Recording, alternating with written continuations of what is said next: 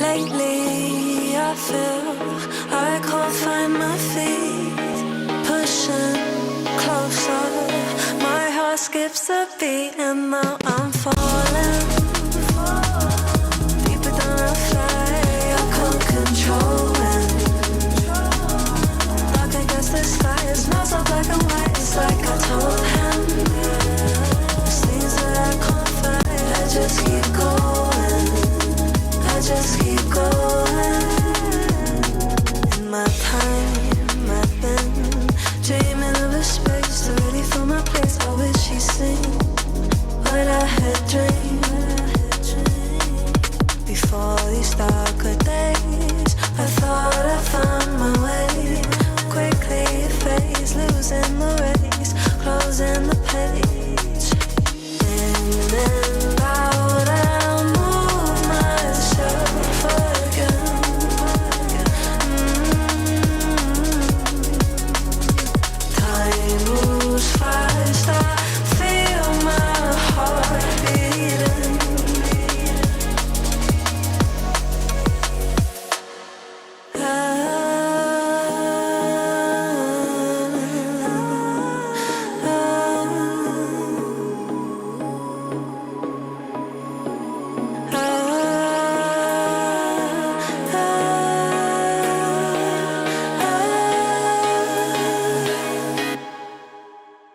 now I'm falling, deeper down the flag, I can't control it. Dark against the sky, it's not so black and white. It's like I told him, there's things that I can't fight. I just keep going, I just keep going, I just keep going.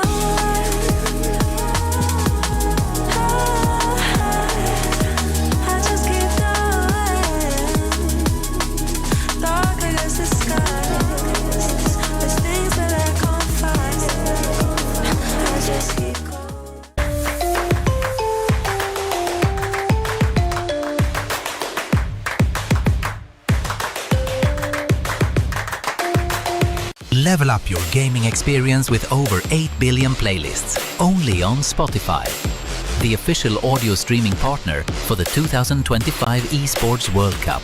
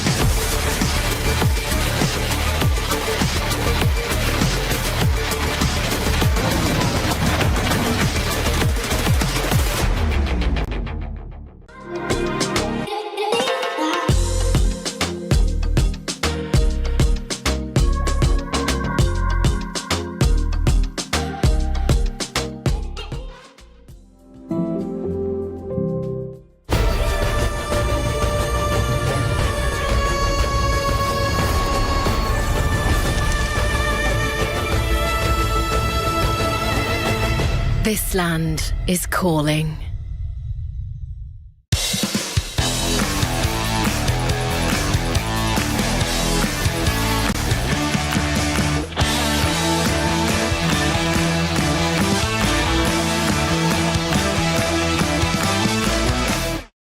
This is the Esports World Cup Club Championship, the ultimate cross-game competition that will crown the best esports club in the world.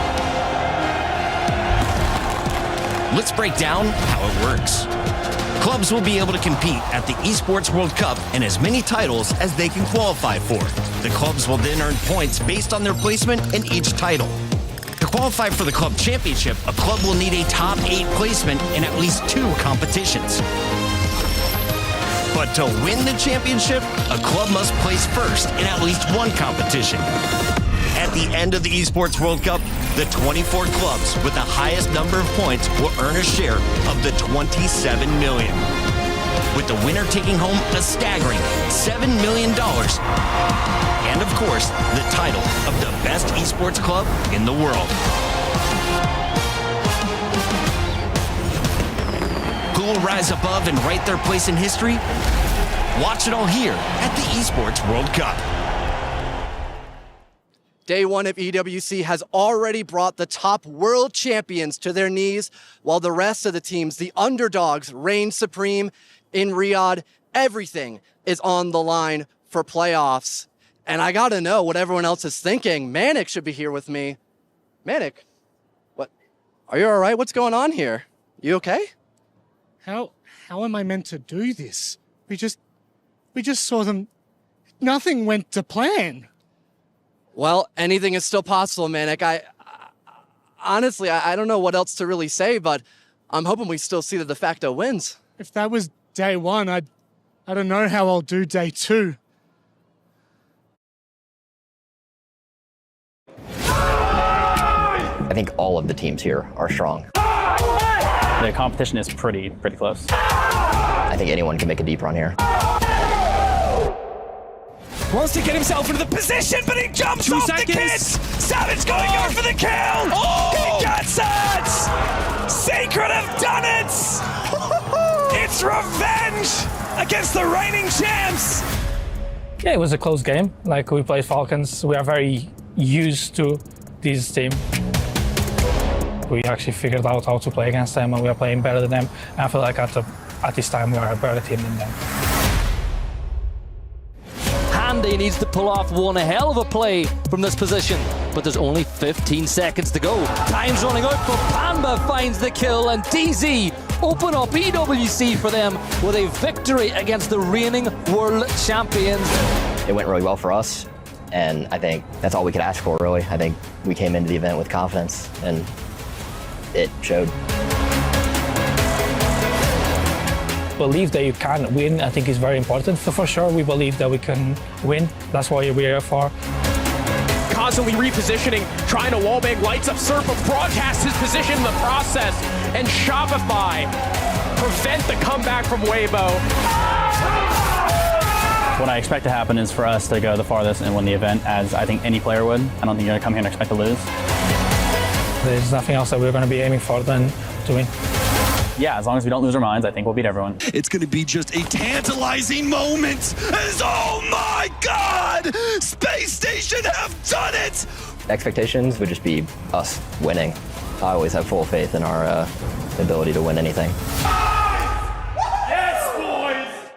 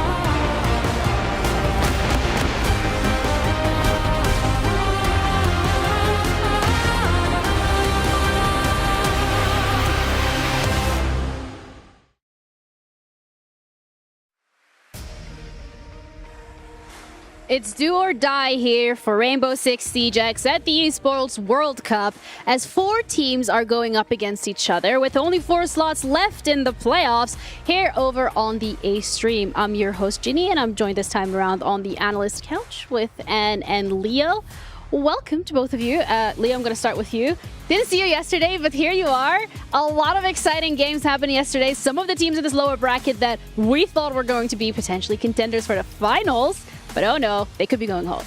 Yeah, we didn't necessarily need to watch the game yesterday, but I think we were both literally watching everything that happened, all of the upsets. It was crazy. It was a crazy game. And today, we're going to have even more upsets. It was. I mean, and we're looking at the teams that have been eliminated so far. There's a few teams that you expect to be there, but a few as well that we really didn't expect to already be in that lower bracket, but that does lead to some banger matchups today. Yeah, absolutely. I mean, yesterday, the games that we saw, the script that we had, we thought Falcons was going to be, you know, the obvious title defenders back to back to back here in Riyadh. Not the case. Instead, they are already eliminated by none other than SSG, who are looking to redo that NAL lower bracket run. We have a recap as well, because I do know it was a lot of Siege, and there was a possibility that you might have missed some games. So for that, let's head over to our casters. Hello everybody, it's Jake and Guz here, day 2 at the Esports World Cup for Rainbow Six Siege X. Obviously we had some big games, big results, some shock results. Falcons even knocked out yesterday, Guz.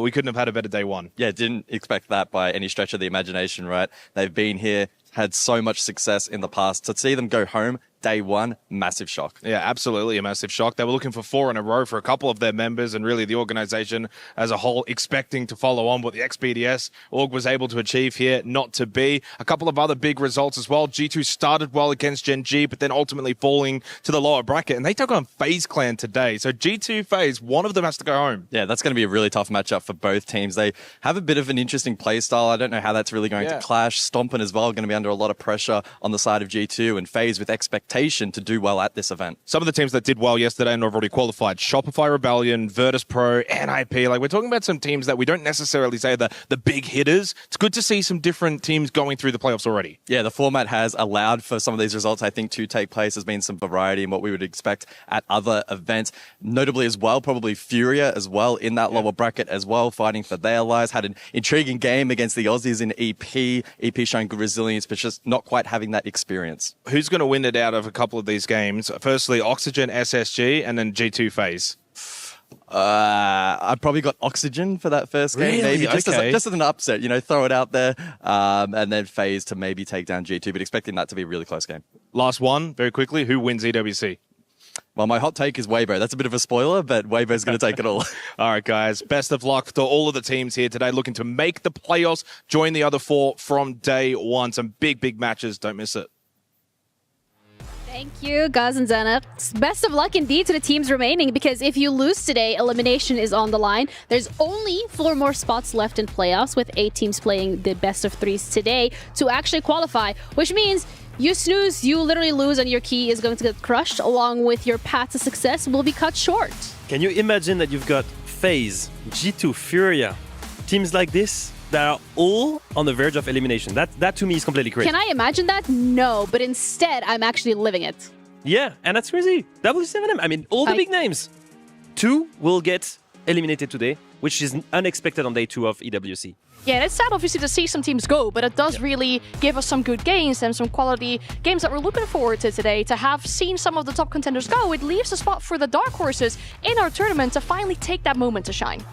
It's honestly been unbelievable how some of the games played out, but I also really want to highlight something that Guz and Xenox touched upon, and that is the fact that the format was a very specific way. You had to win 2 best of 1s to qualify for the playoffs. If you lose a best of 1, you drop into that lower bracket, and then you're playing best of 3s, which makes things a little bit more exciting. So it does mean that the games that we're going to be looking at today will all be best of 3s, which is another great position to be in, because it does give teams a little bit more of an opportunity of adapting and changing as they go. Yeah, and in general, it will reward the better teams, right? They will be the ones that are used to adapt more, to be able to read their opponent across one map maybe, and then adapt for the rest. And that's gonna, I guess, punish the teams that are the more inconsistent. Problem is, which teams have we mentioned so far? All the teams are extremely experienced, and all of them are crazy in BO3s.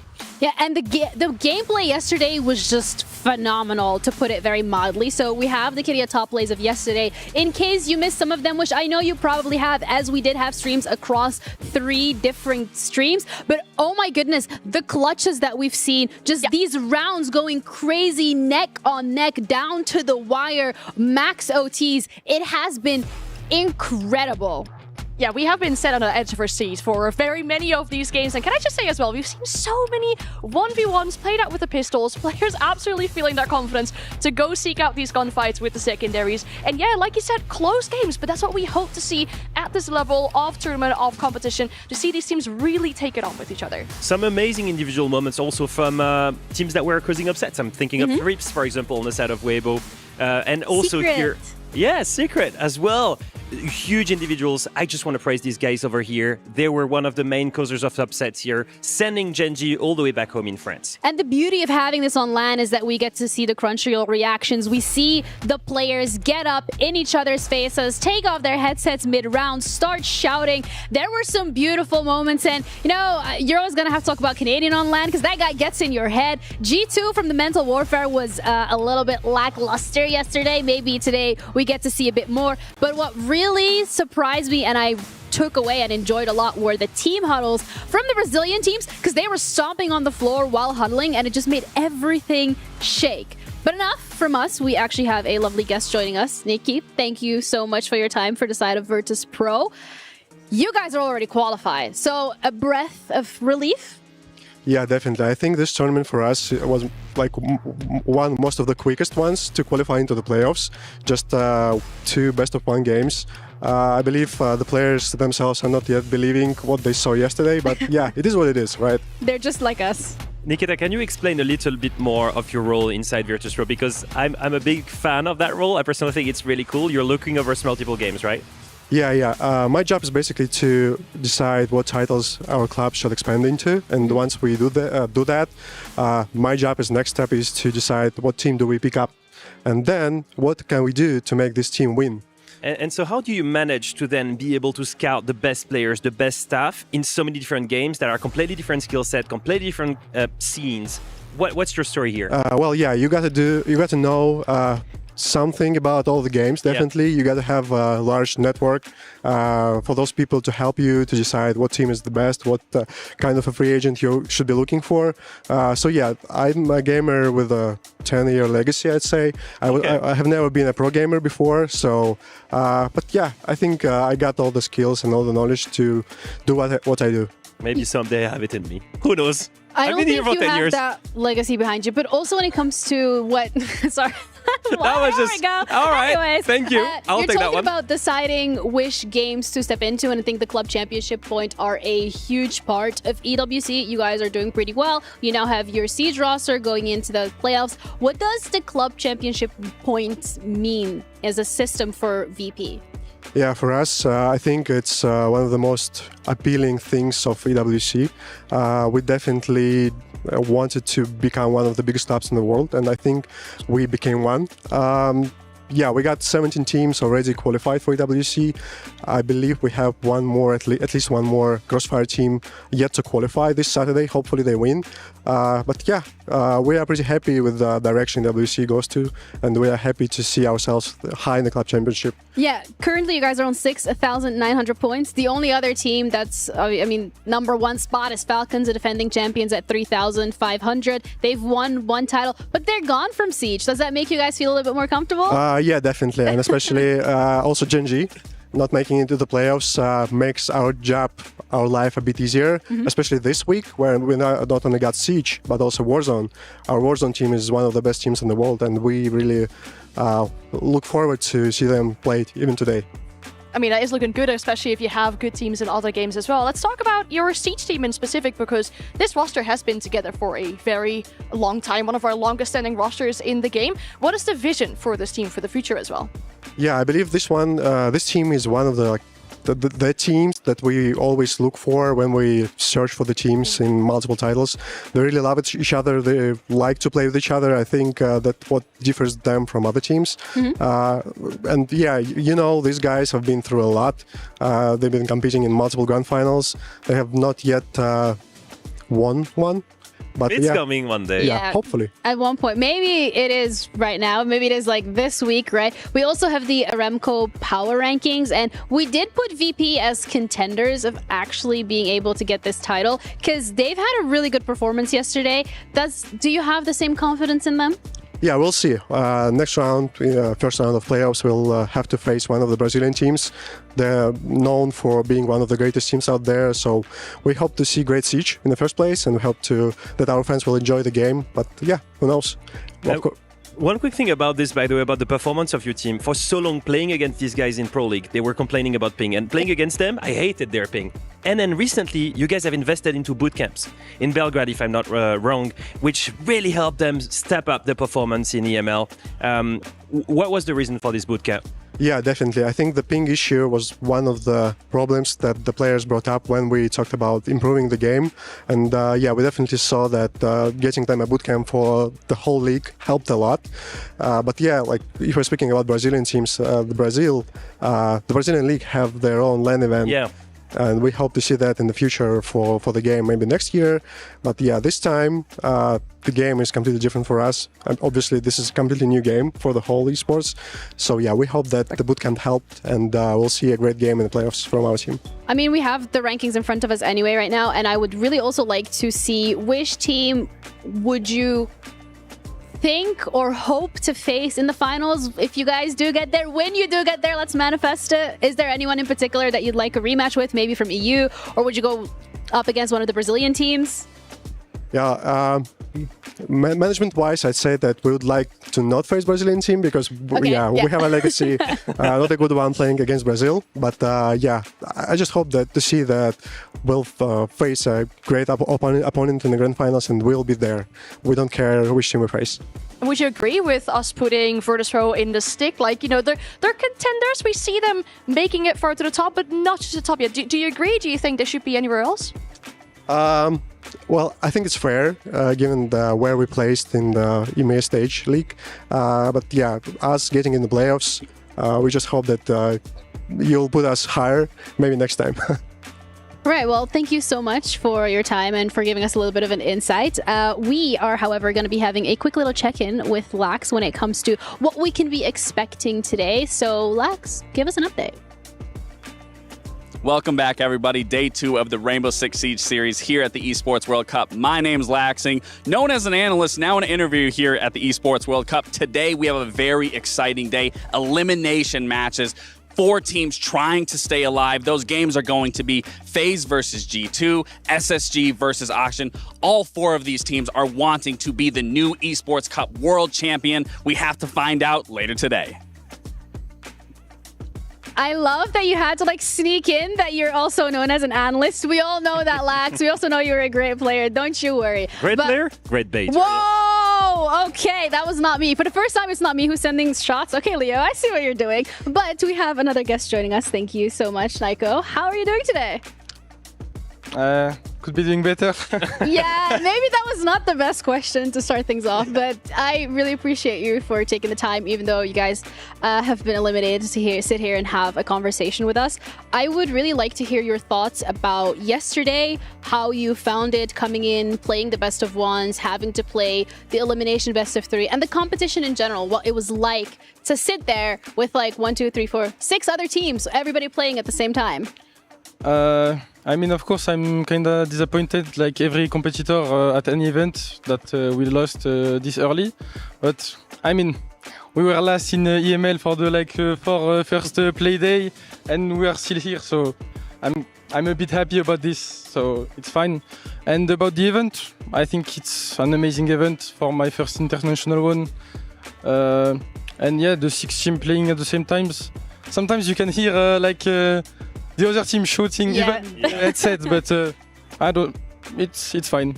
Yeah, Lucy, this was the first international event for your team, so there must be something that you learned, like the trash talk, like the earbuds, like the noise-cancelling headset. How was it experiencing this not only at an international event, but the biggest esports event in the world?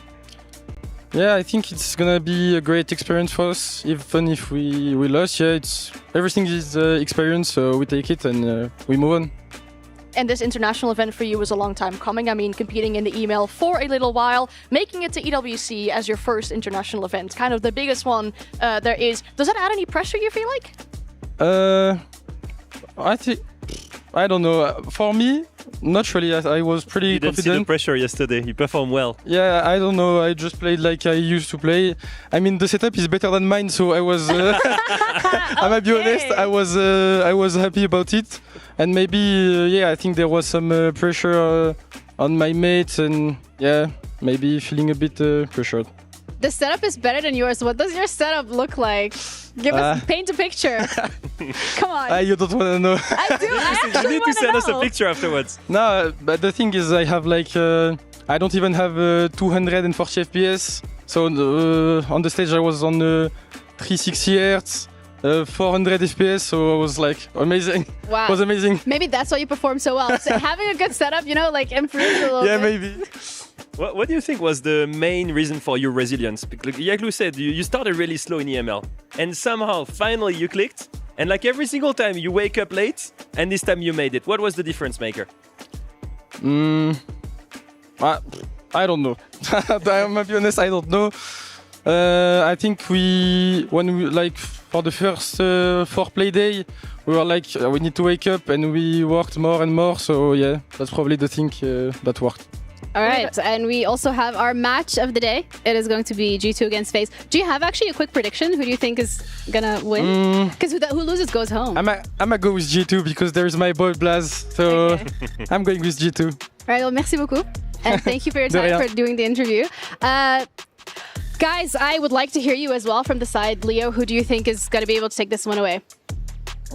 Yeah, that match is going to be absolutely crazy. I think we're looking at two of the absolute titans of Siege. We're looking at two teams that have incredible expectations. On one hand, the current world champions. On the other hand, the current European champions. One of them today is being sent home in a crazy BO3.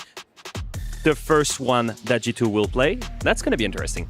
We didn't expect the two of these to be here, right? I mean, that's what we're looking at with these two rosters when you set the former champions. And when we talked about G2 as well, in the EML, they say this is probably the best roster we've had since we won SI back in the days. Those are big things to say for a team. And our main question is for them, can they actually play with those international big boys? Yesterday it showed they still had some struggles, but there has been some time. And I'm curious to see what they do against FaZe. Yeah, we all keep talking about G2 and they lifted the hammer at SI. And I'm going to hate to burst everybody's bubble, but that was a long time ago in esports years. They gotta lock in, and this is really their opportunity to show exactly that when it comes to the international stage, they are comfortable to do so. You picked up Stompin. There has been so much discourse around this individual. Really, like, for G2 now, like, y'all gotta lock in. Exactly. The real question has been, is it the missing piece? Because we've seen G2 win SI in 2023, bear the big name, the dynasty, the old school. Oh, you said the word. Yes, it was a dynasty. They've never recreated it. But what did Alemo tell us in the interview? You remember during EML when we asked him, "Do you think you have the same level to win SI? Do you think you have the team that has the quality?" And he said yes. And he said yes. He thinks that roster has a top tier championship quality. He thinks they have it, but the question is, do we agree? Well, that's the thing. When we're looking at this, right, we have the past in Siege who's really put up those titles. We have the present who's now been eliminated. And that gives an opportunity for a player like Stompin with his team to snatch away that trophy here today. When we're looking at a player like Stompin, we've talked about him so much over in the EML. He is a young player, the youngest player at this tournament. And despite that, I mean, to give you an idea, I was sitting with Pengu at the airport. We were waiting for the plane to go here. And a bunch of players walked up. He would come over as well. And he would actually walk up to Pengu and me, shake our hands and say, nice to meet you. And I'm not saying that we've had bad interactions with pro players before, but this is something that young players, when they do this, it's great to show that even if you have that kind of following, that big persona, you're still humble enough to go up to other people. Listen, they basic put social in the past. Basic social skills is not always a given in pro players. I will say that. Yeah, we got you. Look all at right, you. All right, come on. I'm retired and still not having those social skills. But either way, Stompin had a great performance when it came to the game against Gen G. And it is, at the end of the day, I also really think we need to put into perspective that it was Gen G. Not because of the fact that Gen G is eliminated, but this is an EU team. This is a team that they are comfortable with. They've played them before. They know their ways. It wasn't a test on the performance internationally. No, but I think yesterday the games against Shopify Rebellion wasn't that bad for me either. I Absolutely think not, it yeah. does not shake under pressure, which is completely crazy. And I will say something that Sam Stokes told me about this. I was always wondering, why is this guy reacting so well to pressure? And he told me something that I didn't even think about. This guy has been playing 3 years in NA on console against the best trash talkers in the game and in front of tens of thousands of viewers with Jinxie. Obviously, he's not going to be scared or feel pressured. But now is a very different moment. As we see these guys arriving, what's happening? It will be the first ever time he goes on stage. And we have Lax standing ready with the interview to see exactly what G2 thought ahead of their game. Oh, look at the G2 boys. Doki. Oh, okay. First name basis. Yeah, you don't know my first name. Jack. Of course I know your first name and Carl's. Well, I got to ask you, obviously. I mean, how are the vibes coming into today? They're good. We're ready. We're just excited to play. I was already talking to Cyber. I asked him what the scoreline was going to be. He was pretty convinced it's going to be a 2-0. How do you feel about that? Yeah, probably. What? Oh, okay. Alama, how do you feel about Cyber saying it's going to be a 2-0? 2-0. He's right. From you guys, though. Of course. Okay, you guys aren't saving any strats for SI, right? Nah, not yet. We're stomping. There he is. How are you feeling? I'm feeling amazing, bro. I can't wait to play. What's the KD you're dropping today? Let's say +5. +5? Yeah. Well, what's the +5? Well, give me a number. Let's say 22 and 17. Ooh, 22 and 17. You guys win 2-0. Okay. Well, you heard it here from G2. They're ready. They're prepared. It's going to be a quick 2-0, and Stompin's going to be dropping big numbers, double digits. 22-17, 2-0, but you're going up against FaZe Clan, and it is a roster that we have seen on the biggest stage when we're talking about SI, defending world champions. I mean, they have their work cut out for them. They do. I mean, that SI final was amazing for them. Ever since then, it's been a little bit difficult on those international events. So this is a big comeback opportunity for FaZe to show that they do belong in that top 8. When we're looking at these players, KDS had an amazing stage in the SAO, the best rated player. And then we're seeing other players in this team step up as well. Cyber had an amazing day yesterday. But then you think, and that's my biggest question right now, is the 6 Invitational happening? 6 Invitational curse, is it a real thing? It's happened with TSM, it's happened with G2, it's happened with every single team that won 6 Invitational. You struggle afterwards. What do we see at Reload? A team that does not even make it to top 8. What do we see during ICL? For the first time in a very long time, they dropped their Brazilian crown to Furia. They're not even the contenders and the champions of their home region. That's my biggest worry right now. They have cracks. And Lax had a conversation with them as well ahead of the game. How's it going, Cyber? Hello, good, and you? Not too bad. Are you gonna kick some ass today? Yeah, of course. Feeling good? Yeah, feeling good. What's gonna be the score line? 2-1, 2-0, I don't know. Well, I need one. 2-1 or 2-0. 2-1. 2-1. All right. It's basically. All right. Thank you. Good luck.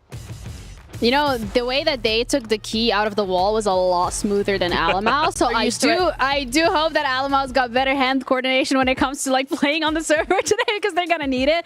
But they're also gonna need the map vetoes, because when you're looking at this, it's a best of 3. It's not a best of 1. You're not trying to get the middle ground. You're trying to get that advantage as early as possible so that you can hit the ground running. Yeah, I can't wait to see what maps they'll be going to, because our players always talk about how much they prefer playing these best of 3s. I mean, we talked about it briefly in the way that you have this safety net to fall back on if necessary, you know, when a map doesn't really go out and play out the way that you want to. But when we look at the maps, and I hope we'll have them very soon with us as well to see where we'll be heading to for these 2 teams. Yeah, it's 2 teams that know each other very well, 2 big contenders, 2 big international teams that have attended so many different events. So I'm expecting that they know each other well. They will have, for sure, I think, avoided each other in scrims. So this will be hidden map veto, probably. Yes, and the veto is ready as well. So we are in for a treat to see exactly where we're going to be heading for this best of 3. Starting things off with Skyscraper into Cafe into Labs. I'm loving this. The Skyscraper one is a curious one for me, because if we look at the maps that FaZe really like, it's kind of a mid preference for them. For G2, it's a way lower preference,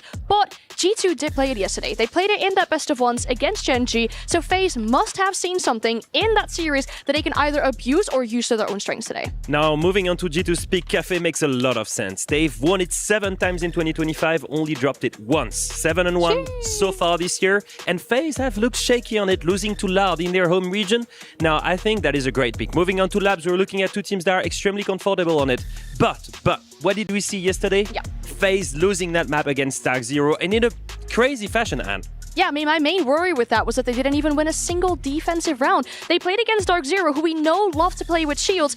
They didn't even ban the shields either, but they seemed to struggle so much with the pressure that Dark Zero was creating against them. So if we do go to a decider, I really hope that FaZe has learned from that game yesterday. I love how you say if we do go to a decider. you don't want to say when we go to a decider? No. I will say this, I think it's an advantage to G2 in the sense that we've seen a shaky FaZe yesterday, and on top of that, right now on Lightheaven Labs, G2 are on a 3-0 win streak. Yeah, but when we were also having a conversation yesterday with FaZe after their game, we were like, what happened in that game against DZ? What went wrong? And I am not going to quote exactly what they said, because I don't think I would be able to get away with dropping that word on the broadcast. But they did say, we played like, you know, very scared, but very, you know, not comfortable. We didn't hit the ground running the way that we wanted it to, but we learned from that. So yes, maybe G2 saw something on that map where they're like, oh yeah, Skyscraper was absolutely terrible. We like, you know, we want to try and get them there, but it's also, I feel like they've learned from their mistake potentially, because their second game, which was a best of 3, looked a lot more convincing. It did, and I think confidence is a big thing as well, like he mentioned, but then FaZe coming into today saying that it is going to be a quick game and a dominant game from them really shows that they bring that confidence today. Yeah, and one thing to remember as well is that they carry their keys with them onto the stage that will be crushed if they lose this time around in front of the audience. So if you're wondering exactly how the trophy system works here at EWC, let's find out.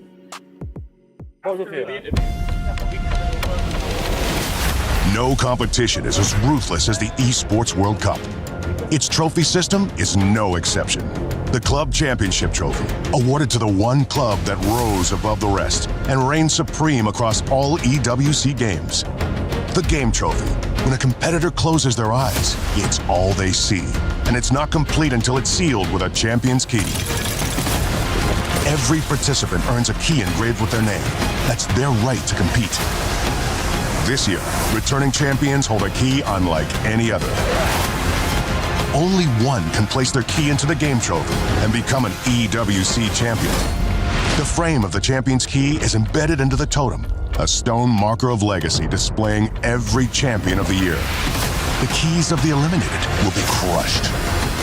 The champions select 3 broken keys as a personal token, a reminder of who they have humbled.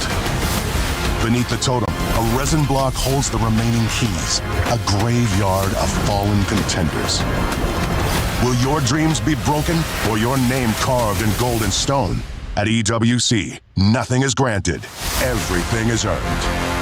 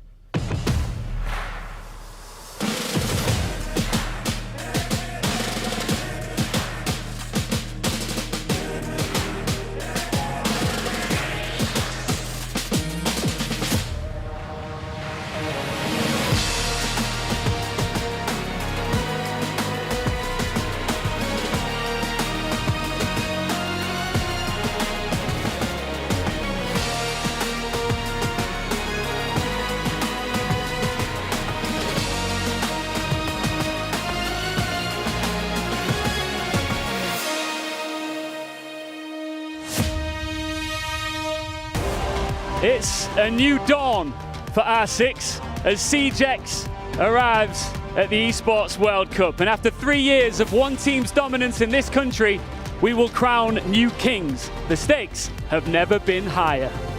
Ian, here the whole point is top-tier competition, to the point where no player, no team is safe. Look at that. The gold this time is going to a completely new team. Team BS, now known as Team Falcons, are out of the tournament. That run, that miracle, 4th time win in Riyadh is out. And it just doesn't matter. Your history, all that pedigree, what matters is how you play on the day, on the week, because here our motto is clear. Nothing is granted, everything is earned. It might be written in French here, but it doesn't matter. It's going to change to another language for next time. What will be earned, that's important, right, as well, because each of our teams gunning for the glory of raising this trophy, but of course, we've got a $2 million total prize pool. And of course, club championship points up for grabs too, as each of our teams vies to become the best club in the world when EWC is said and done. There's only one thing left to do. You know the stakes? The stage is set. Let's bring out the teams, starting with Dark Zero.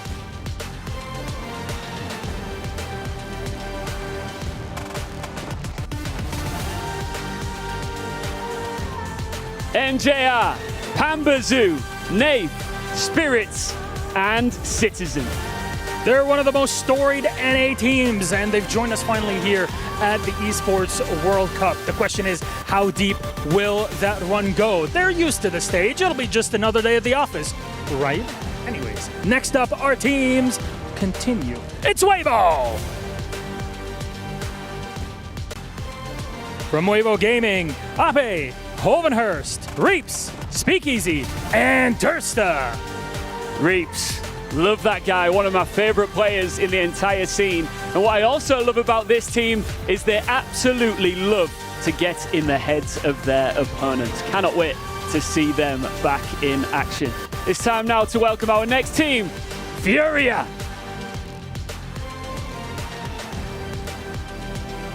Philippox, Herds, JV92, KZ, and Nade. They reached semi-finals at EWC 2024, and they've collected almost every single trophy that Rainbow Six Esports has to offer. They've even won the first ever Siege X tournament in Reload only a few months ago. It's the #1 SAL squad. Can they go even deeper? Though, joining us from EML is none other than Vertus Pro! Pasha, Always, Dan, Joystick, and Shepard. This team always tends to show up on an international stage, and sometimes their level and style of Siege is criticized, but not now. They are absolutely thriving in the current meta. Let's bring out our next team, Ninjas in Pajamas. Pino, Cons, Fantasy, Hates, and Wizard. They surged through SAL Stage 1. It was actually incredibly impressive how with just a bit of change, this team can go from 0 to hero in absolutely no time. That was a run to witness, but that's just playing online. Here on the main stage of EWC, that's where champions are made. Though next up on the stage, you know them, they're champions in the day. It's Space Station Gaming! Bolts, J90, Ashen, Benjamaster, and Noyers.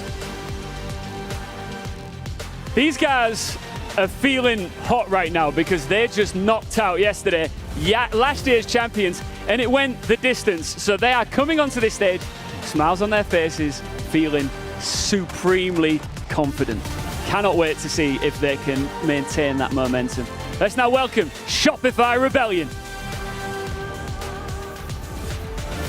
Ambi, Canadian, Rexon, Seth, and Spoit.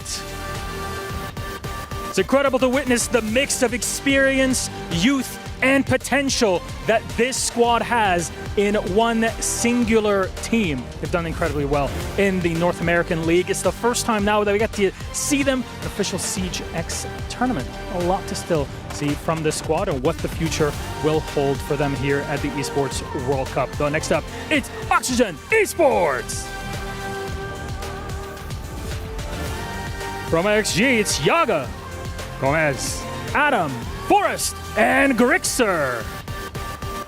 Now, they might have come into this tournament here in Riyadh a little bit under the radar, but they are well and truly breathing new life back into the badge. They are ready for the next challenge here. Up next is Team Secret. Savage, Zoom, Adrian, Mowgli, and Noah. The up-and-comers from EML have wowed both their opponents and everybody else watching it at home. They've been incredible. Their run over the past year has pretty much secured them top 3 every single stage and always dark horses in every tournament they enter. Will this just be another case of that or even deeper? We'll just have to find out. Next up, they are absolutely well known all over the world. It's W7M! Dodez, Dots, Lobin, Volps, and the one and only Palu. The last name there, absolute legend. We love them. I like to call them WCG, one of Brazil's finest teams, ready to go to battle here in Riyadh. Now, we're not finished yet. There are still 2 teams left to bring out here onto the stage. We've saved them for last because they will be the first to compete on the road towards this trophy. Milos, what do you think? Should we do it? I think we should. I mean, they're coming up here. You'll either be the first to win or first to lose. Then you're out. Let's do it. First up is G2.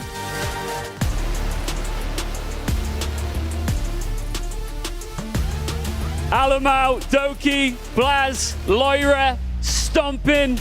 They are back, arguably to their best, with a new lease of life, with a new roster addition that's helping taking them back to familiar heights. It's actually incredible, the mix of experience the team has had over the past couple months of competition, but that's new blood one way. I'm gonna bring you old royalty. It's FaZe Clan! Cyber, Souls, Vita King, Handy, and KDS. The world champions have graced our stage, hungry for yet another win. Some say they even exist on an otherworldly plane of their own, but one must remember that the crown always sits heavy on your head. Let me tell you, our trophy here is pretty darn heavy. You know what, Milos? It's just dawned upon me that one of these teams is going home. Absolute megastars up here. Let's face them off. Alamo, come on up here. Come on. This is your last opportunity to get inside each other's heads ahead of what is a crucial matchup here on the main stage. Guys, let's get it even closer together. Very personal. Oh man, that is close. Alamo, what would you like to say to him? Nada. Vamos só bagaçar os caras mesmo. And as a response, Vito? Eu acho que quem fala muito pouco faz. Eu sei que você deve estar todo se tremendo por dentro aí de jogar contra a gente. E não vai puxar um pod de novo aí pra você não tomar a multa, tá? You're laughing. What do you say? Não falei muito, né? Porque tô bem tranquilo e a gente vai levar pra casa. Well, our Brazilian Portuguese fans You are have your absolutely loving CPF this. at this point. You're supposed to translate it all. Vamos fazer barulho. Anyway, guys, please go and take your seats and get ready for this first matchup. You can actually, that was a bit of fun, but I had a little bit of tension in the air. Yeah, I think Alamo was a bit nervous through it, but Yeah. you know, that's the sort of matchup we have. World champions, we got a lot of legacy on the other side in G2. So Ian, how about we get this started? G2 versus FaZe Clan. Let's get it on.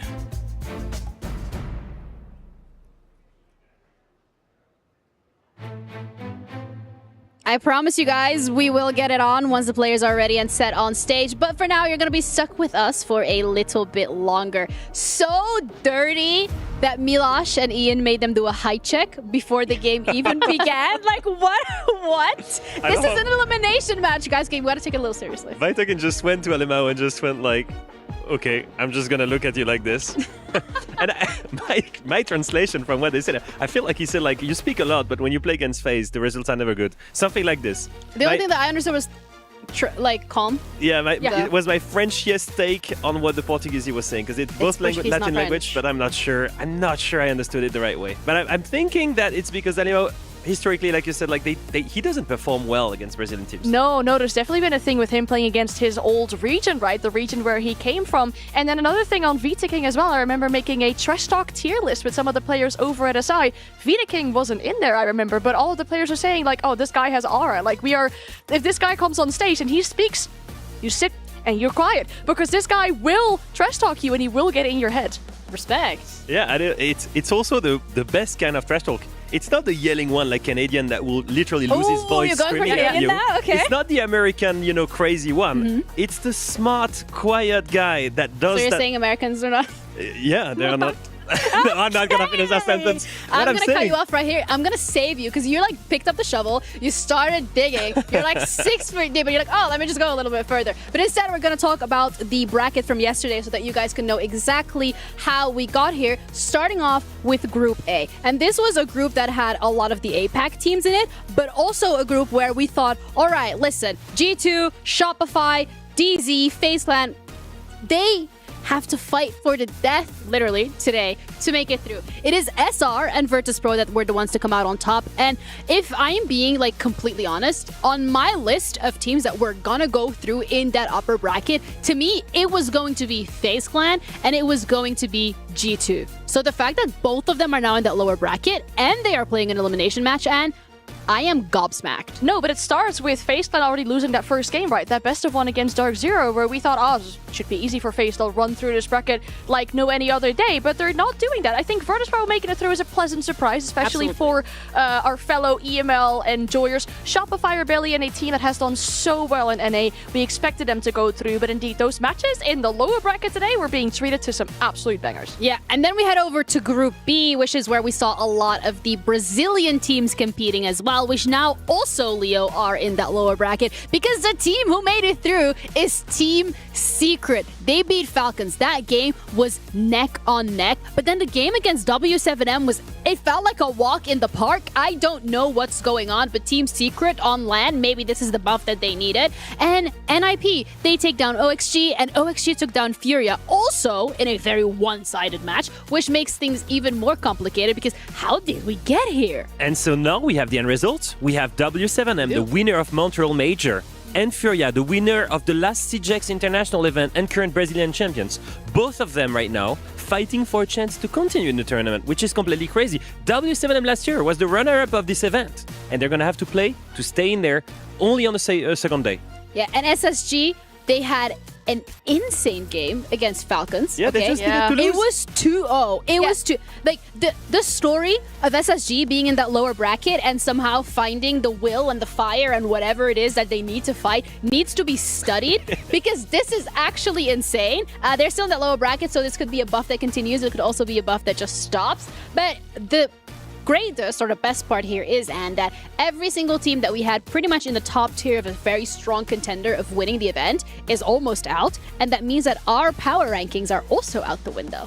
Yeah, but I don't mind being proven wrong in that case, because it shows that dark horses from teams that you don't really expect to win all of a sudden step up to that level of the competition, can finally do something with those international games. And we're looking at teams, for example, like G2 obviously being in that top contender. They've done so well in the EML. Can they now do it against other teams? We're looking at other teams in this group here as well. I mean, Weibo could as well come out and beat a team like Dark Zero today. We don't even know if that's going to happen. I mean, at this point, with the fact that Falcons is already eliminated, I don't even dare to make any predictions because they could be thrown out the window at any given chance. I think the riskiest one that we have here, Leo, is the fact that we put G2 and Furia in favorites, considering they are both in that lower bracket.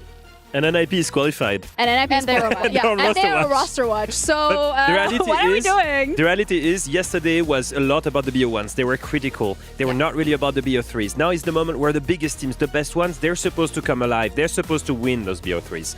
And we're looking at the best ceilings. What is the best ceiling between NIP and Furia? The highest ceiling is in Furia. 100% any day of the week I will defend that. The problem is right now, they need to perform when it matters. Yeah, and this is do or die. You lose this game, you're going home, your key's getting crushed. Crazy to think that Falcons' key was crushed yesterday already. One of the first teams out of the tournament, alongside some of the APAC brothers, which that we're used to. But Falcons? I don't really know what happened. No, and it makes me wonder as well, right? Obviously, the winner gets to pick 3 trophies or 3 keys to put in their trophy. Would you still pick a team like Falcons, despite them having won this tournament so often? Would you still pick them even after they've gone and went out on the first day? And I think Secret and SSG, if they do win or when one of them wins, I don't know if I want to manifest this or if this is actually happening. But, you know, I think if I was SSG or Secret and I won, I would put Falcons in there because I beat them. I did that. Yeah, it's also the team that was the most consistent last year. It's a team that has some of the best individuals in the world. It's a team that you want to beat, the previous champions, obviously. But I don't think people need to be too harsh on Falcons. One thing to remember, guys, by the way, this is one of the most highly punitive format that there is, you know, in the world of esports. You're playing a couple of matches, only 2, and you can get eliminated. Look at their path. They played against a crazy Secret that has an immense momentum, and then they played SSG in loser bracket. SSG cannot lose in loser bracket. It's their rule. So obviously, 2 matches, they get punished hard. Like, if I can apologize, but I will say this, it's not a testament of the team's level. No, absolutely not. I think something that Ashen said yesterday in the interview after their win against Falcons was incredibly interesting, where he was like, yeah, you can beat us in the map veto, you can beat us on the server, but one thing you can never do is beat us in the mental state. And I think that's very true. The way that this team is run, the resilience that this team has, he even mentioned that the coach makes them do the difficult things that you as a player don't really want to do when it comes to waking up early and doing your meditation and watching your health. And that has paid off yesterday because they were so locked in. They were ahead, then it was equal, max OT, 1 round left, and they came out on top in a 1v1 because mentally they were so locked in. And G2 now finds themselves in that lower bracket after they had quite a nice road here to EWC. So for those of you wondering how exactly G2 found themselves here, let's take a look. The newly crowned champions of the European MENA League have arrived in Riyadh. To kick their season off, G2 made a huge gamble, cutting Uno for the most exciting rookie Siege has seen in years. With a hope reignited, they kicked off their EML run with utter dominance. And with only a singular max overtime loss versus BDS, they secured the #1 seed in EML playoffs. Beating 3 days got him locked on down, but he swipes and finds the headshot. It's Shaco versus Stompin'! It's a big 2K for the young gunner! Once there, and unlike past stages, G2 thrived. They achieved their goal of Esports World Cup invite. And from then on, it was just about bragging rights. And what better way to cap the stage off than by defeating heavy hitters Vertus Pro, Team Secret, and even the true kings of EML, Team Falcons, to take the EML championship crown for themselves. They're going to have to clear this barbed wire, and they do. Down they go. Loira finding one. Loira another one. 3 kills before he's put down. It's only League of Fact remaining. After proving they can beat the best of Europe, will G2 be able to show that they can do it against the best of NA, APAC, and Brazil? Only time will tell.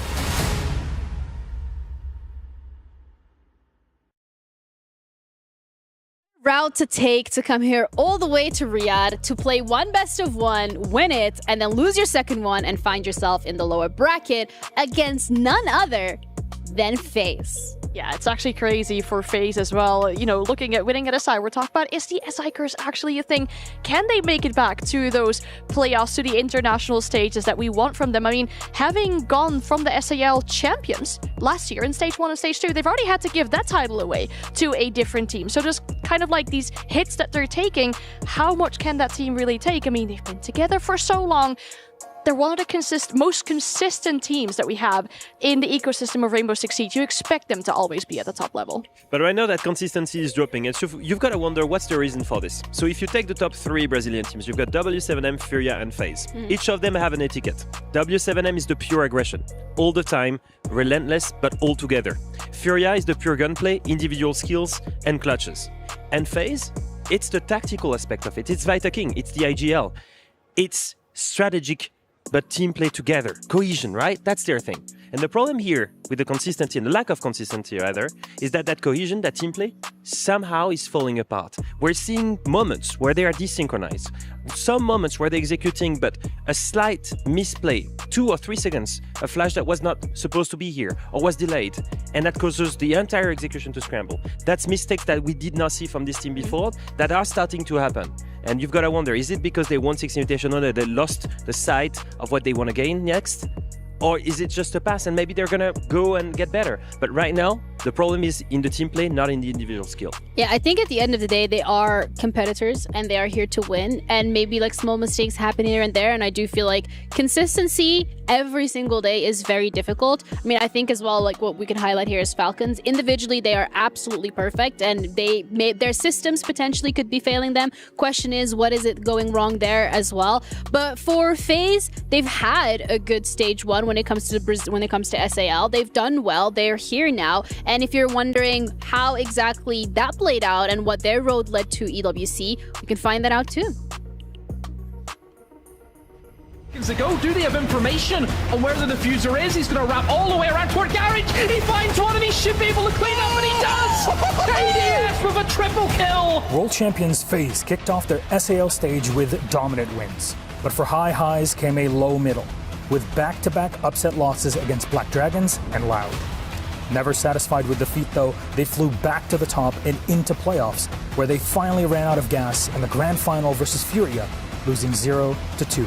Nevertheless, they remain one of the scariest teams in Siege. Is it finally time for the world champions to finally secure the only trophy they've never been able to achieve? We think so. Gun out. Has to deal with long-range fuse. My God, Collins gets fed to the wood chipper. So does Fantasy. 5 seconds, Makina's on the plant. Tucked in the middle, they're trying to cross over. They have the pings. That's 2 players down. How do you beat this team?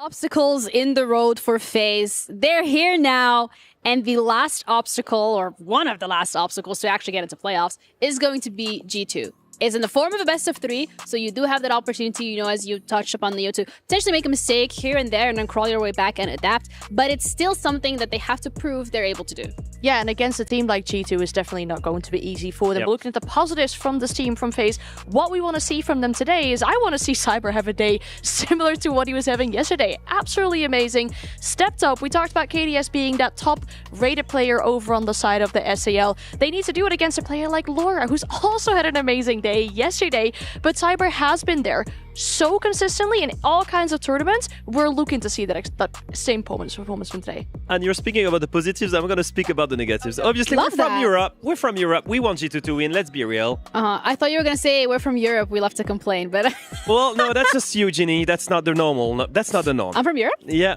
Okay. No, but you like to complain. I do. So, I do. moving on to my point about G2 and FaZe. My main thing with this is that we're looking at two teams that do not have the exact same expectations. It's completely different. One team is the current world champion and is expected to make it. One team is G2, have not had a great performance in international tournaments in literal years. That's coming now, that's happening now because they've got the momentum to win. And I think that's the main thing for me. The momentum is in the hands of G2. The expectations are on FaZe. So the pressure is on FaZe to perform, not G2, which should in turn allow G2 to have the best chance at winning this. So you're saying that if I asked you right now to put a prediction, you're going to be like, G2.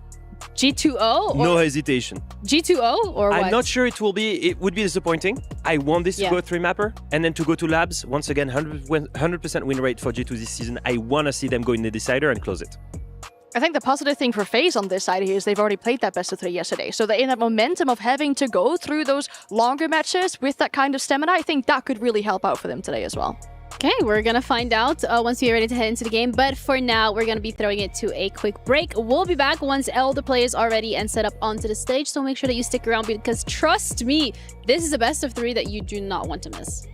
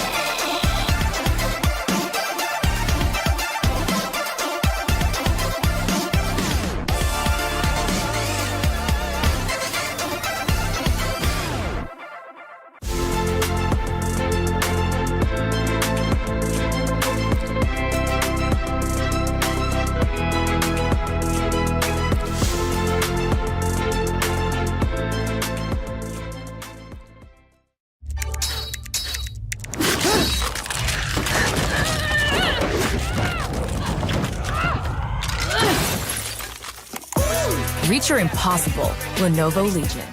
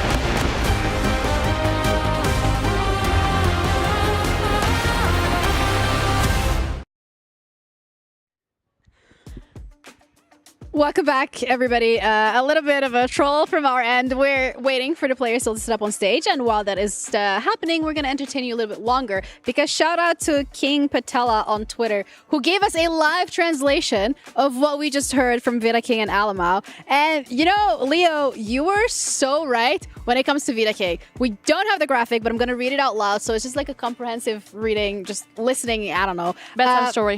Bedtime story. Ooh, like that. I want you to impersonate their voices. Oh, hell no. That is not going to happen.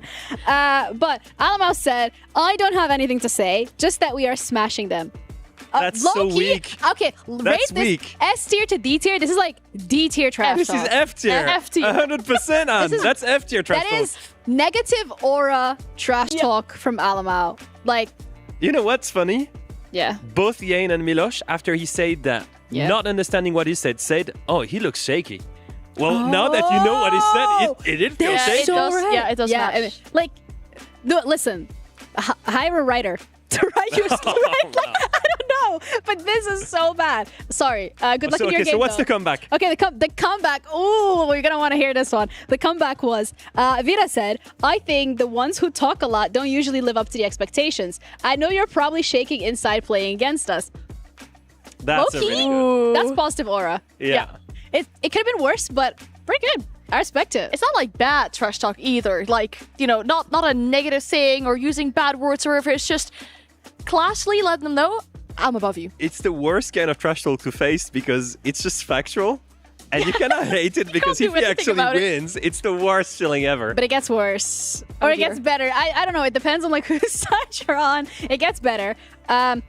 Alamo then replies, I haven't talked much. I'm chill. We're winning and taking it home. I do love the confidence. We're chill. We're taking it home. It's like, I haven't talked much. Like, I don't know. Yeah, I don't know about that one. Yeah. So It's known to be in the trash talking department, I would say like FaZe has already won. Which crazy because I thought G2 was like known for their mental warfare. So like, what's going on? You guys need to like. Oh, wait till you see the chat in I game. mean, that's the thing, right? I think Elma is always really vocal until he plays against a Brazilian team. That's when he stops being vocal and stops, you know, really trash talk and trying to be so active against the team that he's playing against. So I think it's showing once again here. Maybe it's because he is so locked in because he knows it's a Brazilian team that he like doesn't have the extra like he doesn't want to use the brain resources like trash talk. I don't know if it's that. I think that's seeing a little far here, Jenny. But I'm trying my best. I will say this. Maybe we could even consider this team Brazilian when we see that they have two staff that are Brazilians. There is Loira, there is Alemão. I will say one thing that has been, I guess, said in the past that Alemao as the IGL and team captain could theoretically hold G2 back because he would shut down when he was the IGL sometimes in a couple of years. I think that changed when this new dynamic arrived in the team, when Stomping joined the team. I think he really took that captain and leadership role at heart. He wants it and he lives it. The reality is, it's a good thing to want it, but if you start to shut down against the Brazilian team here as the captain, you're going to cost your team. So considering like you used to have a little bit of player experience here and there, back in the day, wow, I really am firing shots at everyone. I should not be doing that. But what would you say would be the best practice when it comes to not shutting down? As a player, just don't do it. I've got no idea. I shut down every time. That's why I'm retired. Okay, it's easier to shoot bullets at myself than let you shoot them. I will say this. I grew in maturity and in holding my stress. So I will say this. Plenty of things. Everyone has got their own things. There is the pre-game ritual. Some of what the was guys... yours? What was mine? I like to meditate to techno music. Sounds very relaxing. What? Yeah. I was literally in my own zone listening to techno and just... I was shadow laning, but in Rainbow Six Siege. I was picturing my strategies. You were shadow laning? Yeah, I was the in-game leader, so I was picturing the calls that I would make. And then if I saw a certain setup, that would be the counter. If I saw this would happen, if I lost my entries, this would be the change that I would call. Basically, I was playing the game in my head. And I was picturing what I could do in a scenario. And that reinforces that you have the skills to overcome any situation and boost your confidence. While listening to techno. What's that? While listening to techno music? Yeah. That's like the most European No, thing. that's hard focus. Hard focus. You got Ginny shocked. I saw whoa, when you were talking about what you were doing. Yes. I was like, okay, that's like the... Like honestly, mental projection is something that's being used in traditional sports everywhere and has been used for dozens of years. Doing it and applying it to esports, I believe, is a big thing. I think that meditation, I think that physical exercise, I think that breathing exercise, I think that all of these things are extremely important. Rituals and having a routine is key to consistency. Okay, well, if your analyst career ever stops, I said if. That's the third bullet in a row. If your analyst career, you ever want to, explore a new thing, maybe esports psychology could be your thing. But we also have a little bit of extra content for you because Leo is not going to be the punching bag for content today. We have a 1v1 between Stompin and Brunt, if I remember this correctly. So let's see who won.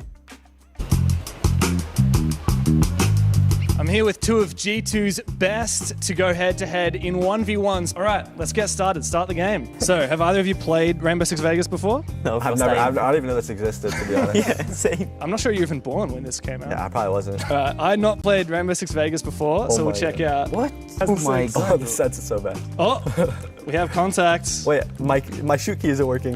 Oh my god. Oh, Stompin', bro.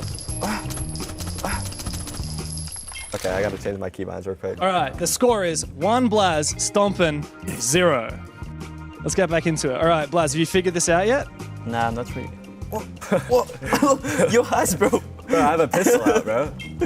I decided to fall damage. Right. Wait, Stompin'. does that count as a kill for him? Yo, noob, bro. Not over yet. Check after. Oh, my sets are so fast. I'm 1 HP.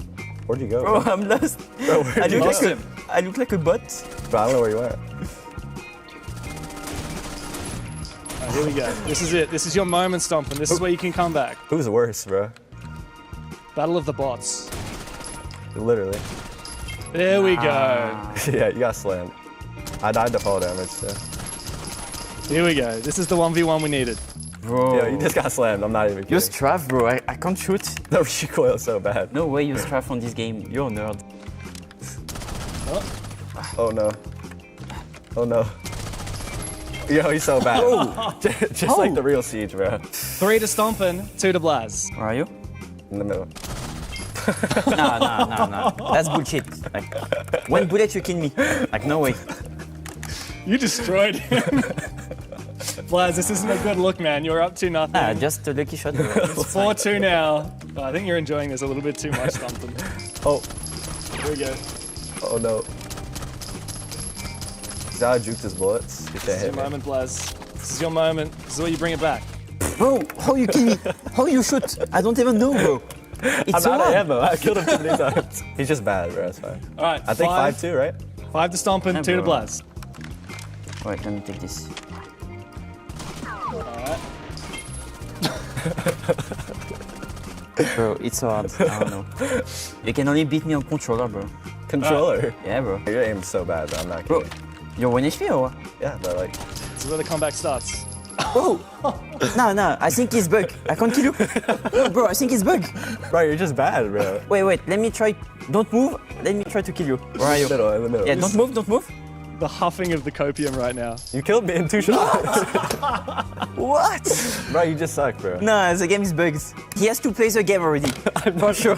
I've never played this in my life, I swear to God. I'm leaving. What's this? GG. Shake hands. Come on. GG, bro. GG, bro. Just like usual, though. Nah, that's cap. I don't know what I just watched, but I do hope that it's going to be better on the server today for G2. I actually saw this set and I tried it myself. I will say this, the sense was incredibly high, so it was very difficult. You know what's funny with this? This game was released in 2006. Stompin is younger than this game. This game is older than Dev Stompin. literally said that at the start of the piece. He was like, you weren't even born when this was released. That's crazy to me. How old were you, like 20 or?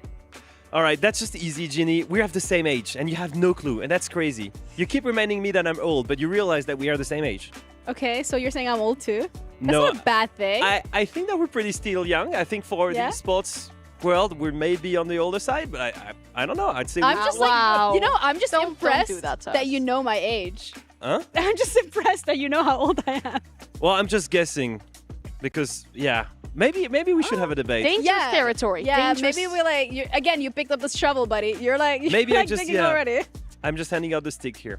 Yeah. Yeah. You're making it pretty easy. But that was 2006. We're now in 2025, and what we have now is Siege X. And there have been a couple of changes. I've seen on Twitter specifically a lot of people were complaining about the sound, but I think that's died down now. That's just people not used to the rework, honestly. I knew it was going to come when you start the game after 10 years of having the same sound, and suddenly there's a major update. Everyone's going to complain because the change is going to impact the way they play. I will say this, after a month, you're completely used to it. Everything is very clear.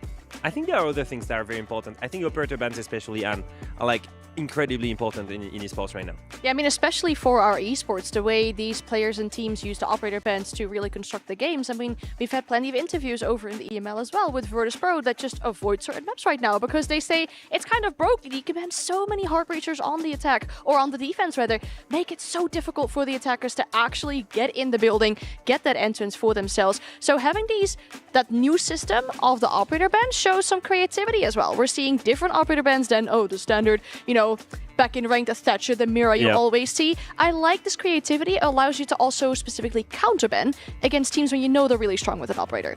And right now you've got, I guess, generic bans. You've got either you ban all 3 shields, either you ban all 3 hard breaches, and in defense you ban all wall denial. That's for the teams that are boring and that don't know how to adapt. Do you want to name and shame? I won't name and shade anyone. I will just say that the teams that are the best are the ones that are countering the playstyle of their opponents by actually abusing this instead of going for generic bans. Like always, the ones that are making it more complex are the teams that are going to perform better, and are all the changes that obviously are being used but are more situational, the gas tanks, the smoke pipes, this kind of stuff. Yeah, you told me as well earlier that you had this very specific piece of content that you did with Hertz. If it was I asked him what were the changes that he liked from CJX and what he wanted to change. Leak. What did he said? like? Yeah, like what did he think was huge? He loved the operator ban exactly for the same reason that I just mentioned. They are a team that abuse it to control the guys in front of them, and they don't go for generic bans. And we are ready for real this time to head into the first best of 3 of today. Elimination on the line for FaZe and G2 as we're going to be heading into our best of 3 of today with Dev and Pengu. Guys, do the thing. Thank you very much to Ginny and everyone down on the couches. We're here at the Esports World Cup. Pengu, we're kicking off the live stage portion of this event. The lights are glimmering. The players have set down their places on the stage. This is going to be a banging game. What a treat that we get to kick it all off with a historic match like FaZe versus G2. It's a big treat and also a big shame because the loser is going to be going out of the tournament, and it's too early, James. We can't have FaZe G2 on the second day of the event saying, hey, the loser here is not going to make it further. This is like a potential grand final, given that Falcons had to go home early, obviously. Right. So, I don't know. It's a bit of a heartbreaker for me, not gonna lie to you. But of course, what do we say? Nothing is granted, everything is earned. It says it in French on the trophy for Rainbow Six in lieu of the French champions from last year. And now we're getting into the first map of this series. It's a battle of the greats of Rainbow Six. Both of these organizations entered 7 years ago, and they haven't played in over a year since they met in Sao Paulo for Six Invitational 2024. Now we fly to Riyadh in Saudi Arabia, and we're here to kick off the first match of the main stage on Skyscraper. Starting off with an old classic, you know, but maybe a double heart breach, double wall deny situation here, keeping it default. Now, Skyscraper, of course, incredibly difficult on the attacking side, vividly much heavy favored on defense. FaZe picked the map, G2 choose the starting side. To no surprise, they're gonna go defense and get nice and cozy comfy. FaZe Clan have had a couple of struggles this tournament, and I feel like speaking to different talent members, there's been a lot of different opinions. Some think that FaZe are too impatient sometimes, you know, lashing out, getting aggressive when they can just sit back and enjoy the round. And other times, FaZe Clan have been kind of sloppy in individual gunfights. When we cast them, Cyber was still a demon. Oh, yeah. FaZe were disciplined. They looked like the classic FaZe Clan level. And that was their lower bracket game. They destroyed the Korean Spherex 7-0 and 7-4. But that was after they lost. They were knocked down to the lower bracket by the American roster of Dark Zero. And that was a 7-3, which is not at all what we expected. We thought FaZe DZ would have been a close affair. We thought that FaZe were probably the favored team out of it. And yet they got knocked down. Now they're still in that lower bracket. They're going up against G2. Now G2, this is their first lower bracket game. They won their first match against the French Gen G, then they lost to Shopify, the North American roster, and that was actually a very close game. It should have gone overtime. It was really? A 5-7 loss, but it could have gone. Very much so. Absolute overtime was almost guaranteed there for G2, but they just could not get it across the line, and as a result, they're now here against FaZe. Like you said, a little bit criminal to think that we're playing a lower bracket elimination match between the #1 team from Europe in G2, the #2 team from FaZe Clan, who are also, by the way, the reigning world champions. Good. If you weren't going to say that was, I mean, they're not just the #2 or so, you know, they are the champions right now. And of course, the year before that, made the finals as well. I mean, how many second places have we seen from this roster? It feels Too like many. A hell of a lot. Yeah, runners-up in Sao Paulo. That was, of course, like I said, the last time that these two teams met. FaZe actually beat G2 in Sao Paulo. It was a very close affair, 2-1. And the time before they versed was actually Six Invitational the year prior in Montreal. So it goes to show it's a real treat to get to see FaZe versus G2. It tends to only happen once a year. And this is, of course, the first time it's happened in 2025. And, of course, we're just getting through a little rehost as we get everyone back into the game. There's Cyber, the man himself. He was insane yesterday on Chalet. He was. I think it was a 16-6, I think, scoring, something along those numbers. Just in the end, he was vigil on Chalet, just running around the building, going for kills. He was playing pretty much solo queue ranked, it looked like, and making it work. And he's an OG of the scene as well. This isn't like a young gunner. He's actually about the same age as me. Funnily enough, the same age as Ginny and Alabama as well on the desk. All of us are 98 babies. He's old, according to Ginny. According to Ginny, that makes him old. He is technically a little bit younger than Ginny, actually. But he's been in the scene for a hell of a long time. He's been on FaZe since 2021, and his debut was all the way back in 2016 in year one for a team called Nox Gaming way back in the day. He bounced around a couple of those OG Brazilian rosters, you know, your BRK, Immortals, MIBR, before he landed on FaZe. And since then, I mean, he's been a major champion in Sweden. He's been a runner-up in Berlin at the Six Invitational in Sao Paulo, and of course a world champion for the first time this year. And man, to think that he still has got it just like he was the young gunner 4 years ago, it's a real testament to the kind of generational talent that we see. Oh, certainly. Honestly, a lot of people speak out the GOATs and everything else, and I feel like Cyber often just goes unnoticed on that, you know, on that list. People don't go, oh, Cyber's the best, and you know, all these things. No, he's kind of secretly being a good player. Reminds me a bit of NGR in Dark Zero. Yeah. I feel like that guy is so underrated for so long. He is like the pillar of that team in all the iterations in my mind. Individually, such a good player. And when we did the photo, that was me, the past, retired, Chaiko, the present, eliminated, and then Stumpin, the king, has to prove the future, of course. A lot of people are like, where are the Brazilians in this? Yeah. You know? And unfortunately, it feels very separated in seats between like the English and non-English players. but there are so many good individual Brazilian players and teams, we could make a whole list of their own, honestly. Very much so, but also something that comes to mind for me, Brazil is known for its aggressive play style, but I feel like they're actually, while having a lot of very strong star players, Brazil tends to have its success derived from the fact that its teams work so well as a unit. Yeah. That's the difference between what happens in Brazil. You look at G2 and you're like, well, this is 5 of the best players in Europe, or in Loira and Alamau's case, from Brazil.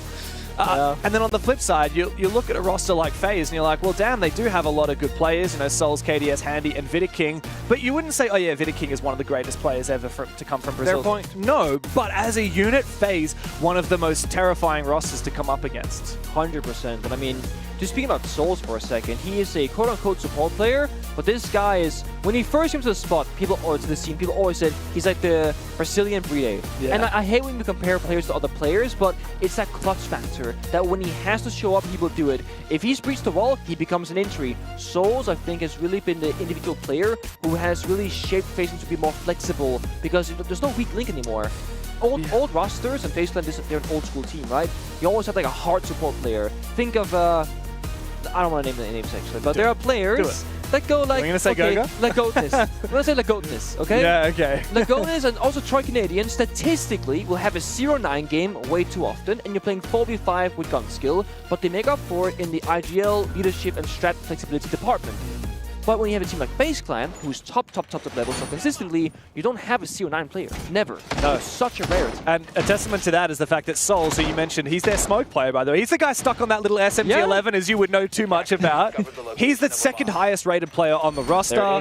In the last 90 days, he's had 144 kills, 114 deaths, so that's a plus 30. Damn. Vidiking is the only negative rated player on that roster. I mean, he's playing your Monty, he's playing your Smoke, your Mute, he's playing your Hard Breach as well. So you can't really blame him for that. We've talked plenty here about FaZe, but of course, let's talk a little bit about G2. Stompin'. We've hyped them up. It's all about stomping, right? But let's not forget as well what happened on the stage. Alamau, a Brazilian himself, known for his trash talk, but he doesn't tend to trash talk quite so hard when he's against his countrymen. No. I mean, he went for the name Judas for a long time. Of course, abandoning Brazil, going to Europe, and going against his fellow countrymen. And trying to make things happen in Europe. Of course, they got the SI victory. And I would say G2 Esports, since the 2022-2023 iteration, very inconsistent. That's been their biggest issue. I hope they stick with this roster. I hope that they can find a formula that works for them. I think when Stumpin first joined, a lot of people, myself, were like, Stumpin might not solve all of G2's problems, or like fundamentals and communication stuff, because that's not what Stumpin brings.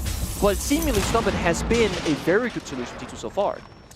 Yeah, very much so. Of course, Alamau himself claimed that this is going to be the third era of G2. The first, of course, yours, Pengu, back in 2019. The second being 2023 when they won their second invitational. Could it be the third? Let's have a look. For EWC, G2 failed to qualify for EWC last year. So this is their first time here at the event. And Stompin, of course, 18 years old, his first tournament in person. And he's already looking solid. But it's FaZe Clan on the attack right now. They've already got a little bit of a breach. And starting for map control. Yeah, the breaching is going to be difficult, right? You got the Thermite and the Hibana ban, and now you're Impact Trigger with the Mirror Windows and the Sama Keep It Barrier. So G2 are making FaZe sweat in the first step of this round, which is the Heart Destruction. The second step is going to be the roam clear from the other end of the map. So Geisha side, Karaoke T, that's what we see right now. That's where Cyber the Blackbeard comes into play, can make quick work of the roam, but half the round has been burnt. There's a clash in play as well. So G2 are playing utility. FaZe Clan, they got the Glass and Blackbeard as those kind of, let's try and break apart this bomb side. Yeah, it's going to be a little bit of Blackbeard versus Clash here, no doubt.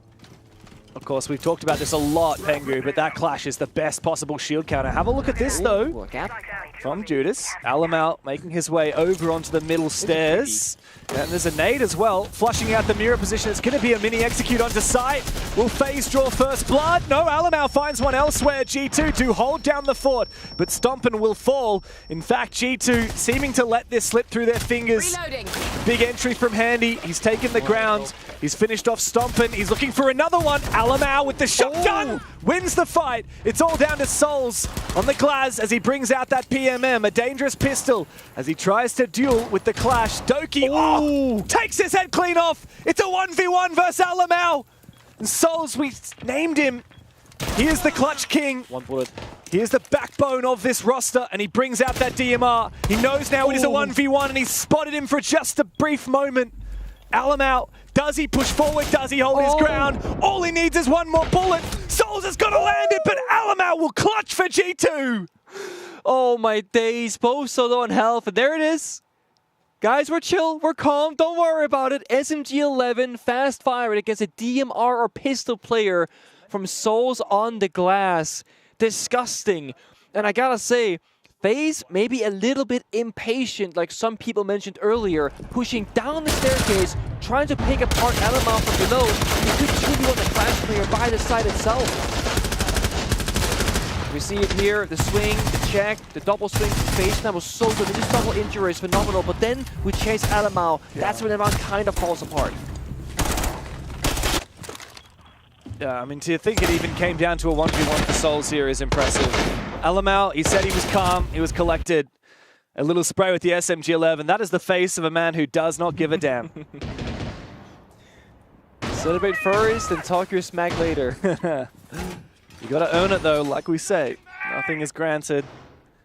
G2 kicking it off on their defense. We always knew that this was going to be a bit more comfy for G2. As you said, FaZe picked the map, G2 picked defense, start on Sky. 1v1 for the first round, a little bit close for comfort. Sure. I think something that I personally value very highly is when you are either a nervous kind of player or a new player to the scene, which Stompin is, getting a kill in the very first round is such a big roadblock that's now removed. Because let's say you go 0-1, you go 0-2, you go 0-3, even if you're winning, you might get that small, oh, I can't get a kill, I can't get a kill, I can't get into the situation. First round, Stompin gets 1 kill, phenomenal. Now he's unlocked, right? Alamau, who Alfama spoke about, might shut down in some big games. He's got 3-0. He's feeling it. He knows he's better than FaZe Clan now. So already from a mental perspective, they got a significant advantage having such a good first round. Yeah, particularly for Alamau, as you said. We know he's very much a momentum-based player. There's been a lot of criticism levied at him post the victory in Montreal about his failure to keep G2 at a high level, and a lot of people marked his inconsistency as an in-game leader in those big games. Now he's got his confidence, he's looking in peak form. That's a cheeky keeper. So he has an assignment keeper on the couch in Geisha, can hide behind an impact trick outside the breach in the cell mount from the ace. Very unique. Able to get there safely though, with this upside down rappel. KDS has actually finished off Doki, so that is that Azami player that you mentioned in Geisha. And while he did waste a decent amount of time, it's good headway here for FaZe. Now we're gonna see that disciplined FaZe action, not getting on the sellers. Blast swings, gets shut down by veto, despite the default cam, and Stompin falls shortly after. Yeah, that is a rough start here for G2. Alamau forced to clutch, this time not a 1v3, but a 1 versus 5. SMG11 in hand and a hell of a lot of damage done.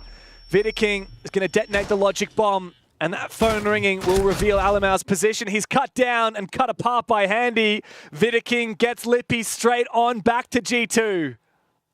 FaZe Clan, they're a team where it's very dangerous giving away an easy opening kill because they will play the 5v4 like it's a 5v5. They're not going to risk anything. They're not going to get silly with it. And when you're playing Skyscraper on all these cut-off positions while playing utility, they can get easy kills using Captain of Fire and a guy on the rappel. That's how they got the first player of Doki. Doki was forced to sprint away with no chance to stay alive.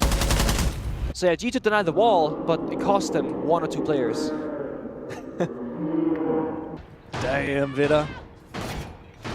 Well, G2 win the first round of defense, which should be the favored side, but it comes down to a 1v1. FaZe then wins their first attack flawlessly. Not a good look for G2.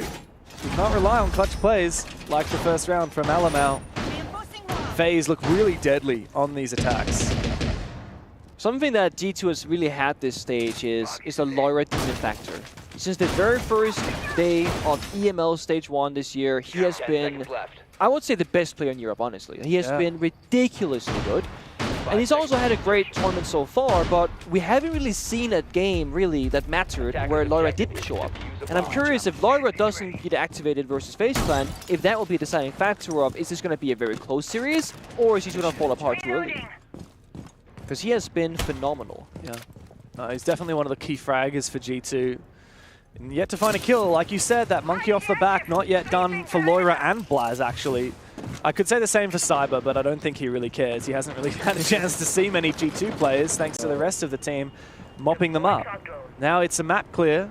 Bomb site taken for Kitchen, so not re-attempting T Karaoke, which is for most teams the favored side. I kind of like this though. Like when you choose the bomb side, you feel like what do FaZe want to do generally speaking? Because one thing is the two primary ones top floor, that's going to be more default. But for the tertiary, you can do horizontal, you can do vertical, you can play cutoffs like KDS is right now, just watching the runarounds, the rotates. So I think T2 is trying to feel out, okay, what kind of FaZe clan performance are we going to see? What's the playstyle going to be chosen from them? Oh, wow. Hi, Stompin. Gnarly shot there from Stompin. Thread the needle despite having Cyber holding it with an ACOG. That's a bit of a tilter. That's the 18-year-old mechanics right there. And the reaction times of a Prodigy. He's holding onto this position really well as well. He's got this shotgun. There's info. Default camera. But they're checking the position. Two players peek at the same time. Alamau might have been down, but that's fine because Stompin was there to support. It cost them a lot of HP, but they'll get both their players back up again. A handy in the crossfire as well will be taken down. Well held from G2. FaZe looking for gaps. G2 playing proactively. So beautiful playing 2 versus 1 in multiple areas there, ensuring they get a trade and a kill on their side. Let's say, you know, Alamau swings solo, he dies, and then the same thing happens to Doki-san. All of a sudden, you're looking at a 4v2 in favor of FaZe Clan. Now, there are 2 players down instead. Small teamwork goes a long way. And if you're in a 2v1, the chances that one player is going to get both your players without a trade, very unlikely. So it's the right way to play it for G2. Yeah, but Stompin and Alamau are very low HP, so I would be very careful if I was them. And Blaz taken out. I don't know where KDS found his opening, but a 2v3, especially with the HP differential, is starting to look very possible for FaZe. If only Souls had those soft breaching charges instead of the Claymores in pocket, because you can do a lot of vertical destruction. Instead, a staircase, your only real option now for Souls. He has the Fuser case as well. You can't get the hatch. Oh. No, and the staircase is awkward because it forces him into that angle that Alamau held. He was always going to see Souls' feet first. Now KDS, he does have Stompin right around the corner. Ooh, that's a missed flashbang. And G2 will know exactly where he is. They can reposition. Alamau coming to help out Stompin. They might even peek at the same time. Flashbang goes out. KDS is playing this well. He'll find Stompin, but no time to get everybody else. Oh, a C4 pre-fight around the corner. Doesn't work out. And G2 back into it. It's actually those small fundamentals of peaking 2v1 that I think T2 has been lacking for a very long time. Just simple communication and teamwork in the small moments of the round, saying, hey guys, we got the yellow ping, we know there's an attacker here, what can we do about him? And I think old G2, aka literally 3 months ago, would just take one guy, push him, and then 50-50 coin flip it, right? You win the gunfight, or you lose the gunfight. We're seeing them waiting about like 5 seconds or so, get the 2 versus 1, and ensure the highest possible chance of a successful engagement to then further the lead in the round. And it's what creates consistency. The best teams in the world will not take poor gunfights or try to avoid them as long as possible. G2's been a great team, but they would often take those risks in the past. Yeah, especially in that European Grand Final, EML Grand Final that we saw. I mean, it was all about gap finding. It was all about hero plays. It was all about aggression for G2. Now, that was primarily on their attacking side. The only way that you can kind of interpret that on the defense is by playing proactively, which we did see from them, right? A lot of 2v1s, you know, Stompin and I believe it was Alamau. 2-timing that player downstairs. And then Doki and I'm not sure it's Laura Blast, but they swung from Drum and Dragon at the same time as well. Yeah. Good moves. Very good moves. And even as well, when you've got 5 players alive, a lot of the time the gap on the defensive side is that you don't have anyone taking cameras. Yeah, that's true. And yet we did have someone flicking defaults. That's how they spotted that player downstairs at the bottom of house, and that got them a kill. And one of the things about current meta of Siege is it's very fast-paced, very proactive, very flexible. Most maps don't have enough safety for defenders to just say, guys, I'm going to go on cameras for the next like 30 seconds, just like flip around to see what's happening. But Skyscraper, it's an awkward map to attack because it doesn't really have a middle of the map. You have office over into T and vice versa. You can't just be in the middle all of a sudden. The staircases are very deadly, right? So it's one of the rare maps where defenders, A, they're heavily favored to win, and B, you are going to have a lot of safety either by the bomb side, if that's clear, or the roam, if they're going for direct attack, to check those cameras. So good on G2 for doing it. FaZe Clan, they've already got the one attacking round though. All they need to like hit the expected round count is a 2-4 half. Yeah, I mean 2 attacks is more than enough on Skyscraper. And a third, I wouldn't be too surprised. I mean, we're only halfway through the half. And FaZe have looked competitive in almost all of these rounds. Loira looking to be a demon. Do you want looking this, for his first kill. Do you want this? It's dangerous. The way Cyber's playing it, it's not worth it. Yeah. 0-3 Laura doesn't peak that. But the 10-0 Laura definitely peaks that. Absolutely. I don't think 0-3 Lawyer would have a lot of luck either. Now this bomb site, G2 might have won the past attempt, but it was thanks to Alamal's 1 versus 2, which was kind of a 1v3 really. A slow one for FaZe. I mean, both teams are applying pressure now. Laura keeps running out, applying some phantom pressure, saying, hey guys, I'm over here, I'm watching you. FaZe clan, some utility, a block downstairs, with no clear sign of what they want to execute on. They got the Ying, they got the Blitz. There's a Cadilla, shot 4 pops. The block below has to find some value here. And this is the way that they're trying to take these kills. They're trying to use the Buck and the Ying Candela in combination, but Cyber, he pre-fires Loira down. There are trades, and G2 come out just barely ahead. A 3v2 for defense now, as KDS and Handy have not made their way onto the bomb site, but the Buck still remains below. He takes a hell of a lot of HP away from Doki, does KDS. Handy, no more Candelas remain. KDS finds just one player, or force him into a Handy's position upstairs. That could be an opening, but there's no Candelas in pocket. One flashbang from KDS himself. Again, these staircases, they suck because there's so many crossfires once you get to the tippy top. But you might not have another choice if you're KDS. I mean, it's either staircase or going repel. Yeah, and there's not a lot to be done for the player outside of Handy. Not a lot of good angles. He's actually jumped inside and found a goo mine. Gonna have to pull that out. He's already low HP. A few keeper barriers to try and find refuge behind, but look at the way G2 have peeled on back. They're playing behind the keeper barriers. The ponytail spotted of the Azami. Doki finds one. KDS makes it a 1v2. Blaz still full HP. He's holding this long angle with his DMR as Doki continues to hide, ducking and weaving behind the bomb, behind the keepers. KDS feeling the pressure. He needs to make his way forward, but there's no cover, and Doki will take him down.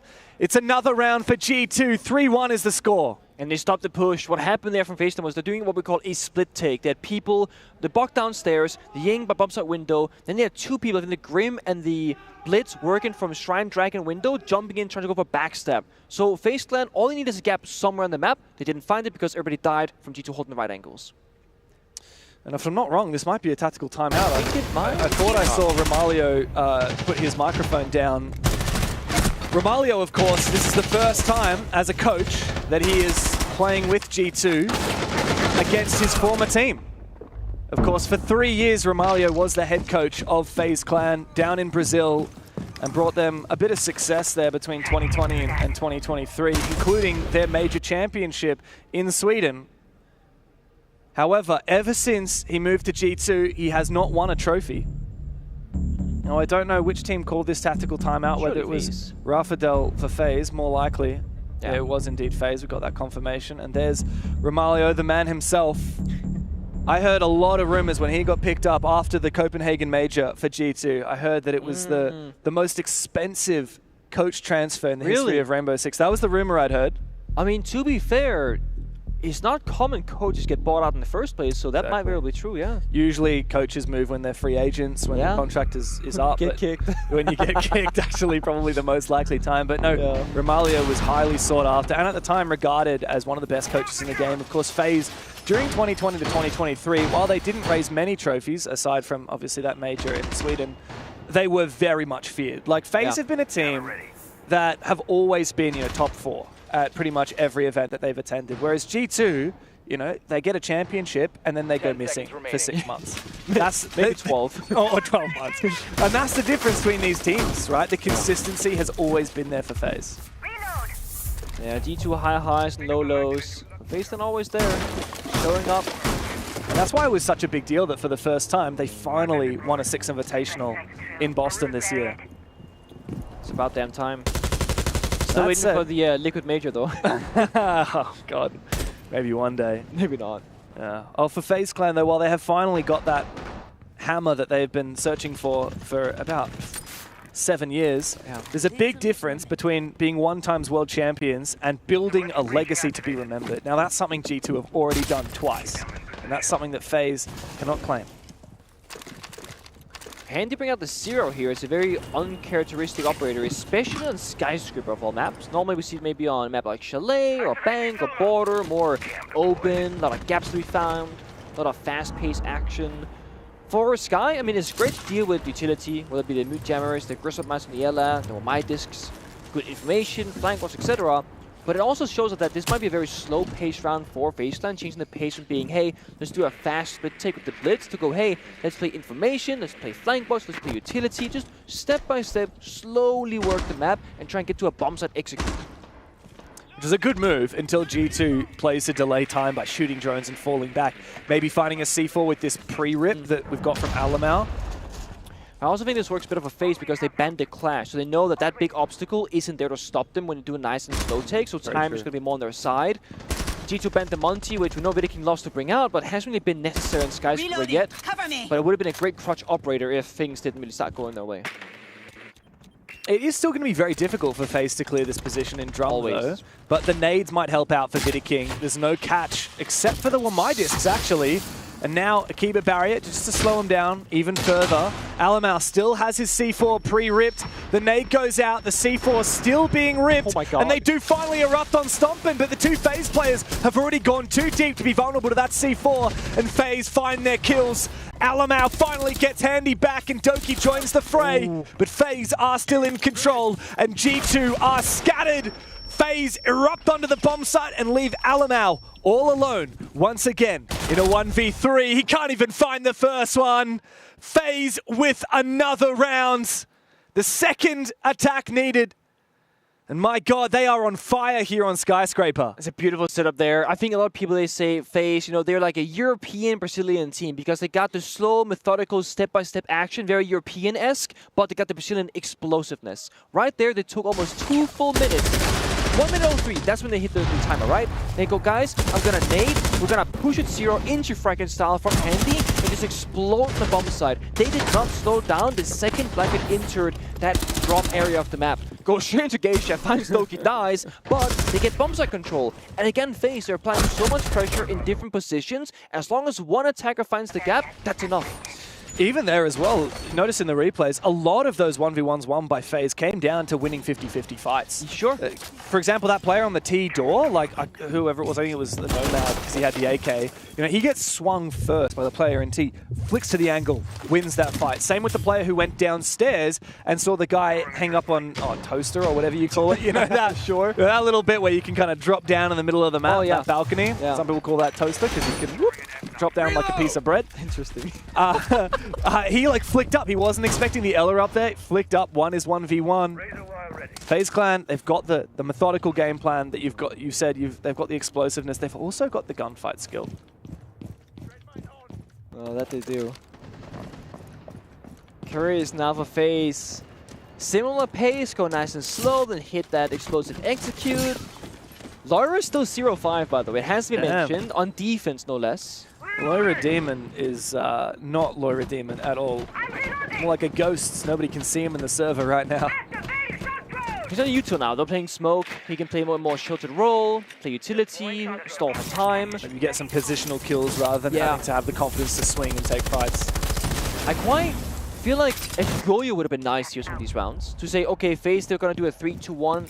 Let's go really fast. Pop a Goyo. Yeah. Right? Slow things down. A smoke is like, in a way, a mini Goyo. You can like more rotate around, toss out the toxic babes. It also means that if smoke's in the wrong position, no one else can really do that job. Yeah. That's where the Goyo pre-place one's going to be nice. Yeah, there's a lot of delay here in the G2 lineup. You know, the Azami, the Legion. Not to mention as well the Fenrir. Blackbeard spotted. Now, G2, how are you going to try and deal with this Blackbeard? The nade sends him on back, and that's free ground for Blackbeard, but Cyber on the Deimos actually goes down and baits it for Stompin', who can retake and immediately forfeit the ground with the 2-player advantage for G2. Great re-aggression there. FaZe, half the players outside the building can help. There's no follow-up. I mean, I think all 3 of them, in fact, are outside. So now they lose full map control, they can't trade each other, and G2 can now fall back either to the bomb site or they can stay up above and hold on. They can play both sides of this one. It's not unlosable though. Oh, especially if Doki goes and swings that. That might be the nail on the coffin for FaZe. 3v4 is very doable, but losing that last player. Oh, and the diffuser as well is still up inside of Drum. And look at this positioning from Blaz. I think he's about to meet a player. Never mind, Stompin' steals the kill first. Souls, 1v4. He finds his first. Straight into the Dread Mine. Around the corner. It's time. Get that first on button. This is Loira's Come moment. on. No, he's going to gas it up. Further delay the timer. 30 seconds to play with. A nice Nitro cell from Doki. G2 just need to play their positions as Souls goes hunting for 1v1s. Loira has repositioned as well. This is a good play from him, but it's well played on the other side. Blaz steals the kill before Loira can get off the donut. And G2 recompose. By the end of it, it's a good half, a 4-2 split for defense. Yeah, another 3 versus 1 there for G2, ensuring good crossfire, good trade game, not throwing away what could have been a guaranteed run victory into, oh boys, we're throwing, right? So I love seeing that this spin once more. Expected to see result 2-4 half. Now it comes down to, can G2 show up on the attack? The most difficult thing in Skyscraper is going to be the attack inside.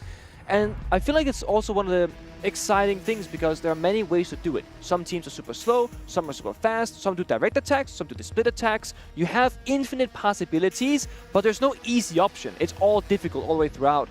I want to see LMA, I want to see G2 do something that's going to catch FaZe by surprise, or at the very least, just scream confidence from G2. Well, banning out both the hard breach deniers does give them a little bit more time, right? You don't, and it also saves their operator pool. You don't have to worry about getting rid of bandit batteries or Coyote Electric Claws with Twitch, Thatcher, Baby EMPs, IQ, verticality, all the different ways you could possibly do it. So it does give you a little bit more flexibility in the operator lineup to bring those execute operators as meta operators, but you don't have the Ying, you don't have the Monty, and those are 2 of those kind of sneaky operators that you would chuck in there to really brute force an attack. In fact, none of these operators I'm seeing for G2 are the stereotypical execute ops. Obviously, you can kind of use your Deimos or your Dokkaebi like that, but not traditionally. I actually like that FaZe don't opt for a double hard breach ban here because they recognize it doesn't matter if G2 they breach the one-up because they should get that job done regardless. It matters what happens on the bomb set after the fact, and that's where they're targeting these very powerful execute intel or counter intel operators. I mean, Ying is planting the entire team, no one can see a damn thing. Wouldn't be surprised if Grim became a power operator for G2, that would be the 3rd operator ban for FaZe Clan after 3 rounds because it's again bomb set execution. FaZe Clan though, with this in mind, with both Deimos and Dokkaebi being open and picking the very first round, they cannot fall early on the roam and give any easy kills to G2. It's better for FaZe to fall back and cut your losses early than overstay your welcome. Very much, and we actually do see those repicks come through from G2. The Dokkaebi and the Deimos will stay, but we get that Grim that you mentioned, that oh so powerful Grim. Also a notable one is the Zofia, which kind of can be used for execute or for info with the concussions, but a big one as well is, is that Clash going to make an appearance because G2 elected not to ban it on out. So you got to get that Zof there. It's the most versatile Clash counter. Ooh, this could be a Nitro here from KDS if he's got the lineup. Could have gone for it. Ooh, Blast dies early. Wow, that was a cheeky, aggressive play outside of the exhibition breach. Blaz was left all alone, no more Zofia. Meanwhile, the Deimos has also been finished off camera on the other side of the map. I don't know exactly where that went, perhaps on the back balcony? Yeah, most likely. Backstairs. I mean, they're lacking presence inside the building. You see FaZe are just holding one angle, Geisha breach, Geisha window. Yeah. No one was setting up seemingly to actually go for a full clear, unless if that was where we saw Doki die, perhaps, or maybe he entered down below. Could have been a vert angle from T Room, which is where Andy was playing. It's gone in here though. Oh no! Oh no! I could get a kill though, actually. Ironically, never mind. Gets shot out. It's just these 2 players who are all claustrophobically hanging out in Garden. Nice 2K from Loira. Another one from Loira. Oh my God! He finds his 3rd. What? And now suddenly it's a 2v1 for G2. Loira has turned into a demon. And it's up to Souls to extract him from the server. Alamau and Loira need to put their heads together and figure out how they're going to get in. Diffuser is cold on the ground. They need to go recollect it. As the Grimm's Bees set on out. Souls, how are you going to play this? The patience. Droning slowly right now. We see it come from Geisha into Drum. Elema droning for intel. They just know, hey, we got to figure out where our Souls is because if he hides in the corner, that'll be the end of us. So they're going to wait. We see it now to the right-hand side here of Soul Screens inside of Dragon Statue. Haven't found him just yet, but once they do, they got to make the decision. Do we walk in? Do we go for kill? Do we try and snake around for a flank? It's a reposition. He's not shooting the drone as well. They should know. They're watching it. Just holding the position. Now they will definitely know an impact at Loira's behind. Alamau now chasing him down. It's an awkward crossfire. Alamau about to swing him. Loira! Somebody Call the Exorcist, because he has truly become a demon here. G2 needed him, and he comes up with a 4K to steal a round that should never have been theirs. He's so back. Defense Lyra didn't do anything. Wasn't needed. First on attack, we need a hero. Who can step up to this challenge right now? Jumps in, gets the first, flicks the right, left again, gets the third. It's ridiculous. And I gotta say here, FaZe Clan, it was going pretty darn well until there's no crossfire on the jump in. The mirror swings after the second teammate dies. That should be a 3-2-1 that swing together, but they have a 2-second delay, and Lara gets individual gunfights, and he is monstrous in those. I'd given up on G2 that round straight up. No, it should have been over. It 100% should have been over. They lost the round, and then they crushed it. And I mean, this is the thing. At the end of the day, Siege, we can say crossfire, communication, strats, operators, whatever. But at the end of the day, it's an FPS game. And Lara just showed us the perfect example of an FPS round of Siege. Yeah. Shoot better, and you win. Sometimes. Damn the mechanics. It goes to show, though, like, every one of these G2 players is capable of having a monster rounds. It was just a matter of time before Lyra woke up. Glad he did, though, because, I mean, that's a huge round from him. It gets G2 a pretty critical attack, right? Right at the start of the half. Right when they shouldn't have won it as well. Huge for the mental. And huge for Lyra specifically as well. You need that confidence on attack to make the first move, right? It's what G2 failed in. They lost 3 opening kills that round just for Lyra to go nuki. That was my worry in the beginning, right? What happens if Lyra doesn't step up massively for G2? That attacking round was horrendous from him, from a strategical perspective. And now you go to the next round, and now you gotta strategically start the round again. Unless somebody goes big. So first step, try and breach Geisha. What they didn't have last time was secondary EMPs. Grim was bringing can openers. This time, Capital, Stumpin are bringing the EMPs out instead. So they can get that first wall. He banned tricking it, now it's going to be soft, and they can soft destroy it. Now they have a way into Geisha. That's the very first pressure point. But what G2 needs here in Skyscraper is 2 or 3 different points of pressure to force FaZe to watch many different angles, not just hold the same one. That's ugly. Yeah, this fire, though, is really going to... He lives? I don't know how Handy ducked and wove through that. Lyra's gone in with the pistol. He might actually find the kill. Lyra! He's back alive again, but KDS will put him down. He's got the injure, but not the finish onto Handy. And FaZe have recomposed well and truly. Is there going to be a revive here as well? KDS looks to retake. Meanwhile, Cyber's found another one. A big kill from KDS to lock down Geisha, leaving Doki alone. And Handy able to be picked on up again. 1v4 now. Cyber spots him. And that's the reply we needed from the Brazilians. You see it right there. First of all, the elements were so well positioned for any of the backsteps, the flanks, the injured power-ins toward Geisha. The second one is, there was so much focus on FaZe to retake Geisha control, and that's what I mean on Skyscraper. If you have pressure as the attackers from 2, 3, 4 different positions, and the defenders are heavy focus in one area, there should be a backstep somewhere. There was no backstep in G2. It was all Geisha focus, they got hard countered, and then the backstep last, very late, Banshee, there's an Ela mine, they retake Geisha, round it over. Again, Doki-san, another backstep, last player alive. The backstep has to come either first to force attention away from Geisha, or at the same time, so that if Geisha doesn't succeed, the backstep will. Now, neither succeeded, FaZe Clan looked almost flawless. Yeah, much better from them. That said, you know, both of these rounds so far on the defensive phase, they've looked pretty well locked down, aside from that big Lyra 4K. More of an anomaly, perhaps, in the rule. But there was confidence from T2. Lyra was in there. Lyra Pistol in hand. But little bit small lack of follow-up, right? And I will say this, for Stumpin, he's Capital, him jumping the window dying is very low value for him. And it's one of those cases where Lyra saw a gap, he took it. And if he had gotten both kills, not been injured, had Geisha control, that's phenomenal. But if he does end up dying, which is what happened in that case, there's no real follow-up. Stumpin cannot help, he cannot retake that space. Yeah, maybe we needed the rest of G2 to jump in on Lyra's gap. Round is done, though. Still only 2 attacks required here for G2 to take the map. And this time they're going to go with something quite different. We haven't seen it all from them yet. Right before the next ban comes in, it is a heavy execute. Double shield and the glass. What are they cooking here, Pengu? It's going to be a plant from blast, blitz going deep. Nomad watching upstairs engaged with the air jab. They're going to go crazy with this one. Already prepped is the window, and in goes Blaz. Alamau's going deep, so is Stumpin on the pantry side as well. It is so free, and you've read it to perfection, Pengu. What's going on now with the blitz? Stumpin comes to support. G2 find all the frags.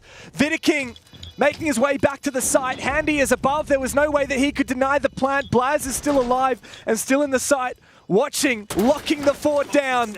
G2 are not giving up any ground to FaZe now. As that timer continues to tick away, you gotta start making your move, Cyber. You can't wait forever. And he does find the opening.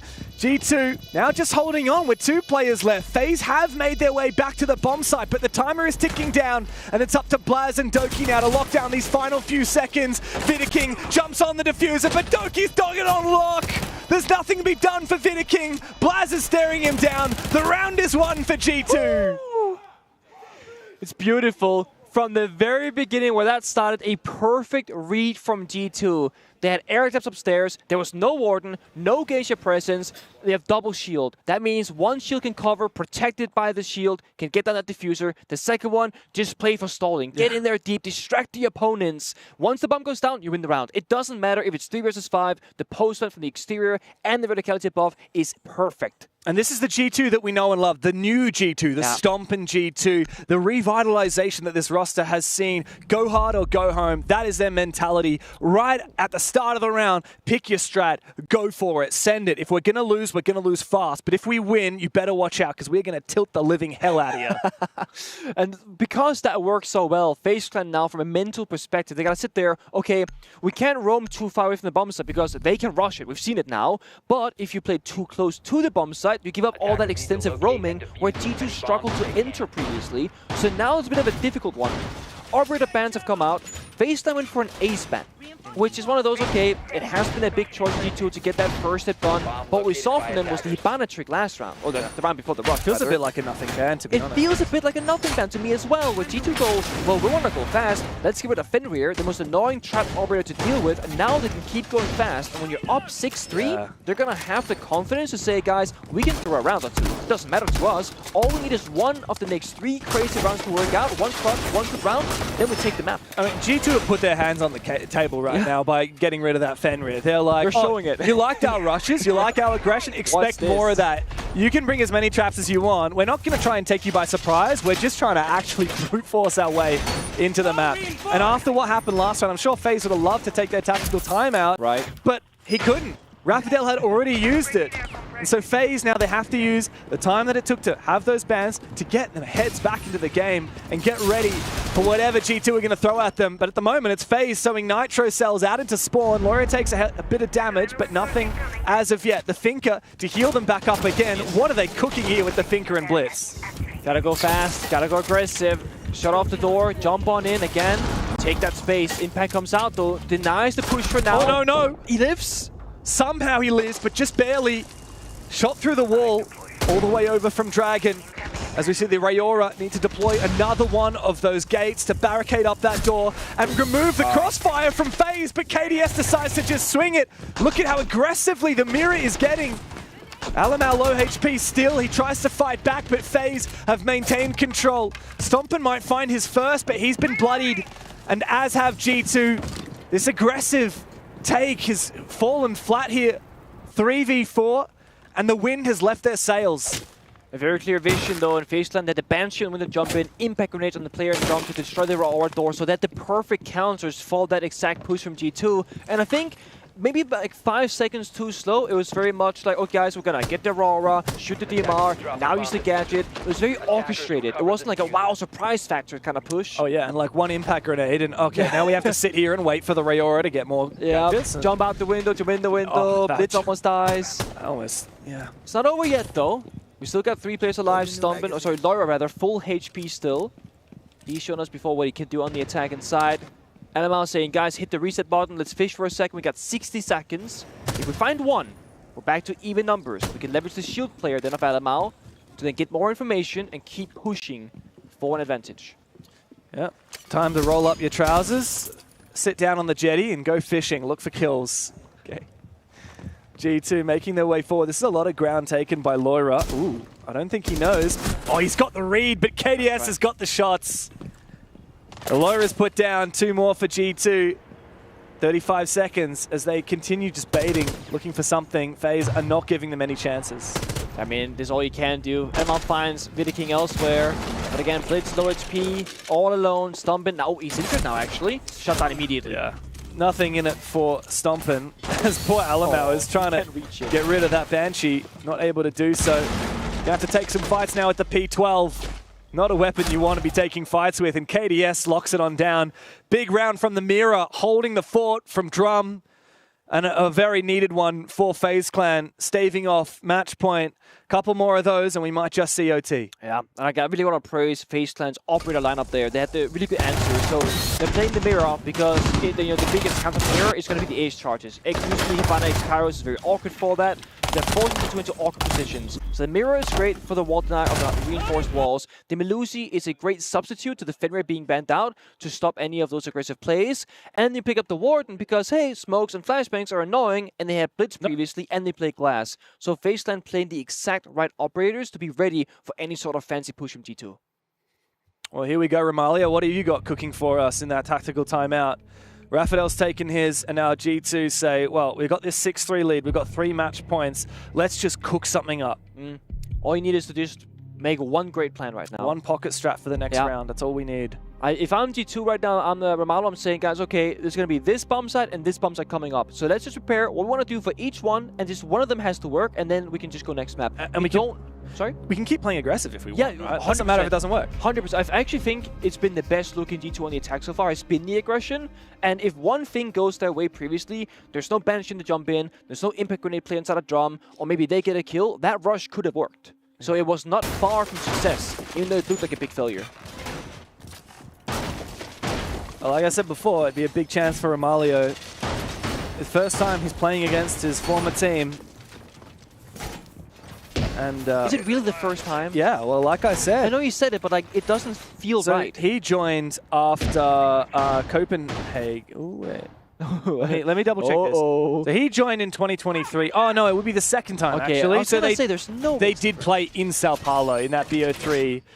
So it'd be the second time. Let me double check my stat on that, because I'm pretty sure... so it'd be the first win he gets over his former team. Oh, okay, that's something. Because in SI, in Sao Paulo, FaZe did beat G2. Should be a big moment for Romalio. He knows these players, and even, of course, Rafadel, FaZe's coach, because they work together as support staff for FaZe. Yeah, they can both be proud of where they are and how they got there. They've been grinding for a while.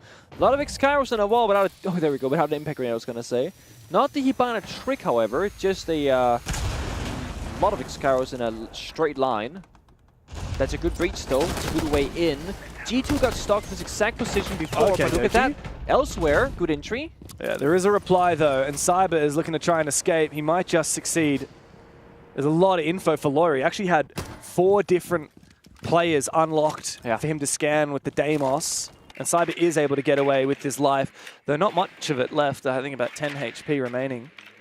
Only 3 drones from G2 with two drones left with 2 minutes to go. I mean, they are running completely blind in this round, so those could be calls from Stompin. Gotta find good value right now. Otherwise, you will literally be walking in having to check every single corner with your gun. One of the last drones right there, that 1 drone left now. Wow. I have no doubt FaZe would have been counting those as well, so they'll know full well that G2 are about to get desperate. I don't know how G2 used all their drones so early. Absolutely all of them are gone now. I think a lot got spent in the prep phase to get the red pings for the Deimos trackers. Right. And then afterwards, you gotta get in the building, you lose a couple, and now we're down to 0.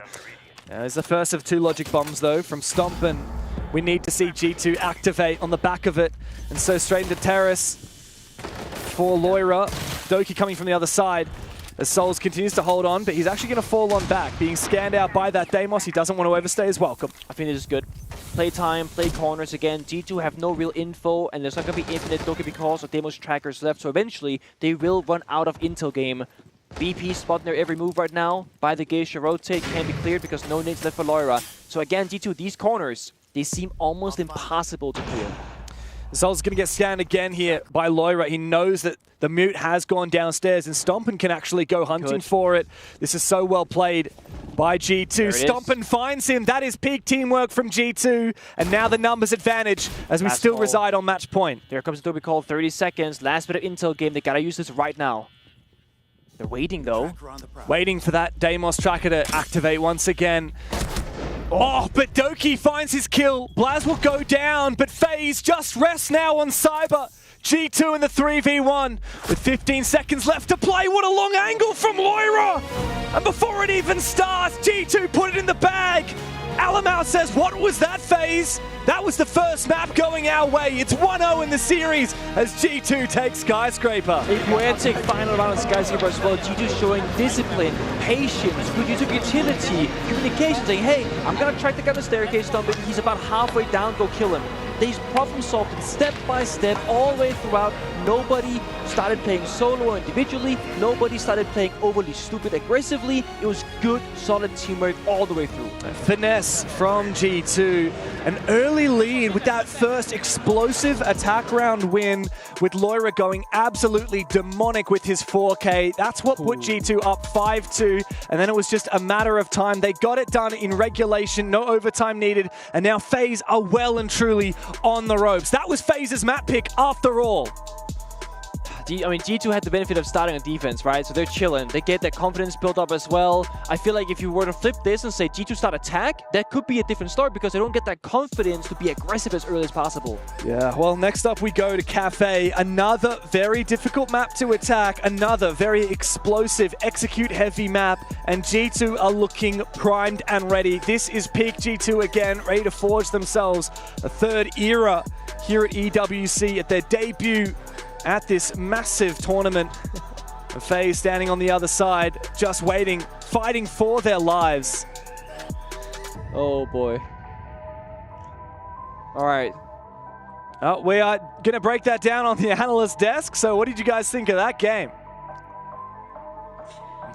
You know what? Thank you so much for asking. I thought that game was absolutely incredible. G2 find themselves in the lead in this best of 3 on FaZe's map pick nonetheless. We had a lot of questions when it came to how competitive this best of 3 is going to be, and if G2 has a say in it, not very. I mean, that was the thing we talked about, right? FaZe picking this into G2, and we saw G2 play it yesterday. We were hoping that FaZe had seen something that they could abuse, something that they could play against G2 on that map. But G2 definitely did have the upper hand in this one. Their teamwork, we complimented them on it so many times during the EML stage with Alamau as a new or back as the IGL, and it really shows off once again. I'm always scared when I see a big team pick Skyscraper. It's the most defender-sided map in the meta. You know, if you pick it, your opponent is going to start in defense. And it all starts in defense with a really good play from G2. But what matters is the attacks. What did we see that we did not see from FaZe when they were attacking?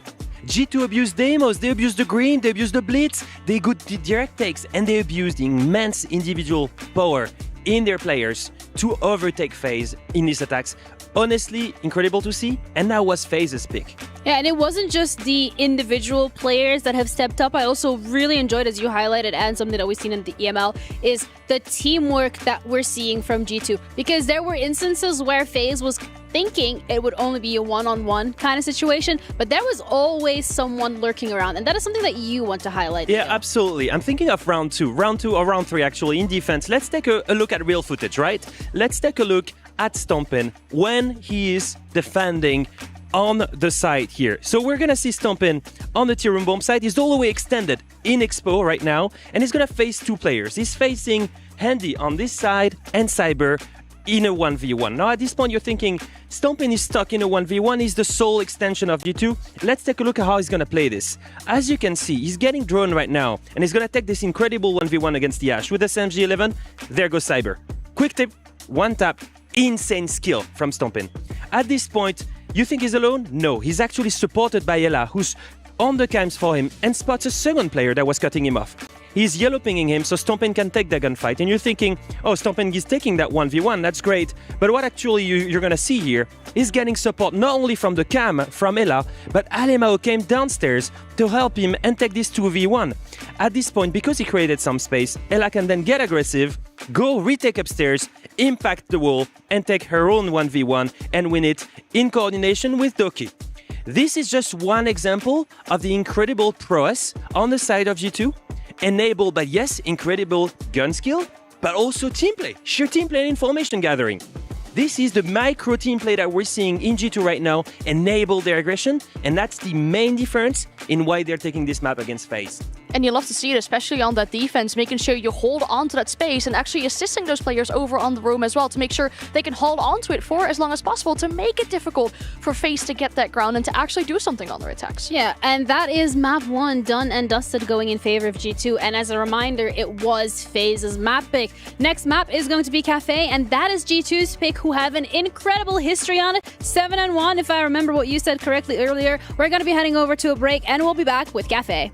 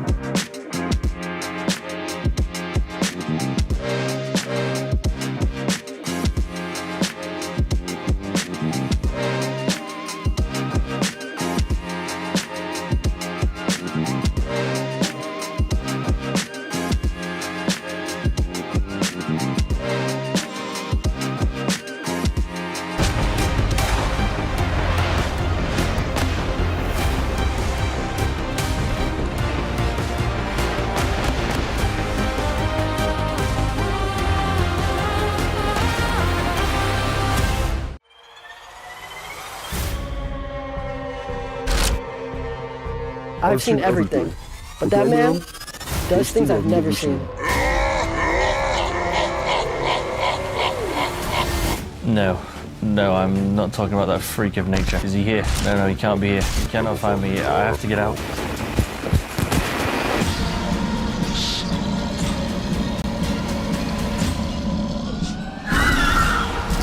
Nobody could possibly understand the chronic, sustained cruelty that's going on inside of this man's thoughts.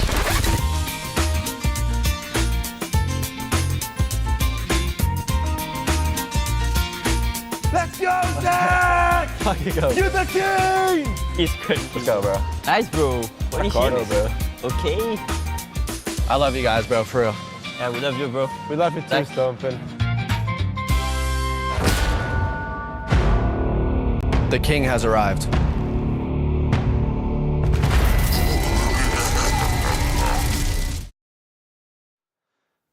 Well, you heard it from the man himself. The young prodigy is here to play, and he's one map up in the series, on the verge of eliminating the world champions here at EWC as G2 continue their campaign. It's kind of crazy how Stummin just kind of shows up, Stummin plays his own game, and just kind of wins. Like, you're up against FaZe Clan, you're 18 years old, you just had your first debut stage of Pro League, and it still feels like this kid belongs here. Yeah. Like, right out the gates. Yeah, it feels so right for Rainbow It doesn't make Six. sense, though. It doesn't? It makes so much sense, and yet it doesn't. This guy comes from console, seeing out of nowhere, pops off in EML, goes international, and can hang with the big dogs. Can I be honest? What? I had never heard of Stompin before he joined G2. I had never heard about this young prodigy that everybody was talking about until he joined this roster, and then everyone's telling me, haven't you heard? Stompin is the next big thing. He's the next Spoit. He's the next Bolo. He's the next Shaiko. And he's joined G2. I was skeptical at first. I thought, oh, great, G2's picking up another star fragger. I think rightfully so. Yeah, I mean, how many times have we seen G2 just buy the best talent, right? And it not actually generated trophies. And even then, not even G2, but a player gets hyped up massively and then they just kind of fall flat, right? And we've seen it before. I mean, Spoit came into the scene and he won a major on his first season and then never raised a trophy since then. G2, though, I mean, they think this could be the next big moment for them on the back of this big roster change. They were sent down here by Spoit, actually, funnily enough, by Shopify Rebellion. That's true. And now, one map away from eliminating FaZe Clan. It's G2's map pick, and so FaZe Clan will start on that favored side of defense as they look for a lifeline in this series to keep their EWC hopes and dreams alive. There's a $2 million prize pool here. $1 million for first place, I believe. I'll have to double check. $750, I want to say. It's $750, isn't it? Which is, funnily enough, the whole prize pool of a Rainbow Six major. Fun fact right there. So there's a lot of dosh on the line here for these teams, not to mention the trophy, which is pretty bloody impressive, if you ask me. I love the way that the EWC trophy system, the teams contribute their keys to unlock the trophy. I'm a big fan of FaZe, once again, the upper defense selection, right? The Blitz, the Ying. Then they did the ace ban on Skyscraper. I'm like, hey, I don't like that at all. I want to see FaZe commit to this, right? Like, we're looking at, again, the Grim, the Cavatar, the Dokkaebi, the Deimos, things that are enabling G2 to get kills and progress the map. Not a damn Heartbreacher. That's not what we need right now from them. Well, you know what's scary for me if I'm FaZe is you look at what G2's taken out. Azami, no more hiding behind those keeper barriers. Jaeger, okay, Jaeger ban on Cafe. That means your only catch is going to be the Wamai, which we haven't even seen brought out here by FaZe in the opening round. That's an ambitious C4 from Cyber. Doesn't land. He's actually going to get spotted by the Deimos before he finds a mute jammer. Alamal's elsewhere found one. A kill downstairs from Handy. On Handy, rather. Split pressure. I mean, they're bottom wide, they're reading door, down the window, a wide window rappel. I mean, they're applying pressure again everywhere from the building. And this is the thing. Cafe has for a long time been defender favored. With the Siege X rappel change and whatnot in your upper defense system, I do think this can easily become an attacker favorite map, or a 50-50 at least. And G2, they can get in the building and get a foothold a lot easier than Skyscraper. In the first 6 seconds, they've already shown this. So much damage can be done from these repels as well as the Lion locks the defenders in place, and that opens up the gates for Doki to come in. Player on repel, somehow Souls has survived. 1 HP and he finds his kill on Alamal. Eventually taken down by Loira, who has jumped into Cocktail, traded by Vida. Is locked out by the Rayora gate. Blaz now holding his line, but FaZe have well and truly recomposed. G2 trailing behind as Doki looks to try and spot Vida King. Blaz is just waiting patiently. Doki does find his mark on KDS. Blaz to open the equation for G2, putting his team into a 2 versus 1. Vida King cannot withstand. The Frenchman gets it done. G2 firing on all cylinders. And again, when plan A doesn't work, there is always a plan B. Time to go big or go home. Doki finding good value. Blast playing it patiently. There was a clear vision right there. We're aura off, the double door to top wide, rappel on in, and try and get down the diffuser. When that didn't pan out because the players on the bomb side died, that's when you go, okay, up the wide staircase, hold your angle to try to start fishing for those kills. It all worked out this greatly though, because they found the opening kill. Alamal downstairs and reading. They started in a 5v4 and still became close, but having that early lead was enough for them. Oh, I didn't realize Blaz got a 3k on the round, or 2k on the round. Big moment for him. I was a bit scared that G2 would try and force a plant down in that scenario, but no, that's not the G2 way. No, you gotta, again, utilize what you have available. In that round, it's the Deimos. Those trackers, they had 2 or 3 they could use, just in back-to-back quick succession.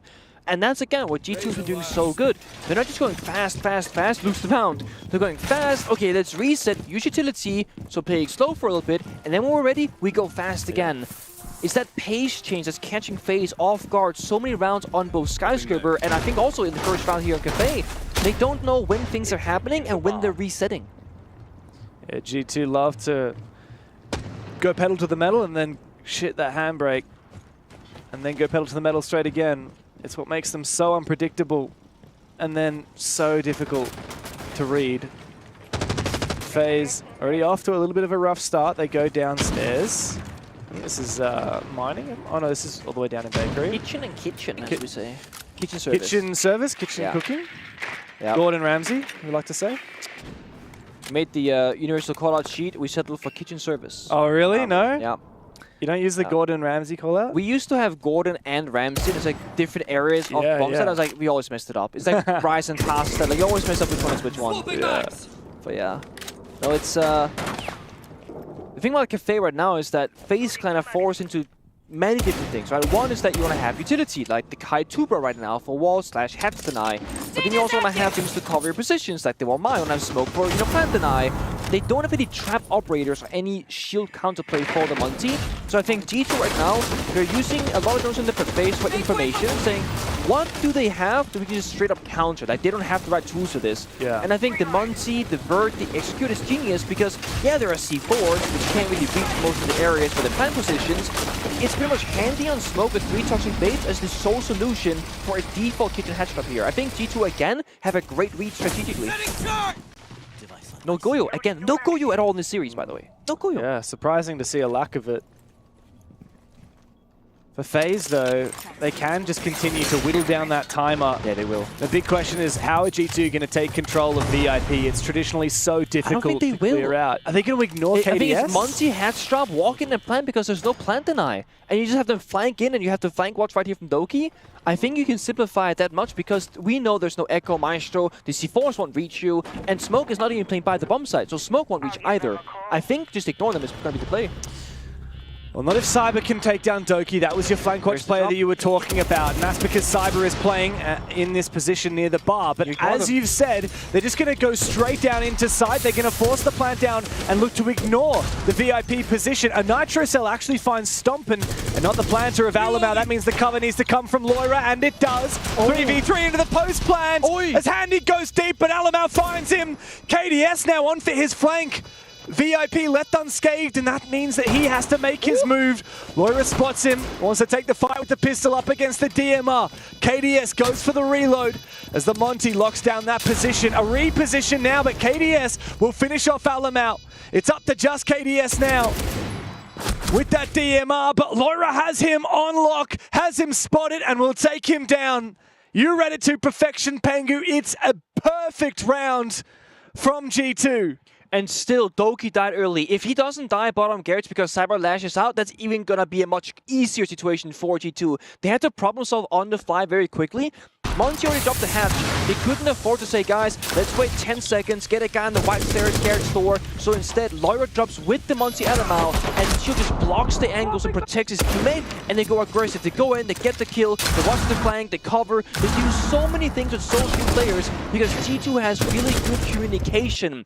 And I think FaZe right now, they're lacking the foresight game to saying, guys, what's the weakness right now? What can it do against us? And they go, we'll be fine. They don't have a Monty, right? They had a Monty, right? The one operator that can actually completely screw you over, they had that operator. Alamau played it so well as well. You mentioned the other day, this is, in that case, it was related to Clash. In this case, it's not. But how a lot of players will actually equip their pistol on the Monty, and it puts the shield on the back, and it means it's much faster to go for the plant. It also meant that once the plant was finished, it was much faster for Alamau to get up. He didn't have to have that animation to get his shield up, and it actually meant that he could just quickly 180 and take that fight, get that kill. G2 looking spot on.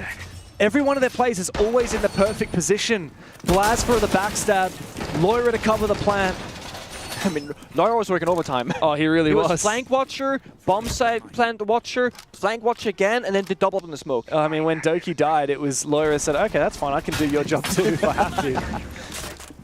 It's If I'm FaZe right now, though, what I want to see from them is more proactivity. Because right now, what I would say, guys, don't let them 5v5 execute by the bomb side. Try and disrupt them. That might mean play overly aggressive, play 4v4, 3v3, because then you're making G2 more uncomfortable because they don't have the right tools to deal with all the issues.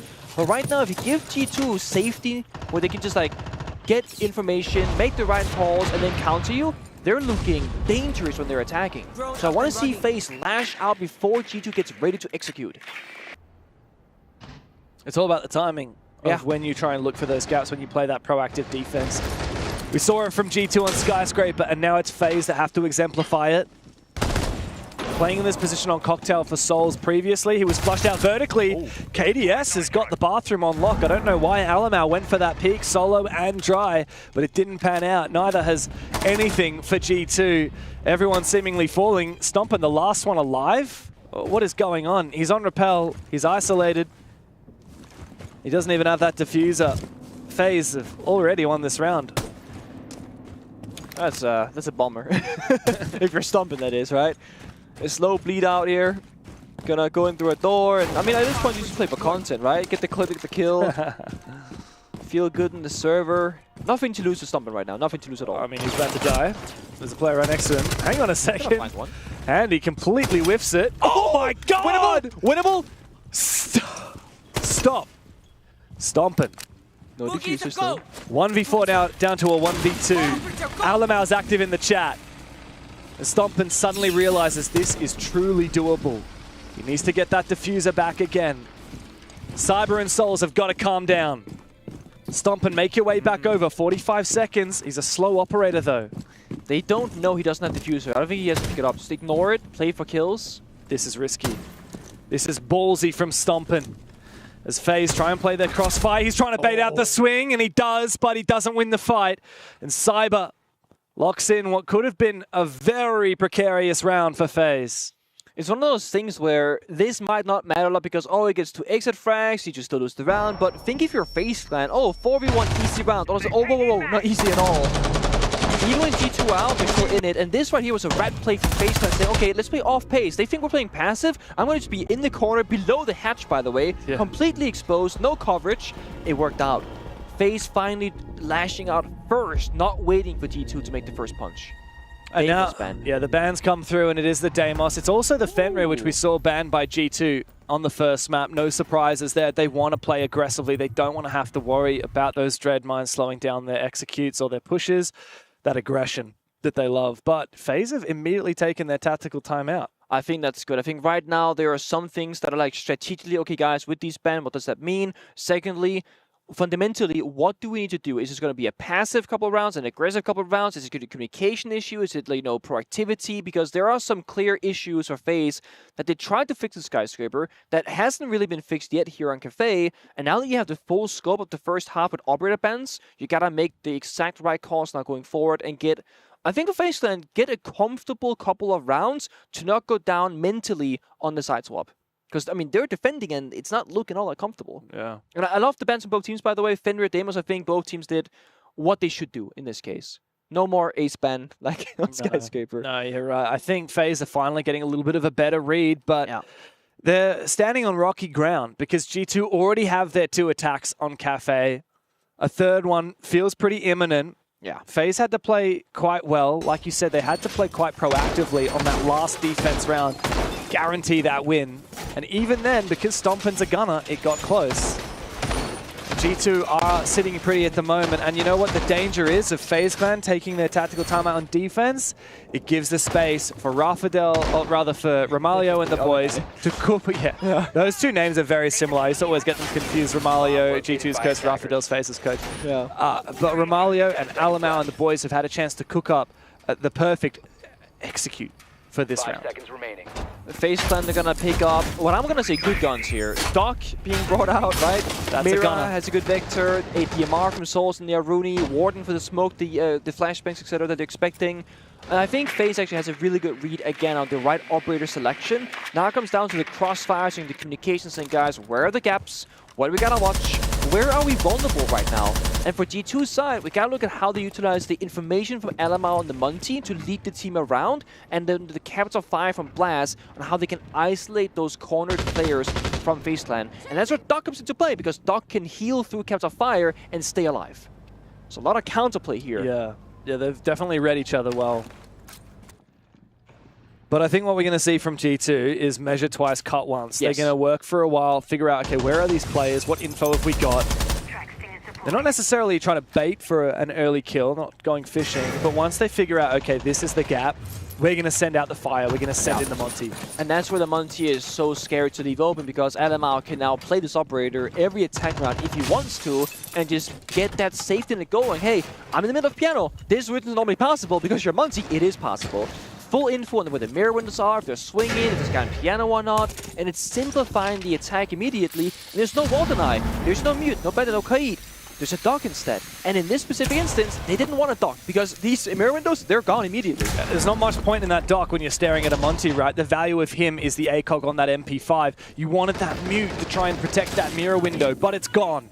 And G2 have already made significant headway in this round as the Hibana X Kairos continues to detonate and expose these defenders.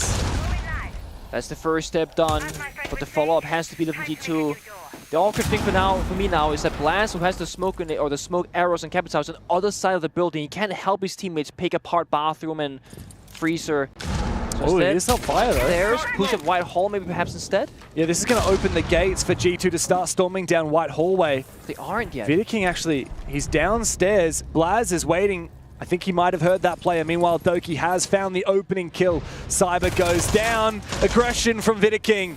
He knows that position on the windows from Blaz, who's trying not to give up his life. Here comes the Monty straight on inside, but both get stunned. Alamau finally gets the last laugh, and veto feels like he needs to go for a run out, but he's not going to spot the player until it might be too late. He's the last man standing, and despite finding that kill, there's a hell of a lot left to be done. A flashbang in his face, and bullets from Doki. G2 come to life, and FaZe sitting back down again. And again, it's just really good fundamentals, G2. This step-by-step problem solving, and FaZe Clan, again, not having that one operator to deal with the one issue that's going to win the round for G2. If they have any sort of real wall deny, they can deny these Skyros from Loira. Those mirrors, they stay intact. Munji can just walk in for free in the same way. And even if Munji could walk in, his teammates couldn't. They didn't even have any smokes. They didn't even have anyone to stop the lines of sight. They just had manpower, control, and a 3-2-1 execute. G2 again with a perfect read. And it's getting scary now for FaZe. They're trailing 3-1 after already losing their own map pick of Skyscraper. G2, they didn't get the favored side here, but perhaps this is going to be an attacker-favored Cafe. I honestly don't think this is just Cafe being attacker-favored. I think this is G2 just being that much better. It has been. And I'm not gonna lie, it's been in a surprising way that they have been better. Yeah. Because this is not the same G2 that played in EML that got first place in Europe. This is the same team, mechanically speaking, but better teamwork, communication, strat, problem solving. And I want to give a praise to Alamau. I think for the 3+ years he's been in Europe, he's had really good moments and he's had some underwhelming moments.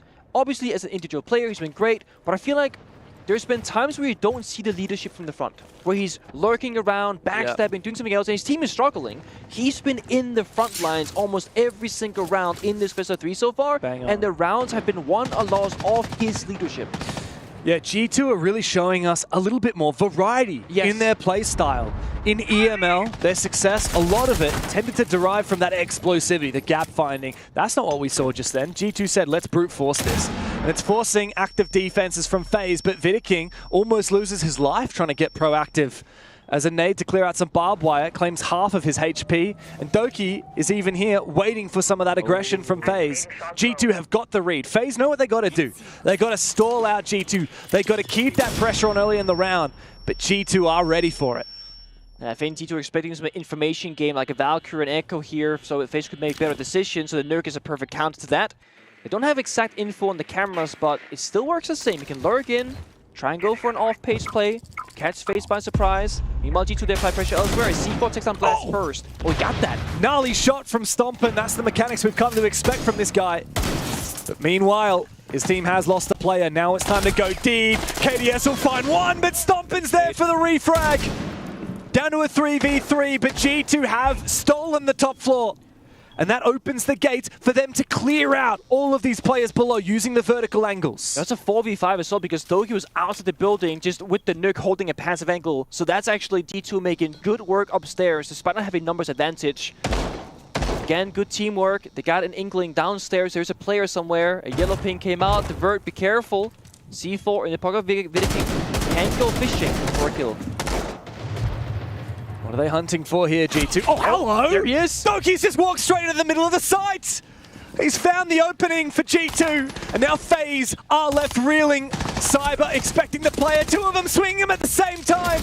Handy needs to clutch up, but Stomper puts him in the dirt! G2, a 4th round of attack on Cafe. They are well and truly in the driver's seat on Cafe. FaZe are gone from the server. Wrong read from FaZe once more. Off-pay Doki Nuke works out. And also FaZe missing some critical shots. I mean, in that 1 versus 2, he barely hit a single bullet. That's so uncharacteristic from the players of FaZe Clan. This out here is just Doki being better. He's just better. Double swing, again, break discipline. But then the whiff and a half comes through, and G2 will lock it down. Nice and easy. G2, they're so unpredictable. Yeah. In the previous round, not that one, but the one before that, they're brute forcing with Monty, with Capital. They're holding windows. In that round, they're hard clearing, and then they're just saying, Doki, go kill. Yeah. Go run in there. Walk in with that Nook. They're not expecting it. I mean, I nearly cacked my pants watching that from the defensive player's perspective. Scary. You just see that terrifying Nook swinging you, taking you down. G2, my God, have they shown up here on Cafe. Not to mention on Skyscraper, where they won reasonably handily. Yet, I really think a lot of these rounds comes down to operator selection. I think FaZe is just getting the worst end of it. So 2 rounds ago, when they were playing the mirror windows and there was a Monty from G2, they walk in, there's no wall deny. Last time that we just saw in the reading defense, they had kite tricked all the walls in piano, but no mirror windows. They're not playing in piano, they're not playing bathroom, they're not playing freezer. They give up almost everything for free. It feels like FaZe Clan are trying to spread themselves either too thin, playing 5 very different strat kind of operators, or they're not synergizing the right operators together in the right round. G2 always have what seems like a really easy way forward. Now, they're making it look easier than it is, because they're really good, right, for G2, but I do think FaZe could do a lot more in their setups before the round even starts to make it more difficult for them. And they're making FaZe scared. Vidiking almost went and walked past that pillar's doorway, but he was terrified that he was getting baited by that Twitch drone. Eventually, he does get rid of that shock drone. And G2, again, it's the first phase of the round. They're just going to sit back. They're going to drone things out. They're going to investigate the situation, figure out, okay, where are these gaps? Or are we going to brute force an angle? I think they're expecting a cheeky, aggressive play right now. They're just holding angles. FaZe, they tried it about 3 rounds ago. There they step forward. Source now on his feet. Is the thing, after Doki makes those aggressive plays with the Nook, it's forcing FaZe to get proactive, to get suspicious, thinking G2's always coming for us. So it baits the Brazilians into overpeaking. G2 are now capitalizing that. Damage with the guns. This is a good position from Handy. Trigger discipline, he takes him down. Another nade kill. That's 2 for 2 from Doki on that gridlock, but Alamau's in the site. He does get down to a nitro cell. And he might be finished off shortly. Handy in an awkward spot. Whiffs the shots. Wrong gun. I don't think Alamau is going to be savable here for G2. This could be a big nitro cell, but no, it doesn't do the damage it's needed. Handy taking a lot of damage onto the gridlock stingers and red stairs. This is very awkward. He's slipping away. KDS though finds a 2-piece. The round is just over. What? Yeah, I don't know what happened there, but out of nowhere, FaZe jumped out. Yeah, big jump out from outside on the cocktail windows, or perhaps the white window, but G2 could not recompose it. Oh, is this a tactical timeout? I'm so confused. I'm so confused. I'm completely gobsmacked. I thought we'd already seen both tactical timeouts. The round was so active, and it was like probably about 60 seconds before any like real action happens, I thought on my mind. Yeah. Then FaZe finally took the round into their own hands, makes a high risky play, jumps out the window, but it does win them the round. He gets a 2-piece, 3rd player was injured, and C4 got the 4th. And so we move into the second half, 4-2 split in favor of G2. FaZe starting to redeem themselves a little bit. Sami? It is a tactical timeout, we can see as well. Sami. Okay. IQ ban. I was thinking a lot in that last round about how FaZe didn't play a single round of Valkyrie or Echo. I have a feeling we're going to see both of them. Yeah, and I feel like Valkyrie is, of course, a static information operator. You put them down, you can't really move the cameras around. But for Echo, if you don't know what G2 they're up to, you can just move that yokai drone around and try and scout for active information, and that could get you a lot further. So I like this from G2, going with a pocket ban, saying, hey, we're the king of Monty, you can stabilize the round, that's gone. Enjoy playing other shields if you want to, because playing any other shield operator than the Monty on Cafe is quite challenging. When you got the IQ band, of course, you can brute force information into operators and make FaZe slow down the round to get punished for being too fast. So I actually got this wrong. I didn't know that the coaches can actually talk during the operator ban phase. It wasn't a tactical timeout. The coaches are just allowed to talk. This is like, I think we're still working that out Siege X, because some events, well, there's only been 2 technically.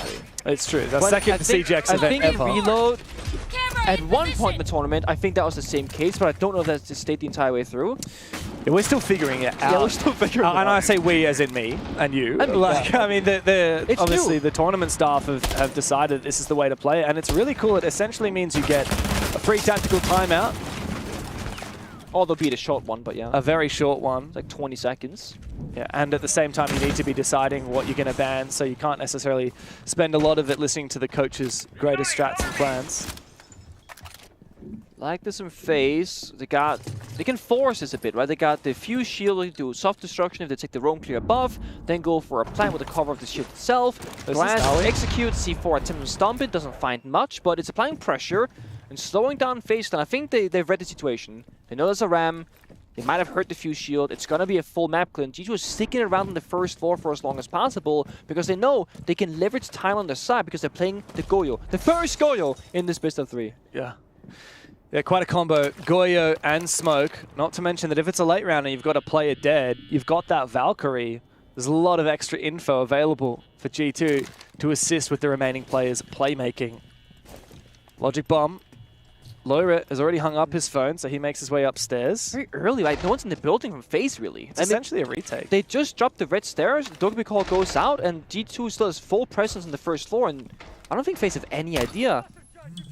Second call comes alive, but do you want to spin it now for execute, right? That's a tough challenge. Oh, Andy is so close to finding a player here, just around the corner. He walks straight into the crossfire, and Stompin spots him, takes him down. Loira to support with a double kill from the same spray. That's massive for G2. The FaZe clan sent begging for a round. It's flawless from G2. Another one in the bag, and they are inching closer towards knocking the world champions out of EWC. It's ridiculous again. It looks so effortless, and I think it comes down to, again, FaZe not really doing the right things in the server. They have all the right operators for a full map clear, top-down attack, and yet they're in the first floor. They kind of skipped top floor, didn't do any vertical construction, used the Dokkaebi call so early in the round, they had one guy inside the building. Oh, that's disgusting timing, by the way, the double kill. 3K for Loira. You mentioned that, Goyo. You mentioned that they needed it. Perhaps it wasn't the util, perhaps it was just the Vector in Loira's hands required for G2. 3 rounds ahead now. FaZe, we need you to turn up right now. Skyscraper just wasn't good enough, and this is even worse. Is this really how FaZe Clan go out without even pushing it to a map 3? G2 have made them not look like stuff of World Championships. G2 are hungry.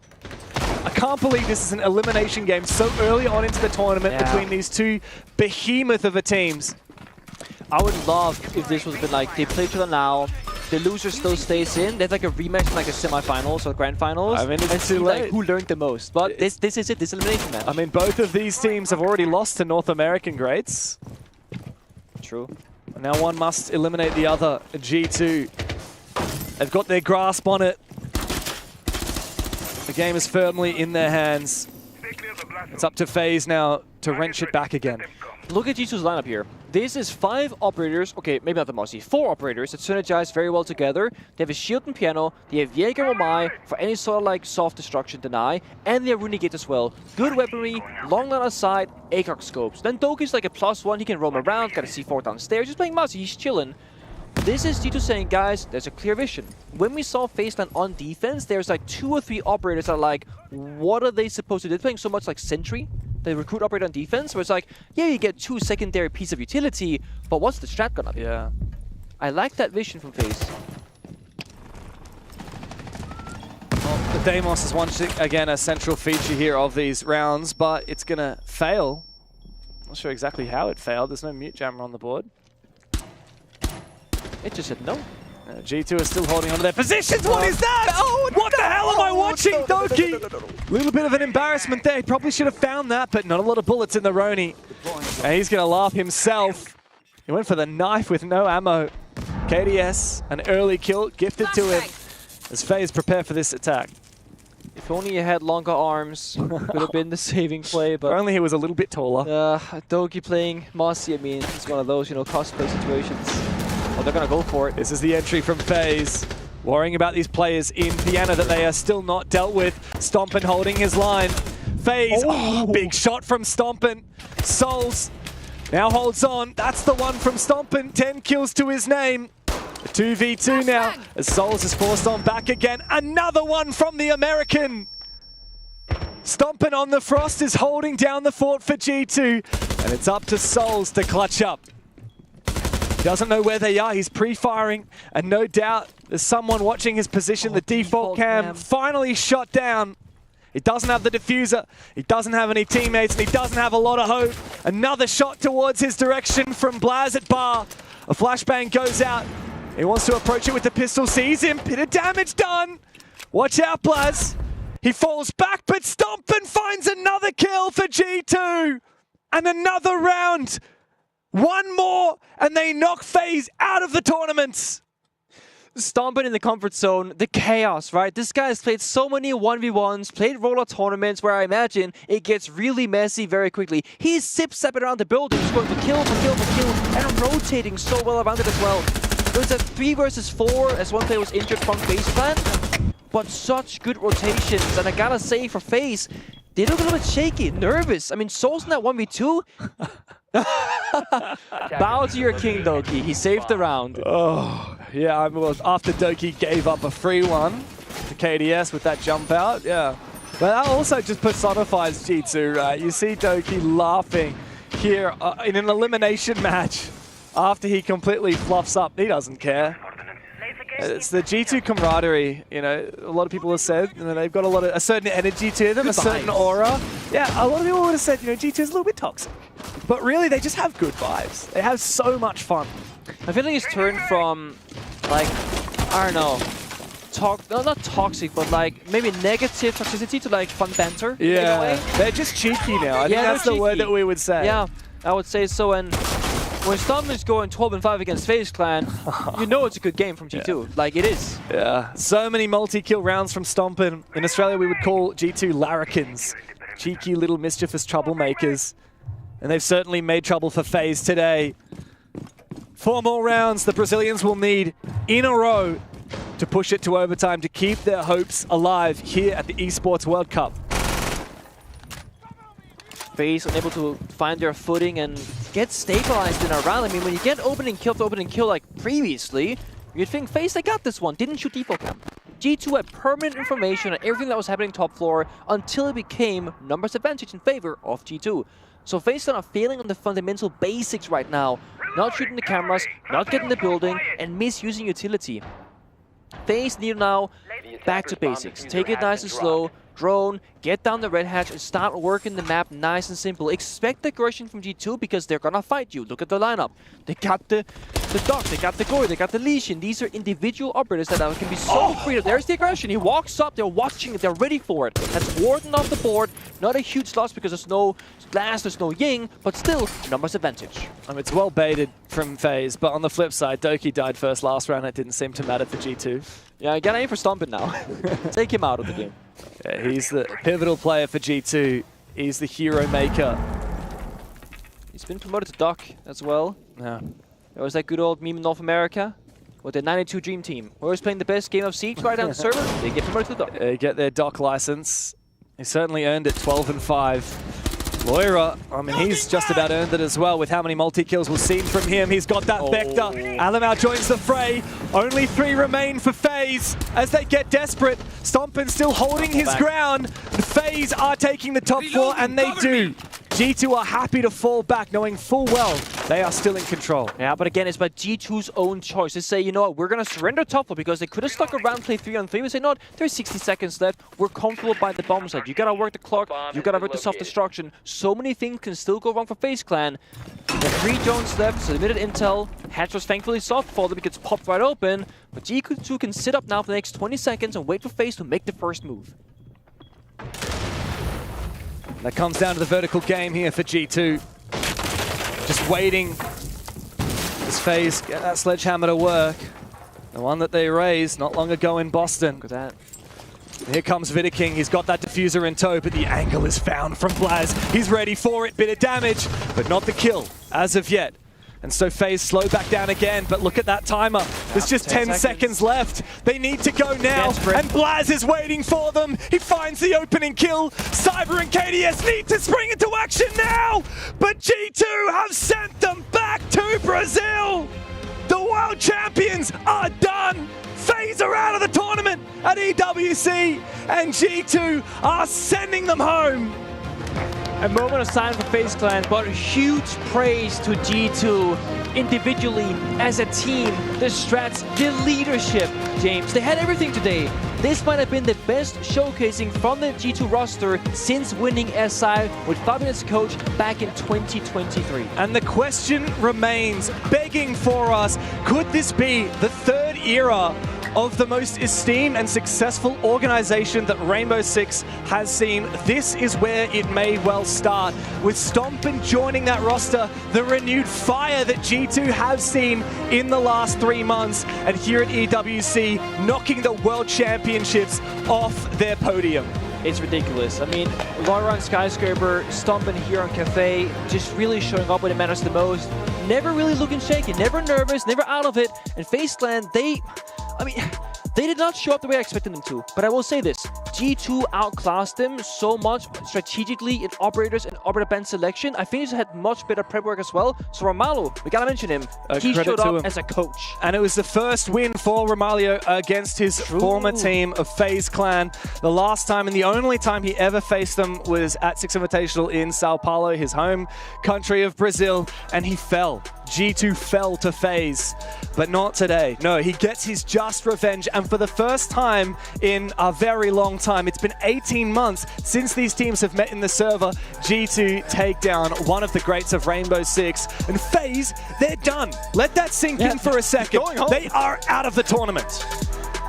On day 2, by the way.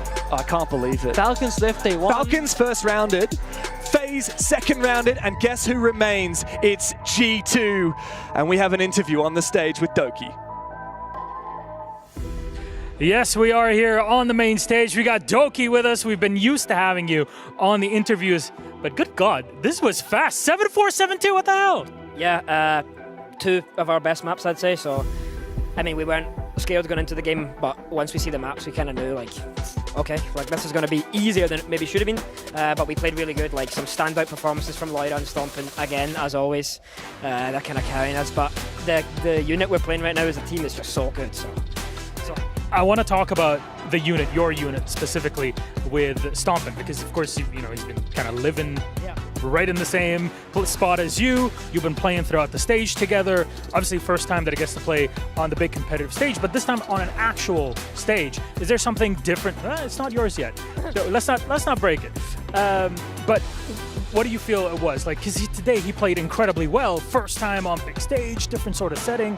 What's it like? I don't know. The guy's just made to play video games, so I'm not even gonna lie. Like, usually, like, okay, I know there's not a crowd here today, but like usually when you're playing in front of one of the best teams in the world, facing face to face with them, you'd expect a young 18-year-old guy to get a bit shaky or a bit nervous, but he doesn't care. He just plays games. He shoots people. He kills people. He just loves playing. He has no nerves. He's just laughing around even when he's playing bad. It's like he just loves to play, which is like the best thing ever, right? Like that's exactly what you want. Yeah, I couldn't have asked for a better teammate or a better player on the team. So Zach's the GOAT. I'm living and loving this this camaraderie. It feels like it's been a while since we've had this. You also have Alamau and Loira that kind of have their own dynamic in this. So in general, can we say G2 are back now? You're on the main stage. I just got to take every game as it goes. Like, we've beat the world champions. Just another day of the office. We want Furia. That's who we want. So we have a score to settle with Furia. So until we beat them, I don't care. What's the score like? Because Alamau historically has always had the nerves, the shakes when it comes to playing against a Brazilian team. Wasn't the case here against FaZe. Furia after, what do you specifically focus on them? I mean, we beat them to win SI, and then they've beat us every other time. So they made the roster change to get Felipox and Nade. We've made our roster change to get Loira and Stompin. Now it's fair game. Let's go. Let's go. Let's go, Furia. There you go. Very much looking forward to whatever match you end up having in the quarterfinals. Doki, as always, this time in person we do the interview. G2 are back. You heard it. They're going to take it game by game. We'll see who they play next. Back to our desk. Thank you, Milosh, and thank you, Doki, as well. Congratulations to G2 for closing this one out 2-0. They just beat the world champions and sent them packing before the playoffs even started. And it's the way they've done it so far. They've looked extremely confident, not only out of game in a trash talk, not only in the chat. No, wait. We said the trash talk was negative aura. Well, I will say this. The trash talk pre-game, they lost that battle. But every single round in that match, they won the battle of confidence in the gunplay, and honestly, that aggression and crowd control from them was insane. Yeah, I do not want to play against Alamau if he's having a stay on the shields. I mean, we talked about him transitioning back to the IGL. It might take a hit on his personal performances. If the Blitz isn't available, he'll just play the Monty. And I feel like that was the big trend for G2 on this attack in general. We talked about the crowd control operators, how FaZe probably should have banned a few. Well, they did. But there's just so many, like the Deimos is still available. They can still do whatever they want. And we get to see our first Ski Crush live. Yes, yesterday some were crushed, but today it is in front of the audience. They're having fun, and I'm enjoying it too. I wish there was the noise, but bye-bye, FaZe. That is definitely, however, alongside Falcons' key, this is another one that you really want to put in your trophy because this is the defending world champions. Yeah. I mean, they had a target on their back. Look at how Stompin, look at his face, look at how happy he is. These guys, they just, for his debut on a big stage, for the first time ever, he beats the world champions. What's the best story about this? You know, you cannot beat this. It's actually crazy. And he drops, again, double digit on a double map. I don't know if he's +5 like he told Laxing, but he was certainly +5 in my heart. I think it's a little bit more than that, actually. It was a very good performance from him there today. And like you said, already defeating a world champion. That's our main question that we had for G2. Can they play with these big international teams? Well, the big international team there is right now is FaZe. To show that you can take them down, to qualify the main stage is absolutely huge. Yeah, and this is a really boost for confidence when it comes to G2. You now have the breathing space because you know you're no longer on that chopping block, but you've also proven not just to the world, but to yourselves that you have what it takes to be able to take down one of the best, if not the best current team that we have in Siege. But I'm shooketh. I don't think this was any of the expectations, and it gets worse because I'm gonna dive into this right now because you're still on the desk because I owe you an apology. And I said there is no way in hell that Weibo would knock out DZ. I was on that NAL copium. I've maybe been there for a little too long at this point, and I genuinely thought they could do it. But no, they get 2-0'd by Weibo. I am so sorry. Hey, I mean, I get at the beginning of the day you laughed when I said that there's a chance that Weibo take down Dark Zero today, but right now I just want the apology video with tears, maybe some ukulele playing in the background because that 2-0 against Dark Zero, absolutely outrageous. We came back and our game had just started.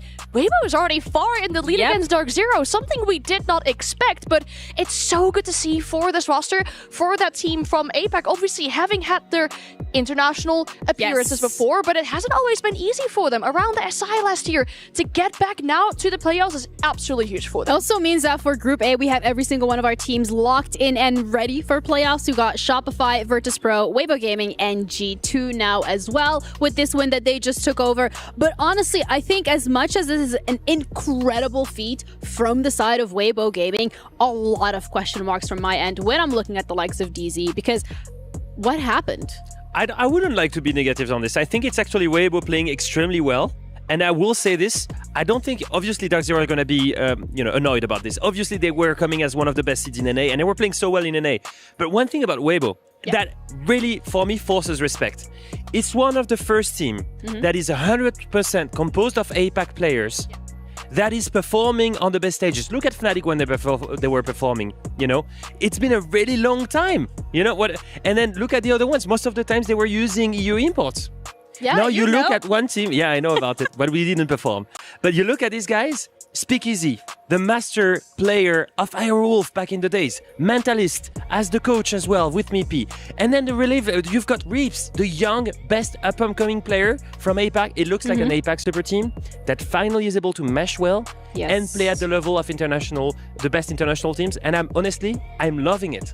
And they're also getting that experience under their belt. But another player just that we have to highlight from this series, regardless of how Weibo and DZ went, we are talking about G2 FaZe, and it was Stompin. This guy absolutely popped off today, and that's what we wanted to see. That's what we needed to see, and genuinely, this is the reason why he's on G2, because they saw this before anyone else could see his potential. They invested in the stocks when they're like lower. That's the thing, right? I mean, the youngest player at this tournament, G2 picking him up was arguably the biggest roster change from all regions in total going into the stage. And like you said, it was going to probably drop +5 today. But to echo what Doki said as well, right?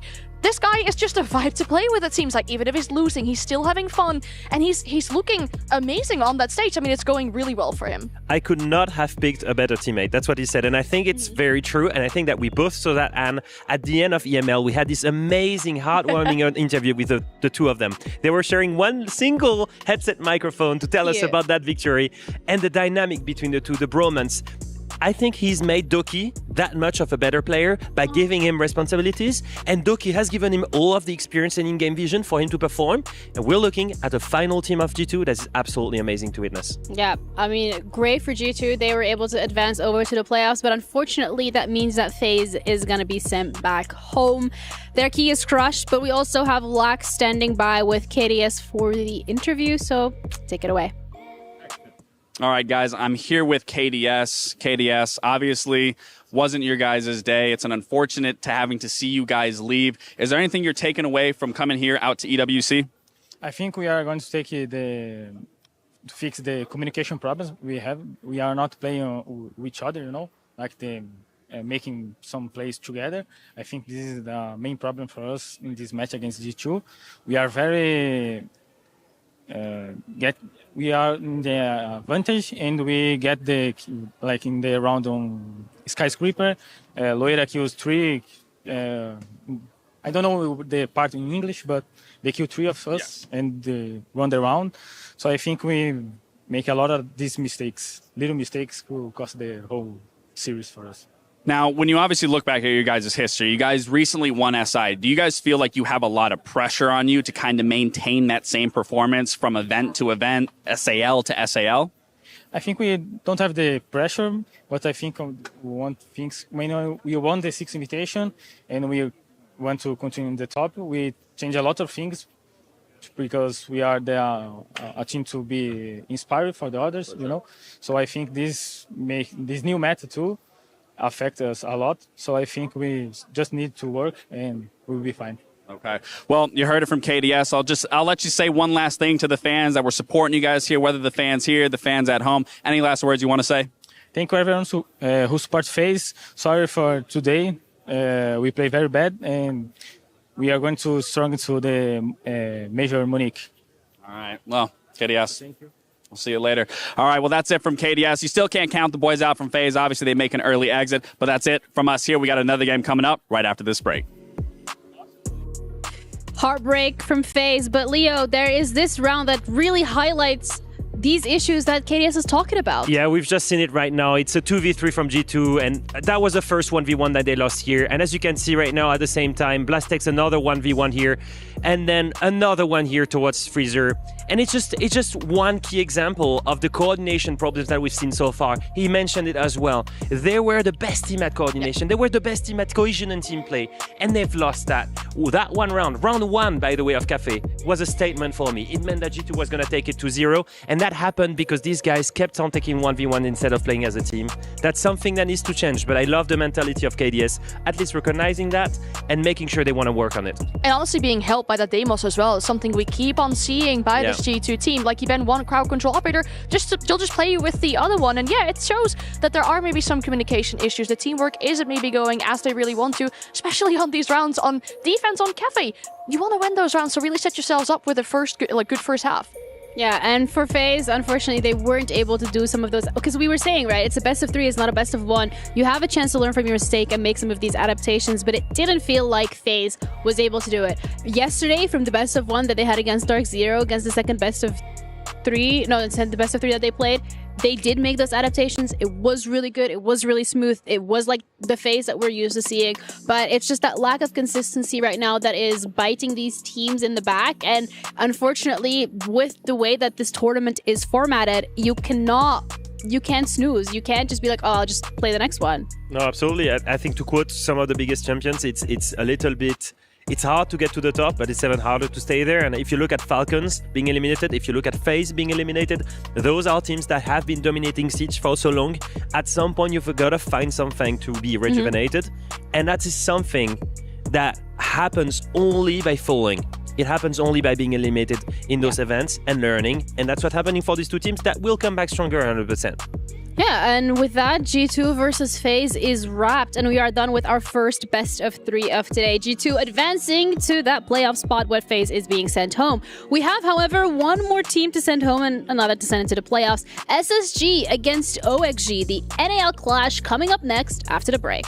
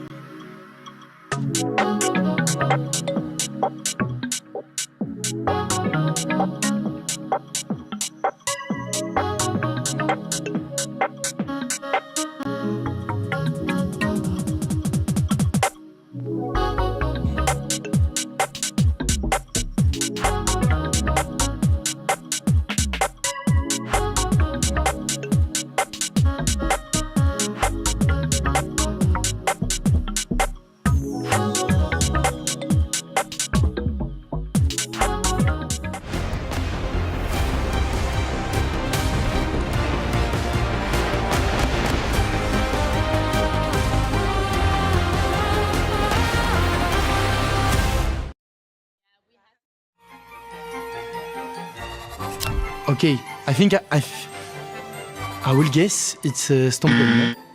It's so hard. I can't even see his eyes properly. It can only be Canadian, or no? That's very true. Is it Canadian? Yes. Okay. I go for Coated. Is it? Oh God. Third? Mephi. Woogieman? Is Rin? No. What? Ah, come on, man. Very loud. Oh, now that makes totally sense. I know exactly who is it. Ashen? Very good. It's Ashen. Very good. Oh, it's Ashen. Okay, blonde guy. He let me think it's Alemao. It's Nurs. That's Alamao. I've seen that picture about 100 times. Oh my God. It's Alemo. Say the herds. Oh, that's me. That's me. That's me in primary 1. I was 4 years old. That's me in school. Oh my, how is this Shaiko? He doesn't look nothing like it. Is it Usus? It's Shaiko. It's Shaiko? No. It is? Oh my God. Is it Spirits? Yes. Yeah? Okay, easy, Spirits. It's Spirits? No way. That was actually spot on. It's gotta be like Faye. His eyebrows is the same. Is Efak from Falcons? Oh my God. I guess it's me. Is it Fisher guy? Really? I knew that's Fisher guy. Looks like him. It's Fisher guy? Yeah, it's just the fish. I just said that for the fish. Oh, it's Forest, yeah. I think it's Forest. Oh, that's Forest from OXG, 100%. Yeah, that looks identical to him right now. Like, he hasn't even grown up. He's the same guy. That was taken last week, not 20 years ago. Hello everyone, welcome back. This is Ginny, and we are here for the second best of 3 of today. OXG against SSG. But before that's even started, I have 2 very special guests joining me to have a very important conversation about esports and the mental side of things. Alamal joining us, so first off, congratulations. And Jess. What's up, girl? Thank you. Hello, guys. What's up, Alamo? It's good to see you, bro. Oh, okay. Ages. Oh my goodness. It's so good to be back, Ginny, I can't lie. I'm seeing all the players again, I'm watching all the games up close. I love it, I live for it. I love having you as well. So happy to see you back. But Almo, let's start off the conversation when it comes to you guys. You just won. But yesterday, that loss against Shopify was a little intense. I heard some of the things that Canadian was saying. I saw you put your shades on the second that game finished. So can you walk us through what you guys did last night to prepare for today? Because FaZe was also a very difficult opponent.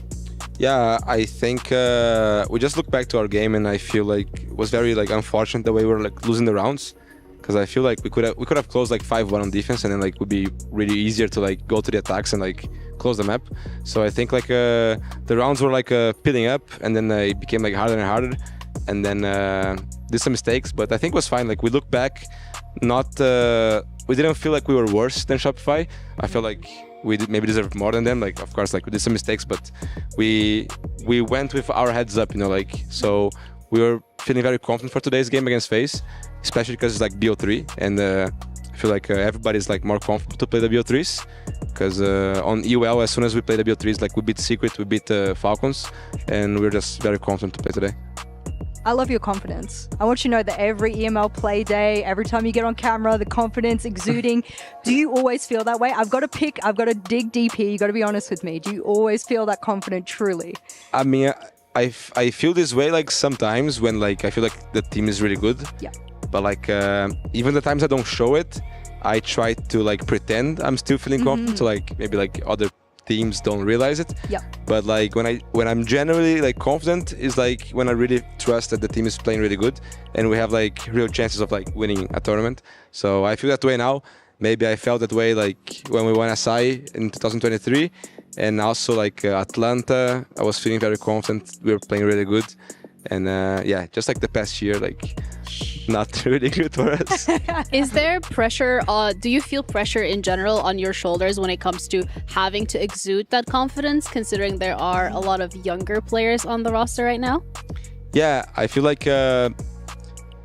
maybe like after we won a side, like I think we got a lot of like pressure on our shoulders. Like maybe like not the whole team because we changed the roster a lot, but like especially me, like because I was like the captain in IGL when we won, and then like I kind of have to show the other teams like that we are feeling really confident. So the other team, like the opponent, doesn't feel like so comfortable like to play against us.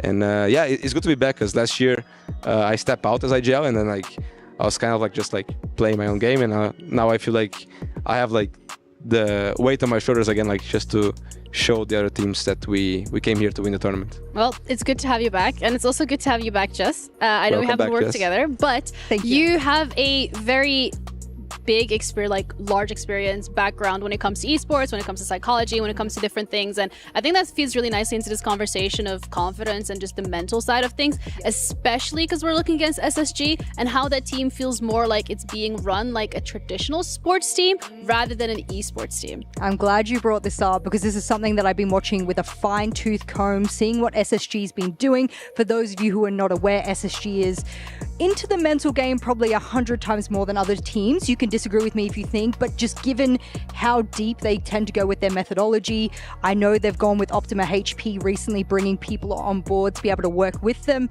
Their methods are sometimes unconventional. I'm sure you've heard whispers about some of the things that they do in the background, but some of what they do is all backed by science. And I think that what I'm seeing from SSG now, I'm hoping is the future of mental coaching. It's something I tried to do with my players way back in the day when mental coaching really wasn't something you did with players. And they were a little resistant, a little stubborn, of course, but I think nowadays players are more open to being mentally coached by people, especially from the professionals. Where's your mind with it? Do you guys run that same sort of thing, or is this more something individual? I feel like I think maybe we are like your old players because we feel a little bit resistant, to be honest. We always say like... Can you explain why? What is the resistance? Yeah, maybe like I think every player has like on their mind like back when they performed like really good, and they think about, look, I was not doing like any special work with like psychology, so like they believe like I can just go back to that mental state naturally. Yeah. But of course, like science shows like you can get more help with like professionals to do it. It's just hard. We try a little bit, I think, on the last tournament, on the Rio tournament. We were trying to do some like meditation, but end up me and Doki were just like joking about it. It didn't really work well. Look, I think there's a lot of methods. I wanted to highlight for everyone out there a few things that SSG and Optima HP have been trying to do. It says that they have 6 core factors that they're focusing on: mental performance, pressure management, leadership and team culture, injury prevention, which is an area we don't really ever speak about, I suppose, fitness protocols, and nutrition guidance.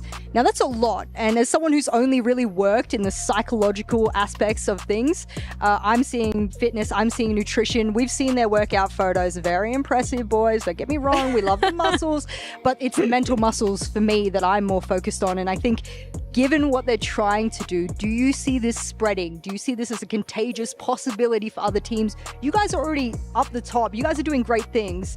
Could you see yourselves injecting something like this into your playground? I mean, you list like some of the aspects, and I can see like maybe myself doing it. I try like to keep like my nutrition like good. Like I try to like use music to like be on my to work on my pressure, you know, like before the games. But not every player does that. Like we tried to help Doki with the nutrition part, and he just wanna eat fast food every day. So oh, call him out, okay. So like, we tried, you know. I think for Rio, for the reload tournament, our manager Luca, he helped us sometimes with these things. So he was trying like to give us vitamins before the practice, like creatine. But of course, like Doki, maybe some other player wasn't like against a little bit. But I can see it's working for the space station. I think we lost to them twice last year, and it's always like a really hard match against them. You can feel that they are really comfortable in the match. Yeah. They play like they're playing scrims, like very aggressive, like, so I can see that it's working for them, and they are becoming better and better. I think that's really interesting as well, because like from my background in League of Legends, I know that G2 focuses on those things for their league roster as well. So I think maybe it also depends on the pretty players. Boys. Yeah. Oh, is that what you call them? Nah, I'm just joking, because they're like the main team. But I see it in League as well. well. I see it in Valorant too, where a lot of, these teams focus a little bit more on when it comes to nutrition, when it comes to working out. So I would like to see more of it in Siege, because I think the game yesterday against Falcons with SSG was really impressive. They had a lead, they lost it, then it was down to that last round, a 1v1, and my heart was racing, and I was just watching. But can you imagine, you can probably, but being in that position, being in the 1v1 LML, just being in that position where it's if you lose, you just go home on the first day, and mentally they were able to do it, which is super impressive. Yeah, I mean, I feel like when you're playing as a player, and you're on this situation, you really have to be on the flow states. You have to be normally, because you cannot think. If you're on a 7-7 match point, then 1v1, you're not thinking straight. You're not thinking rationally. You're just playing on automatic. So you need to be in a good mental state the whole match, so you can actually play automatically good, because you will not be thinking straight if you're in a 1v1 last round. Okay, well, I also spoke to the assistant coach of SSG, and he was saying to me, I have a quote here, and he's allowed me to use this, so I don't want him to turn around and say that he didn't say this, but there is context behind it. So context matters? Yes, he said that I hate working with pro players, but I love working with athletes. And it took me a moment to read that sentence a few times, go back and forth with him. What do you mean by that? And he goes, pro players are players that get in and are good at the game, right? And they have their ups, they have their downs, they have everything in between. But athletes focus on every single area. And I think that was the aspect that sort of pulled me in a further back view of the team. And they don't see themselves as pro esports players. They see themselves as athletes. Is that something that interests you to hear? I mean, he hates working with pro players. Yeah, that was Chubbs who said that. Yes. My former coach. Yes. Yeah, I can imagine that. Do you think he means you? No, I mean, I know he he loved to work with me. I mean, I kind of carry him to win a major, so. But yeah, he's a really nice guy and a nice coach. He couldn't help us with a lot of strats, but on the other way, he bring this part to the team, so the mental part. So he always helped the environment to be very natural, very relaxed. Yeah. So on team one, I don't remember from us being nervous. I think before the tournaments, I think we really got outplayed when we were in the international tournaments. But I always felt the whole team was in such a good vibe, and I think he helped us with that a lot. Well, thank you so much for your insight and for your time. And once again, congratulations on the win. Thank you. And thank you as well, Jess. I appreciate it. Very lovely segment that we had here. We are going to be looking at SSG against OXG. But first of all, SSG had an incredible run in that lower bracket in the NAL. They are looking to replicate that here today. So let's see how exactly they ended up in that position. From a region in decline, with little hope left of ever lifting another trophy, comes a group of players that never gives in and never gives up. No C4 either. It's all on him as the Grim and Pillar with the Bailiff out looks to finish him off. Just sit back and watch SSG in perfect silence become the best team in North America in one of the craziest and most bizarre runs I've ever seen. Yeah, make sure you need us. And we're here to take other teams' keys. Whoever's in our way, and we're there to crush them.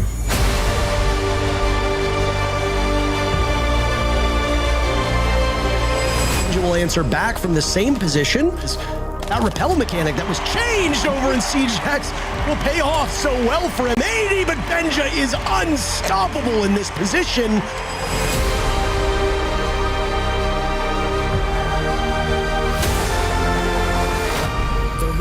Team in North America is about to get a whole lot rowdier in Rio. SSG did get rowdy indeed yesterday against Falcons, but today they're going to have to do that on the stage against OXG. A little bit of a rematch here. I'm Ginny, joined with Leo and Jess, and we're going to break this one down because this is the NA clash. But from what I've seen yesterday, Leo, both of these teams are locked in. Honestly, both of these teams causing absolute incredible upsets. The biggest one for me, obviously, being Oxygen beating Furia. But still, for SSG to knock out the reigning champions of Falcons in the loser bracket, both of these teams having upset some of the biggest titans of Siege, But the least expected one for sure, Jess, that was Oxygen. No one expected them to beat Furia. I mean, Gomez, even himself, just didn't disappeared. He just disappeared. He was just He's so here, good. I promise. He is here, guys. Don't worry. But I love the fact that Oxygen has come out and been an unexpected dark horse for me. It's not a team I necessarily expected, not to make it this far, but to do the damage that they have done thus far. So I love it. Yeah, and they're arriving here with the Jamil Motorsport arrivals, and Lax had a little bit of a chat with them to see what they're up to. Just the man I wanted to see, Forrest. How are you feeling about today? I don't know. What do you mean you don't know? I'm just... Just the man I wanted to see, Forrest. How are you feeling about today? I don't know. What do you mean you don't know? I'm just here to play with the guys. You know, we're just gonna show up and play strong and give it our all. Well, we've already seen this matchup throughout the NAL. It was quite the barn burn. It was a hectic game, to say the least. Are you going to do anything differently to get over that hurdle of SSG?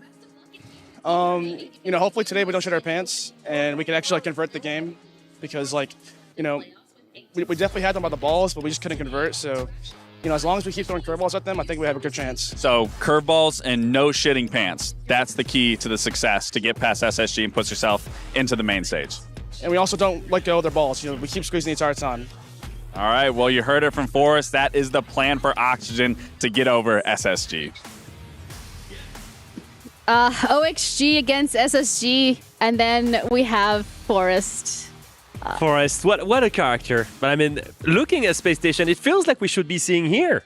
We should be seeing him here. We have seen him for more than 3 years with Space Station. It feels weird to see. But we got viewers now. Forrest. And yours was probably what was lacking from Space Station. But if you look at this, here's the reason why I think we should be seeing him here. So, mind you guys, Forrest did not play 1,000 days with Space Station. That accounts also for the Astralis score, but I count that in because Kola was the coach and because J9O was there. In my opinion, Forrest was he was a key member of that roster for more than 3 years. Yeah. He was the IGL, by the way, back then, of Space Station. He was the chaotic blitz player that would die every round, yet Space Station would win. Now he's back on OXG, a completely new roster. Grixer, his former teammate, my former teammate, both of them actually, of United, reunited on OXG. It's gotta be weird for him to face his former teammates of 3 years here at an international event when they dropped him only a few months ago. Or he's gonna get in their head rent-free. Or they get in his head rent-free because he's overthinking it. He goes, they know what I'm going to do. They know what I'm going to think. I don't know which way the pie is going to slice on that, but I tell you what, whichever way it does, I'm excited to see this. Absolutely. The fact that both of these rosters came out swinging yesterday, I think a lot more expectations were on the shoulders of SSG, considering that they were that #1 seed coming through from the NAL. And we just had incredible expectations of them. That first BO1 didn't necessarily go their way, but once they were in that BO3 against Falcons, they really came to life. They win that first map pick. That was Falcons' map pick. The second one comes down to the absolute wire. It is literal mental warfare at that point, and they managed to close it out. But they're here again today to go up against OXG, and Lax had a chat with them as well. Oh, here they come, the boys. Just finished the gym sesh, a little bit of a cold plunge. I'm here with Alec Foltz. Foltz, Alec, how are you feeling about today's matchup against Oxygen? Feeling confident, I think we played how we wanted to yesterday in that second match. We were not playing our best in the first match. We weren't playing to win. We figured out what we needed to do to fix it going into that second match, and I feel super confident right now. Are you guys still riding the high of knocking out the champions of last year of Falcons and then bringing that same tenacity and resilience into this matchup against Oxygen? Got some haters. I'm not really worried about who we beat or who they were. They're a good team regardless. I think the biggest thing is that we played well, and we can ride that confidence of us playing well. And again, we've already seen this matchup in the NAL. It was quite the barn burner. A lot of overtime rounds. You guys do end up finding that success. Is there anything that you're going to be doing differently to close us out in a faster pace? No, I think we have a great read and a good map pool versus team. So as long as we play how we did yesterday, I'm confident. All right, well, you heard it from SSG and Foltz himself. They are confident. They are ready to bring it to Oxygen. Cold plunge, barn burner, Jess, We're ready to go. Consulate, Chalet, and Labs. Ooh, I love this. I mean, you just heard the reference there. We're confident in our map pool, especially against this opponent. And you bring out Consulate, and it's a map that I call a specialist map. I have a few maps that I think are specialist maps. Skyscraper is one of them. Skyscraper is one of them. Consulate being one of them. They're maps you go to when you're confident, when you have a plethora of strategy to throw on the board.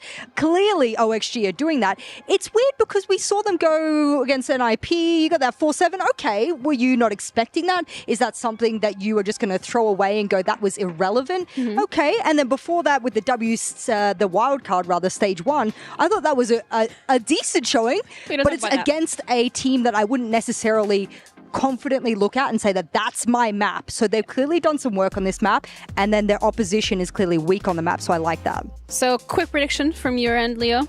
I'm thinking that Space Station has the best map pool. Chalet is a great pick for them, and Labs, they had a great map, 7-3 against Falcons yesterday. This is an SSG win all over for me. I mean, I want SSG to do well because I have the mental coaching bias. So I'm going to be biased. You know what? I think that's a fair enough bias to have. And we are also ready to head into our second BO3 of today. SSG against OXG. Let's get them on the stage. Yes, indeed. We're back on the stage and we continue on with our eliminations. Hi, I'm Milosh. With me and Ian is Ian. And Ian, Mr. Chambers. Yeah. Can you believe it? The world champions FaZe Clan are out of the running. G2 knocked them out. They stomped all over them. Look, we can't be biased. No. Big up G2. I love to see G2 progress in this tournament. But what have we seen so far? It's getting crazy. Yesterday, the Riyadh Kings, Falcons, out of here. Just now, like you just said, FaZe Clan on a flight back to Brazil. If you are a neutral, this is perfect. What an unpredictable tournament we've got on our hands. You want to talk unpredictability? Guess what? Dark Zero, they are out. Weibo beat them and continue on with that APAC energy through the tournament. This is what we love to see, unpredictability actually materializing. And we're only halfway through this play day. Another matchup still to come, and it's all NA. Should we do this? Absolutely, let's get it over. Please welcome onto the stage, SSG!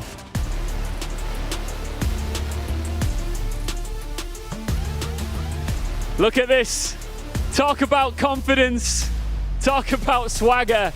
These guys are full of it, and with good reason as well. It's all coming together, and we talked about that huge upset yesterday with Falcons going out of the tournament. It was those guys that sent them packing. Well, it's going to get tougher here because all NA bout cannot begin without their opponents. It's OXG!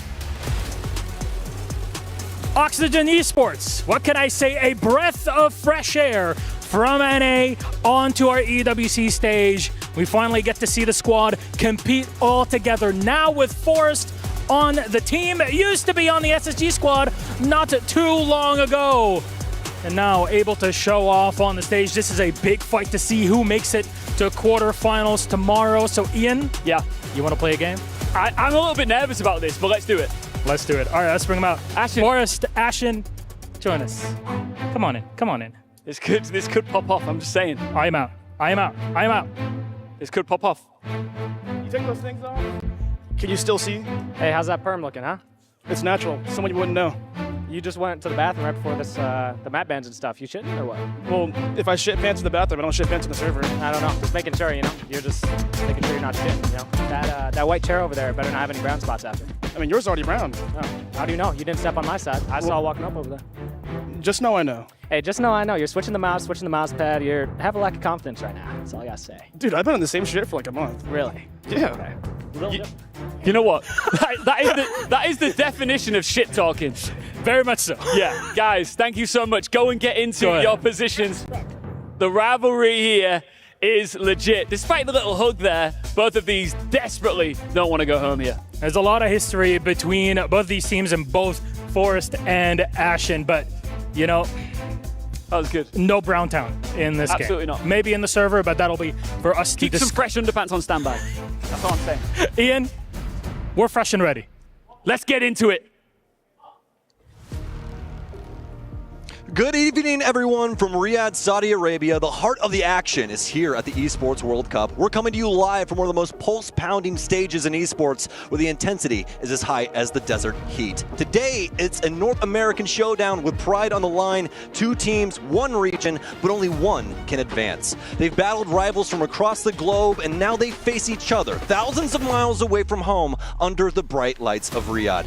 Will we see dominance or an all-out war between familiar foes? One thing's for sure, it's going to be a clash you won't forget. My name is Samuel Stokes-Stewart. I'm joined by my good friend, Jesse Jonathan Chick. How are we feeling about this thrilling matchup ahead of us, Jesse? Sam, I'm feeling absolutely fantastic. It's SSG Oxygen, the all-American battle to figure out who goes to playoffs and who goes home. And it couldn't be any better, just given how much history these 2 teams share. It was at the very start of the season, back in March, when SSG made the controversial decision to drop Forest from their roster and bring in Newers instead. Completely different players, but really wanted to switch up their system. Now, it didn't work at first. They really did not perform to their expectations at Reload, but through time and through effort, they have managed to forge this team into something that looks really deadly, getting first place in the North America League. Meanwhile, Forrest didn't just sit down after he got dropped. He went to OXG, signed with this roster, became team captain, IGL, and has led them, I think, in an underdog story that nobody else really expected. Top 4 here in North America, now battling for a spot to get it into playoffs. This is a team with a lot to prove. Most definitely. And for Oxygen, you really have to lean on to what Force has brought to this team, because what we've seen here at EWC was a little different from the stage, right? They were very aggressive, getting into their opponent's phases during stage 1. And now we're seeing a little bit more reserved version of Forest. His calling's been so good. This team has been dynamite. It's been really fantastic. And honestly, I've liked that we've seen highlight reel plays from every single one of these players. We even had that game where Grixer wasn't exactly up to snuff, but the rest of his teammates were there, and they were able to take down some big opponents. But we'll let bygones be bygones for now, ladies and gentlemen. It's time for Space Station versus Oxygen. Oh, Sam, this is a fun one to get into. We start on Consulate here for this best of 3, which was the pick of Oxygen. Kind of a weird pick for OXG to go for a map like Consulate. They went here just yesterday against NIP, you'll remember, and they lost 7-4. It wasn't a great showing from OXG. That's one of only 2 times they've played this map so far this season. The other one was a win, but it was against Wildcard back at the regular season, so not really a wealth of experience from Oxygen on this map, but could mean that they have a lot to hide, and they've been really prepping to bring it out for a big game like this one against SSG. They'll ban up with the Clash and the Mute ban, which you don't see very often on Consulate or really any map. One of the best ops in Siege for sure, but gonna be interesting to see how Space Station try to adapt to that ban. I really like that, especially with the Mute ban coming in here. It's gonna highly affect how the defense can try and manipulate not only walls, but obviously the information game. And Consulate, I mean, there's been a term that we've used for a long time in Siege, and it's roomitis. Sometimes maps have a lot of rooms, you gotta clear a lot of things. Consulate is one of those maps. You require a lot of heavy lifting from those drones, so having that Mute ban implemented is going to help Oxygen a lot, clearing this map out. You see the double shield ban from SSG too. That's going to be hard targeting Forest too. Is one of those players that will go to the few shield if he has to. Any shield. If it's a shield, he'll play it. Yog is honestly the guy who's been playing a lot more Blackbeard so far on this team. OXG have not had the greatest win rate on attack so far this season, so none of their shields have great win rates from any of their players, but Yog is playing a lot of this Blackbeard, something he's really become comfortable with. Expect if they bring double shield, or after round 3, if this Blackbeard gets banned, expect to see potentially a little bit of that fuse coming out, because Forest is absolutely willing to run it. For now, though, it'll be a top floor take, and despite the Finka, I don't expect it to be a crazy rush strategy or anything like that. It looks like they're just going to go take in through admin, slow and steady. As long as they drone out Jade, I know this should go okay. Well, that is the first ask. Yog will be here on the window rappel, waiting to see if he can fly into admin. Does have a couple of people to worry about over towards break/copier. This is always the most difficult stepping stone on Consulate. Getting into the darn building, especially off these windows. That's why you see SSG front-loading this portion of the map. This is the most straightforward area to enter this top floor and try and take down this site. It's interesting how aggressive they're playing this. We don't see this out of a lot of teams where you really fight for admin for a long time. Eventually with the bees, it looks like Janino is going to fall back. Benja's there as well. He does get caught by the bees and also falls back. So nice retreat from Space Station. They don't lose anybody on their admin extension. very solid, and I think just some good support overall by SSG, knowing their angles well, and J90 obviously using those Kiba barriers up to pretty high caliber there too. They'll be able to peel off and, you know, keep that time sink that they've been able to gather so far as Oxygen will finally get their first foothold on the map. So I like the send strat. A lot of teams are running this right now, Sam, where they're going to use that to try to cut off the top Spiral players, like where J9 is right now, from meeting. You're going to toss it through this doorway, maybe through the drone hole, and you can really isolate the two parts of this map so that they can't work together to go for a stop of this push to create that crossfire. That's going to be the goal from Adam. It's going to be easier said than done, of course, with all this utility still being used by SSG, but that's the plan. That's a huge find there from Newers, and it's going to make things only more difficult for this offense as they are trying to find any gap, any way in towards this site, but it's just going to be a firefight back and forth. Faros to find one, J90 as well, and then Grixer to get us down to the 3 versus 3 as nobody can make any headway across checkers. Oh, that's a big pick from Adam, finally grabbing the man advantage now. Just 2 more to find inside the site. It's been scrappy in the vending hall, as it so often is, but now 1 falls back and 1 plays close. Falls is going to have to fall back too, as he knows he doesn't have his teammate support. No toxic babes either, so 30 seconds to go. That's rough for Yaga, especially with this push starting to come in from the front desk off of Grixer. Lots of good angles here for Oxygen, and a beautiful shot out of Yogg. That's the exact moment you want to try and take that fight, and with Newers all the way downstairs, things have all of a sudden gotten very complicated. Still has some ice nades on him as well as that nitro cell, so still has some utility to try and support, but he has a Yogg staring right at him. 1 shot and a potential downed Blackbeard, nitro in hand, but a dead Yaga. And Oxygen, a little limit tested there initially on that clear, but they're able to find a way out of that fire and pick up the first round. Beautiful game plan coming out from OXG. I mean, we saw this in their opening game too, where they were able to take down Furia in a huge 7-3 win. They were in a very practiced team where they seemed to come in with a great strategy. SSG did their best to disrupt that strategy start, right? They were really starting to fight the players that were walking up spiral stairs. They were going for some aggressive swings out into the vending hall too. It got messy, it got chaotic, but it ended up being mostly even right until that last kill to J90. Big for Adam to be able to find that, then grab that defuse kit, follow up his Blackbeard player, and start planting so quickly inside of meetings so that even though Newers was below with the nitro cell, he didn't have time to deny the plant. That was really good play by OXG, where they all went at it together and they got the result. That round was all about adaptation from both teams, and fortunately for Oxygen's sake, they ended up being the winner in that one. I especially like that once we start to, you know, see them slow down over towards checkers, Jesse, we start to get that, you know, additional player over towards spiral, start adding new angles, start adding more complications for Space Station to have to work through. So yesterday against NIP, OXG started on the attacking side of Consulate. They won a single round, Sam. So they've at least matched that scoreline now, and if they can keep up the pace from just the first round, they certainly will be looking to better their original scoreline against NIP. Sets themselves up, too, to have a nice second half. They did win 3 other 5 defenses against NIP, but of course we're just in too large of a hole at that point.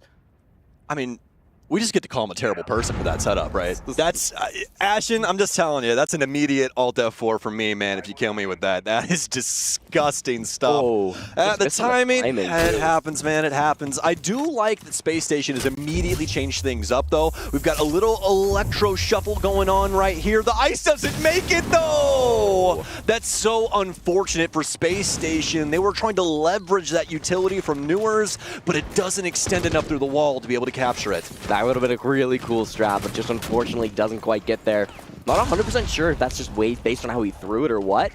Benja with a nitro will be able to get a big pick. That might have gone through the window, Sam, to be able to take down Adam. That's a huge angle to be able to find. They were so predictable, OXG going for this electrical wall, and they've really paid the price for it. A lot of people used to hatches with the nitro cells nowadays, but not so much just straight through the floorboards and out through the window, and that's definitely a spot right there that you need to take a lot of consideration towards that. Secret, as SSG will be able to claim 1 here, but doesn't mean Oxygen's out of it yet. J90 trying to hold things down over towards that secret stairs. We do still have Yaga persisting over here, and he'll just be able to get some vision. That's the beauty of this Blackbeard. He can go aggressive really whenever he wants to, but he gets to choose it. He can just stare you down and be like, there's some players sitting in sight currently. They're trying to find their moment. They would really like to pick before they go commit to a big push here. Can't really find it. 2 players still here in the electrical hallway. The other 2, well, one of them dies now, leaving Yaga all alone. They both go down. Diffuse get down to the hall then too. Gomez and Grixer, the last 2 alive, nowhere near their teammates. Grixer's repelling in top floor, and Gomez is down in garage. So, Sam, they've got 60 seconds. They're going to have to work something out, but do they know where Ashen is? Yes, they do. Get the down and managed to find their first pick of the round. Still way more to go, though. Yeah, and especially on this bomb site, Jesse, things just get so complicated because you have to worry about every single floor of this entire building. I mean, you know, you immediately vacate that top floor, you try and rotate down, assist your teammate, get a plant down, somebody just runs upstairs and takes it. A little worried here for Folt. Seems like they had a drone over towards Radio, but it's a trade between the two. It's going to go down to Grixer to try and solve this puzzle now, but it's one that's pretty tough cookie to crumble. So he's going to try and swing in here through Coffee. Not too much going on for him right now. Don't think anybody's really going to give him the time of day. And after that shot, they know where he's entering from as well. It'll be a shot from J90, and that'll be SSG's first round.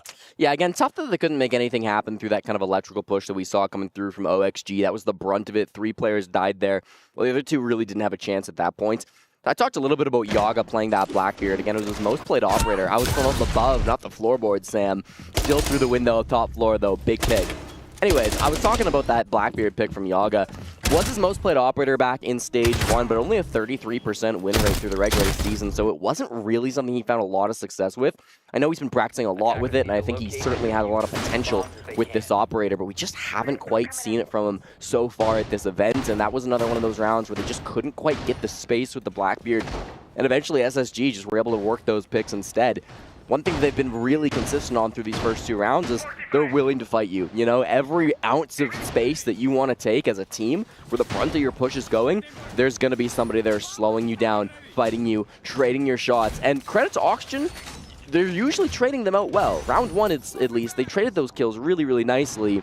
But even still, that pressure is incredibly annoying to deal with. It is. And, you know, I think that you kind of got to see the other side of that as well in that last round with SSG. If you get hit hard enough, it's pretty hard to go and find those refrags because a lot of times people are outside, they're trying to get information for you, they're doing their other tasks. There's a lot of things going on in Siege. So sometimes it just gets a little bit too complicated. But speaking of Yogg, this is his 3rd go-around with Oxygen, man. He's been just running around North America playing for different teams. Oxygen is his first T1 team. He goes to XSET, then M80, then back to Oxygen, then back to M80, then back to Oxygen. I mean, he's just got an affinity for teams with green. Yeah, he really does, doesn't he, Sam? He's got a long history with this team and the players on this team for sure, so he's been one of the mainstays of this roster. Benja, another mainstay, honestly, at this point for SSG, has gone down the first player of round 3. Will die on that Legion and leave his team in a 4v3 situation, 4v5 situation, I should say. A lot of track stingers going down around yellow, but unfortunately that's not really where OXG are actually looking to push in. Instead, Yogg goes back down the stairs, and this might be a good enough play to catch them off guard. He went down, set up the stingers, up, set up the stingers, back down to enter. I don't hate it, especially if he's just patient here. He kind of waits for things to build up for his team. Actually might be more of an active player. You hear that drone in your ear as it rolls in by plants. Do you have that player off to the left-hand side, and oh man, Ashen. The hills have eyes. He knows Yogg's there just by the drone. He just pre-fires it and almost takes his entire life. Ashen looking for somebody else's lunch now. A frag grenade and some bullets too, and he will lose his life to Forest. Probably feeling pretty good about that one. And that's a lot better Blackbeard play coming out. Combined with Yaga, actually, the pressure that he was providing, they worked together to pinch Ashen. They found his position. They worked that pick. It's been a flawless round so far from OXG, which is why Space Station are now starting to get desperate. J9 looking for a swing to make something happen. Vaulted doors down to the main floor, hoping to find an aggressive angle too. Nitro cell rip. Not only did we hear that, but Gomez heard that too. He's like, yeah, you know what? I'm just going to exit stage left. How about that one? Nitro cell out from Foltz, won't capture anything at all. And Oxygen, they are finding every isolation pick they can. Space Station are too spread out, and I know, kind of a hard thing to not ask to do in Consulate, but I mean, that's the truth right now. Oxygen continue to find these picks, and it is impossible for Space Station to try and fend them off. Now it's going to be 40 seconds. This is pretty much impossible to stop. They need to be able to find a plant, but 1v5 feels like it's unlikely, Sam.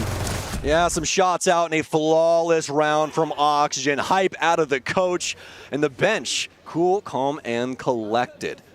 Oxygen probably pretty happy with this exchange so far that we've seen, at least for these first 3 rounds. We want to use this small of a sample size. For those of you guys that are, some fresher viewers to Siege, we'll walk you through it. Newers got picked up after 3 years to the day with Oxygen. He's traded over to Space Station for Forest. Space Station wants more firepower. They believe in what Nu was able to create early on in his career during that LMG meta a little bit post where he was just the most confident guy in a lobby you could find. And Oxygen was looking for somebody to take up the helm, lead them in a direction, let these players, Gomez, Yaga, Grixer, Adam, let them do their thing. And so far, it's been looking really, really good. What's your takes on these? How are you feeling about Newers and Forest on the respective squads right now? Yeah, I mean, I think at the start, it was really worrying. It almost looked like both teams had lost the trade because SSG, especially at Reload, were looking like an abysmal team. It was probably the worst tournament that they've played in many, many years, with Ashen having certainly a personal worst tournament by every stat imaginable. And OXG, again, they were a little bit scrappy at the start of the stage. Felt like they weren't really aware of what their identity was supposed to be. And then as stage one kind of went on, OXG found their footing. They started to realize who they were. And I didn't know if that was going to be enough coming into EWC, coming into Riyadh, but then very first day, very first game up against Furia, you and I were casting that, Sam. They clearly proved what they had been working on that whole time. So, no, I think at this point it's quite clear that both these teams made the right decisions with their moves in the offseason. Doesn't mean they can both win, unfortunately. Only one of them can walk away the better team today, but so far, I mean, I think OXG have been looking like a really well put together squad. Was a little bit worried about the Consulate pick coming out. Was a little bit worried about them starting attack on Consulate too, but they're up 2-1. This is a really powerful position to be in. Yeah, you can see this map has been very well trained, and that's really what it takes, man. It's a lot of dissecting. There is a lot of things that need to be coordinated on Consulate, so therefore it requires a lot of shot calling. You have to be able to be adaptable, and so far Forest has been doing a bang-up job of that, so Oxygen more than likely very happy with that, and SSG happy with Newers, as we were just talking about, betting on him and his talent. They were confident that Newers would be great in their system. If they were able to rekindle even a part of LMG Nu, they knew he'd be shooting for the stars, so. Now Oxygen back on the windows again, back on the top floor for SSG here as they try to solve the issue that we saw earlier. Oxygen was able to make it up to Checkers. They stalled out just a tad bit, but that's when that adaptation came in over towards Spiral. SSG, once again, don't lose anybody as the admin clear comes through. They're happy to concede that, though. XG just wasting a bit of time before falling back off. Now it's up to Oxygen to get past this vending hallway. This is one of the most powerful crossfires in all of Siege. It's a good reason why it's always being brought with that sense to try to cut it off in the part way. Oh! But a big swing. Wow, Sam, that was big. That's so unfortunate. The positioning from Yaga and Gomez betrayed by the Shield player as Yag tries to make it out of the way. Shield intended to soak up bullets, but the only thing soaking up bullets is Gomez's face. As he will go down, it's a 5 versus 4. Time starting to slip away a little bit too. Oxygen a little bit worse for wear from what we saw previously on the same offense.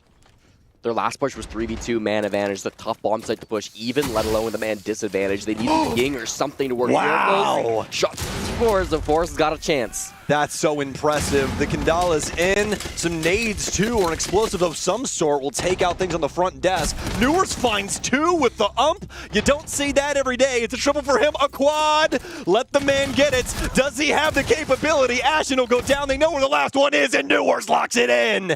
Shoot for the stars. I'll blow up the damn moon. Up against his old team, Sam. He's been so long, exactly 3 years in 1 day with this OXG roster, and now he's on the other side showing them how it's done. Really nice stuff coming out from Newers in that round. I mean, just mechanical movement of a god.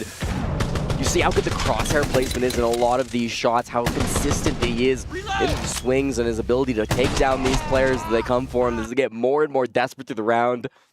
Oh man, he's feeling himself, and he knows just how dirty he's done him. Newer is one of those guys that it's hard to root against, man. He's so good. He is, man. He is. And he's just such a good guy, too, as well. And I'll tell you right now, you already know, Jesse, that's what you don't want to see from Newers right there. He just nonchalantly was like, just another day in the office, man. They're just giving them to me. Yeah. Oh, that's a scary prospect.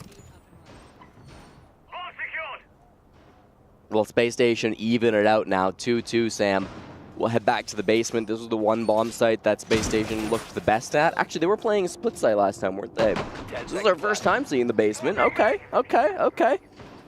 Switching it up a little bit then for SSG and going to make things a little bit tougher from Oxygen's point of view because they won't have seen this defense before. They won't have the ability to adapt. Curious to see how SSG wants to hold this down. A lot of times we see people go for that extended roam game, try and force the opponents on the offense to clear things out, the full breadth of the map being utilized, and a lot of time, that requires a lot of time sink. And you can see SSG's kind of pigeonholing them because we have Fultz over here on piano. That impact, you're not getting a plant downstairs unless you get him out of there. So we'll see what Oxygen are capable of. We might see some other things start to bring headway to them. But Force is going to start off with the most basic thing you can on the basement. We're going to go down to the garage door, and we're going to get things open. No, we're not. Jane, I know, is going to stall that, at least for a little bit of time. They do have the banner if they want to try to work some shenanigans. It's easier said than done, of course, coordinating with that Tuber out, but it doesn't look like Newers is in any position to do that. It looks like he's playing over towards Electrical instead, so going to be just holding on a different part of the map, and it'll just be a time waste game plan from J9O as he stalls out the breach. Could go for a pick with the Nitro Cell as well. A little bit late on the last Tuber out, though, so it will get open a bit earlier than it planned. Yeah, very unfortunate. And never really a chance to get over there and actually just fully take that off of the wall. So that will be exploded, and now a new access point breached into the side of the building here. As Oxygen will more than likely start to make headway. I was going to say somewhere else, but you look at the lineup more and more, it looks like they just want to bully their way directly into this area. And the most worrisome thing is Oxygen have done exactly what you want to do with the glass smoke setups. They've waited to be able to get Warden off the board. SSG more than likely already aware of this as everything starts pouring in. A Nitro Cell out will deliver as the case goes down. Big problem now for Oxygen. How do you find a backup plan? Another Nitro takes down Adam. They're risking it all for just this glass play, but it's all falling apart now. Ashen's still far above with no map control, Sam. This looks completely lost.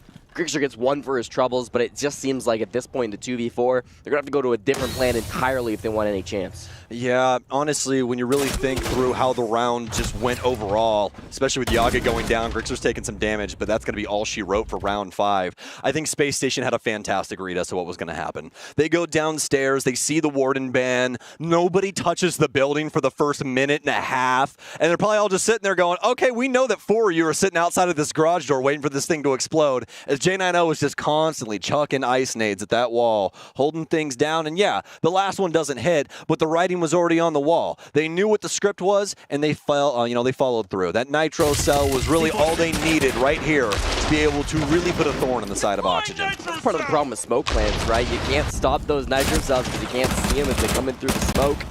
They might have thought they were lucky going for smoke plants without a defending smoke on the other side, but instead 3 Nitro Cells did the job just as well. Denied the plant, got a second kill right after. And then again, Ashen, just a ridiculous position, playing up above. If you don't clear him out of there, I mean, once your smokes are gone, you really have no chance of winning that round. So they go all in on one strategy, something that Oxygen have kind of been doing on a couple of these rounds now. Doesn't feel like they often have a great backup plan, Sam. No, it really doesn't. But this is the true stress test here. When the last round, you can pull out really any strategy that you want, as there's no adjustments that are going to be made down the line, unless we do obviously get to overtime. Always have to put that caveat in there. But, I mean, I would say respectively for both sides, I think they both done a bang-up job. Calling from Fultz was fantastic. Forrest is having some nice shot calls here. Not exactly a big fan of the last one. I think it was a little bit too obvious what they're going to try and go for with that Warden ban. Yeah. But hey, things happen. It could have been, shoe on the other foot if they end up winning that, and I'd be singing their praises. We'll go to Piano next position. This is the 6th time this season the Space Station have tried to defend this bomb site, including the one time earlier on in this matchup, and they have yet to win it on the defensive side. 0% win rate here, 4 plays before this game had begun, so they're really hoping that they can finally get a win on this site. Maybe feeling the need to play a little bit more aggressive to try to force that man advantage. The up lineup from OXG certainly suggests they want a full clear top floor because they've got so much soft breach. Oh, what a find. Reload! The drone play non-existent. That's the on the kit, top man. floor. You're lying to me. Yeah, that was... No, Forrest had it, and he dropped it right before that kill. That's... Scared me. Yeah, that was terrifying. Yeah. I was about to go in there for a split second, Jesse. I won't lie to you. But no, Oxygen's still the case. It's in Forrest's hands, thank God. Yep. But I'm still a little quizzical as to what Adam's decision-making is there. It was more than likely an all-clear call. People don't just swing windows in professional play willy-nilly. Yep. So Nitro Cell goes out. Does it claim another life? It does not. Foltz won't be able to find all that much as he will skimper off into the ether of Consulate. But it's another Oh my God! The drones are just nowhere to be found! They don't know where a single damn SSG player is! You can ban the mute, but then the Mozzie comes right out afterwards. Sam, False playing this operator made a huge difference. And the Solus. They've just got everything to destroy drones right now, let alone that fact. They have their own info game too with Ashen working on the Valk. It really does seem like they've completely taken over the information game. They're likely to look to go up 4-2 unless we can see a miracle out of these last 3 players in Oxygen. Yaga lurking for a kill here on the Visa stairs. Forrest outside. Grixer's top floor at the moment where he might find an engagement with Faults, but no matter where they end up going for a fight. Oh, boy. Oh, boy. Yogg hits the deck. And he'll hit it again, but not by his... Oh, no. Man, oh, man. I don't think that's how you want your last round to go of the half. Unless your name is Space Station. Then you are a very, very happy team.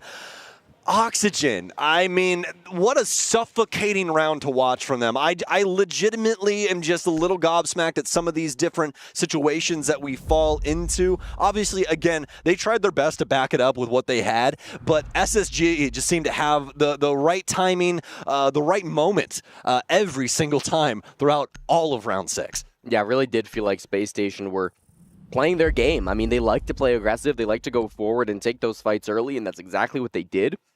They'll get the 4-2 split now in Oxygen. For their part, I mean, they had a 2-1 lead. They kind of threw it to get to this point, but a 4-2 split attacking on console is actually fine. Yeah. You know, actually, you're not on a bad position as long as they don't let the mental get away from them, right? This seems to be the problem of every single opponent that faces SSG, is they start to lose the game and then the game spirals because SSG never slip up. They are always playing at their highest level. So for Oxygen, as long as they can maintain their highest level as well, they should have a good time on these Consulate defenses. It could be a really defender-sided map. Throughout this season, again, they've only played it, they only had the one game that I have stats for back against Wildcard, but they did have a 2/3 win rate in that matchup in the 6 rounds they played, so they should be confident on these defensive sides, but really is going to be told in the server, not on paper. Yeah, always love that, man. My favorite part. You and I talk about numbers a lot, and I always really appreciate our conversations, but it always does round back to that at the end, don't we? Yeah. Well, him and I will yap for hours, and then at the very end, him and I will both go, but they still got to play the game. It's ridiculous. But yeah, dude, when it comes to SSG, I mean, some of the hallmarks of them are just unwavering resilience, remarkable psychological endurance, and pure dedication to their system. That's my favorite part. All of SSG is fully bought in. I think I said it yesterday, where I was like, SSG is an organization where even the janitor is fully bought into the system. That guy's taking cold plunges, the whole 9 yards, and we'll see if SSG are going to be able to build atop that really good foundation and handle things here on the Consulate offense. Well, it's going to be let's get everybody to the roof situation for SSG to start things off. As you do. This will be a very different strategy, I think, from Space Station. I think they do still want to finish admin. They haven't actually cleared admin so far, so they will have to still check that off. Yaga's playing a little bit aggressive, but we see him fall back to the hallway now. He's going to be holding that with admin. Not with Adam, with Adam. But once they get this right, they're going to be once again focused on getting past that vending hallway. That's always going to be the biggest problem that you face as an attacking team. It's a really powerful crossfire. They don't have that sense to try to enable that either. So if they can work a pick early onto Yaga, that'd be a big difference maker. Or if they can somehow get a pick otherwise on the map, that would also be a huge deal. E1D out, and usually that's a sign of the times. Something's going to happen, something's got to give, but no motion out of Ashen. No motion out of all of SSG, really. Where's the bag, boys? Come on. And there it is. J9O fly in on the lower admin window towards your screen, and he'll find a beautiful frag! What the hell is going on? J9O explodes the doors off of Oxygen. And he's still the only one in the damn building. There's so many crosses. He's still taking gunfights. I'm terrified for this man. There's a guy right on the other side of this wall. It's going to be Yaga up close and personal. He's crawling on the ground. This is gross. J9O is just doing everything except throwing the kitchen sink at this defense right now. Yaga's wasting a lot of time though, Sam. This is a real big problem for them. They've got a great man advantage, but if he gets at least one more pick, maybe another after this, then he could turn the whole round around. Newers with a nice find, though. It'll get it down to a 3 versus 2. SSG knows it's go time. It's sub-minute. They're trying to press things now. They had the man advantage, and that's the beauty of things on console when you get to a situation like this. You can pick and choose what value works, and they've traded out bodies for map control. Now we're getting down to a point where if you hit some nice shots, you'll open things up. Fultz will be in the wings, but he's not needed for that plant. Instead, it's Ashen to set the defense on fire. J90 and Ashen, a very common couple of players to be getting all the kills in the server. Usually would be Ashen first and J90 second, as the entry and support combo tend to play, but J90 can make those entries happen too if he needs to. Ridiculous gunplay coming out from him, be able to find those 2 early picks onto both the Forest and Adam. And then once things whittle down to the 2v2, once things get a little bit more chaotic, they do start to rely back on their superstar, right? It's going to be Ashen stepping things up at the end of there. Big team play coming out from SSG and big individual moments as well. Sometimes it looked like they were stalling out in that round. Sometimes it looked like they were stressing a little bit. Sometimes it looked like they didn't know what to do next. But when they did make a move, Sam, it was always the right one.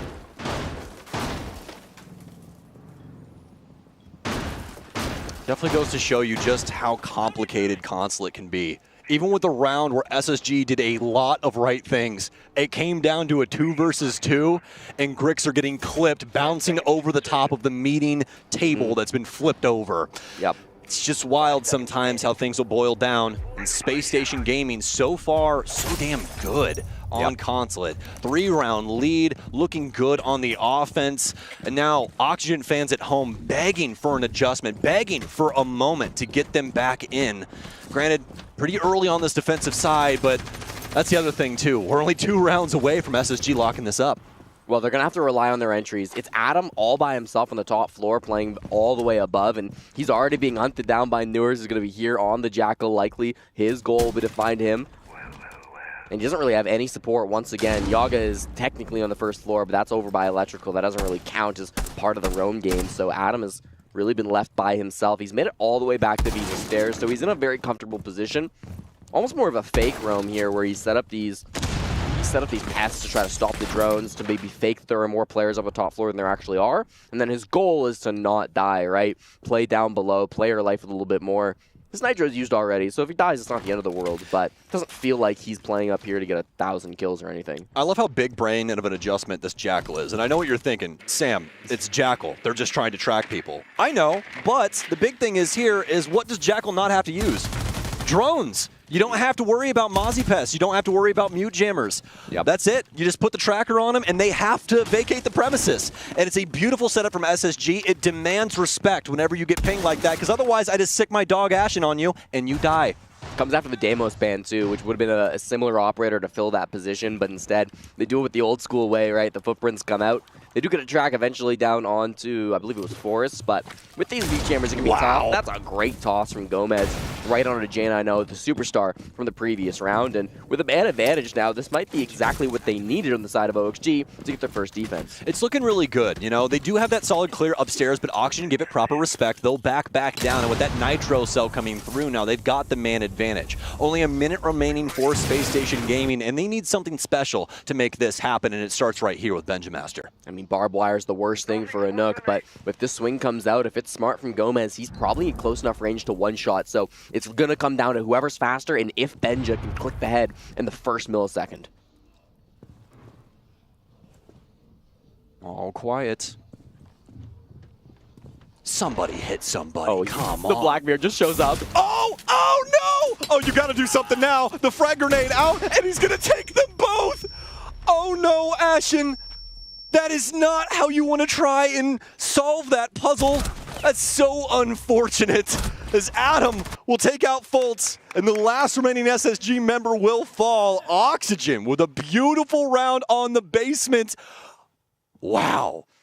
I mean, Gomez yes, puts together one of the most beautiful plays on mute I've seen in a hot minute. Certainly the greatest mute play I've seen this game, because Gomez really did step up after the Nitro Cell kill, playing Spiral Stairs, perfectly reacting to the sound of that. Monty coming through. Gomez is one of those players you're happy to rely on, one of the veterans on OXG. He's the best. He was the best player on Oxygen yesterday when they played their 2 games. He went 20 and 14 combined for their first 2 matches. And it really does feel like he is starting to hit his stride. Didn't have the best stage 1, only a .91 KDR through the North America League. But this tournament just feels like it's his. Gomez is turning up on a completely different level. Yeah, and I mean, Grixer 10-5 right now. I mean, I really have to lean on that, just sing his praises for a little bit, because the thing about Grixer is that he's been so absurdly consistent ever since he joined the Sonics. And like now we're at this point with Grixer where he switched over to Oxygen. That roster's went over to Shopify Rebellion. It's basically, you know, rebranded, new faces. You got Troy in there. There's a lot going on that's a little bit different now. And Grixer, unfortunately, he got the axe, but still a fantastic player and clearly more than T1 capable, as Forrest is putting him to work and he's just like, I'll take it. You see all these Oxygen bodies up on the top floor there. Looking at the window, gets shot a little bit now, but Ashen's going to be the one who's on the other side of it, so hopefully with the shield won't fall to any ridiculous spawn peaks. Meanwhile, Newers is going to enter in through the basement. Now, there's nobody down here for him to find. We can see that from the player positions. Forrest is on the main floor. He's the sole anchor, while the other 4 players on OXG all roam up above. Of course, the name of the game when it comes to Piano Exposition is soft breaching from above. It's coming down to, can you hold the top floor for very long? Because every plant spot on this site can be denied from above. They're not all easy, so some teams will try to cheese it. But it does feel like with how committed OXG are to holding down this top floor, they feel confident they'll be able to stop any plant as long as they keep holding this position. So it feels like SSG are going to have to do something to force these players out. They got the time to do it. Space Station will continue to process the map, and this is probably going to at least attempt to build up to a proper execute. You got the sense in there, you got the air jabs to try and hold up the flank. You can just kind of see the semblance of them trying to hold things around this checkers area, extend across that top floor, and as Jesse said, get a hold of that verticality. It's the most important thing on this bomb site, and I mean, you can have a very bad day as a site player on this map if that's given up. It's a long toss on the Sens. I hope he knows where that one's going. Can sometimes be tough to seal where those are going to be bouncing around with the Sens walls. Top floor is still firmly in control of the OXG, so this is going to be a really awkward plan from Space Station. They force the players out of certain parts of the top floor, so they know that they have at least soft control over meeting that OXG can't control anymore. They've got a couple players that have gone down below too, so now you've got to be worried about, can somebody deny you from the bottom, can somebody deny you from the top, or can somebody deny you from horizontal? I mean, there's a lot of threats right now for Space Station. And that timer continuing to eat at them as Gomez finds a stalwart Benjamaster in the hallway, just non-moving as he gets cut down. The BB will see the verticality upstairs that SSG has failed to deal with. And finally, the pressure coming in from J9. He'll see the player. Gomez backs off, almost finds the frag still. I do believe it's just J9 to try and deal with this issue upstairs as Ashen tries to force the case down. He'll die to Grixer's shotgun on the Solus. You see it sometimes just because you do have that SMG-11 secondary, and this map can get pretty close quartered. So, big fan of that one there as Space Station scramble to try and find a place for this case. It's impossible though. I mean, Grixer's still below. He's going to know exactly where you plant the second you start planting. He sees it there, and so he can't deny that directly from below, but he can tell his teammates. Oh, and the down on New. Is this case going to be confirmed? I don't think it is. J90 finds him from above. It's a triple kill for Jay, and Fultz finds the last one by the skin of their teeth. Space Station win the round. Oxygen, somehow, some way, it slips through their fingers. Jesse, correct me if I'm wrong, they basically did everything right except maybe getting the pick on J90 upstairs. Man, Yaga literally had the angle. He knew exactly where the plant was happening. He had a free shot to take down Fultz as he was planting, but it was through a soft wall. He didn't have exact vision as to where Fultz was putting the fuse kit down, so he tried to rotate through the doorway into Piano. That's what J90 was watching. That was so close, down to the wire. I really thought Oxygen were going to walk away with it. Super smart to start on the top floor with all your players, then go down to the basement. That was your real plan to deny the plant, but in the end, SSG too strong in the chaos. Sam. Yeah. Their mental fortitude is just something else. We're gonna have a tactical pause coming here from Oxygen as their fresh-faced coach at least standing behind them. He's been here for a little bit, but standing behind them will have something to say. Redeem the Dream, now a general manager for Oxygen. Congratulations, Taylor. That's a big deal. So, always a positive thing to see people like Redeemer make big moves, man. He's been around the scene for a long time, and it's just super, super cool. Funny enough, actually, if you guys want a little bit of history here, SSG entered Siege on March 2nd, 2018, acquiring the LFO roster at that time in North America. You want to know who that was? Who? Chala, Redeemer, Thinking Nade, and Trippin'. Yes. That's wild. Yes, my friend. Pretty interesting prospect there.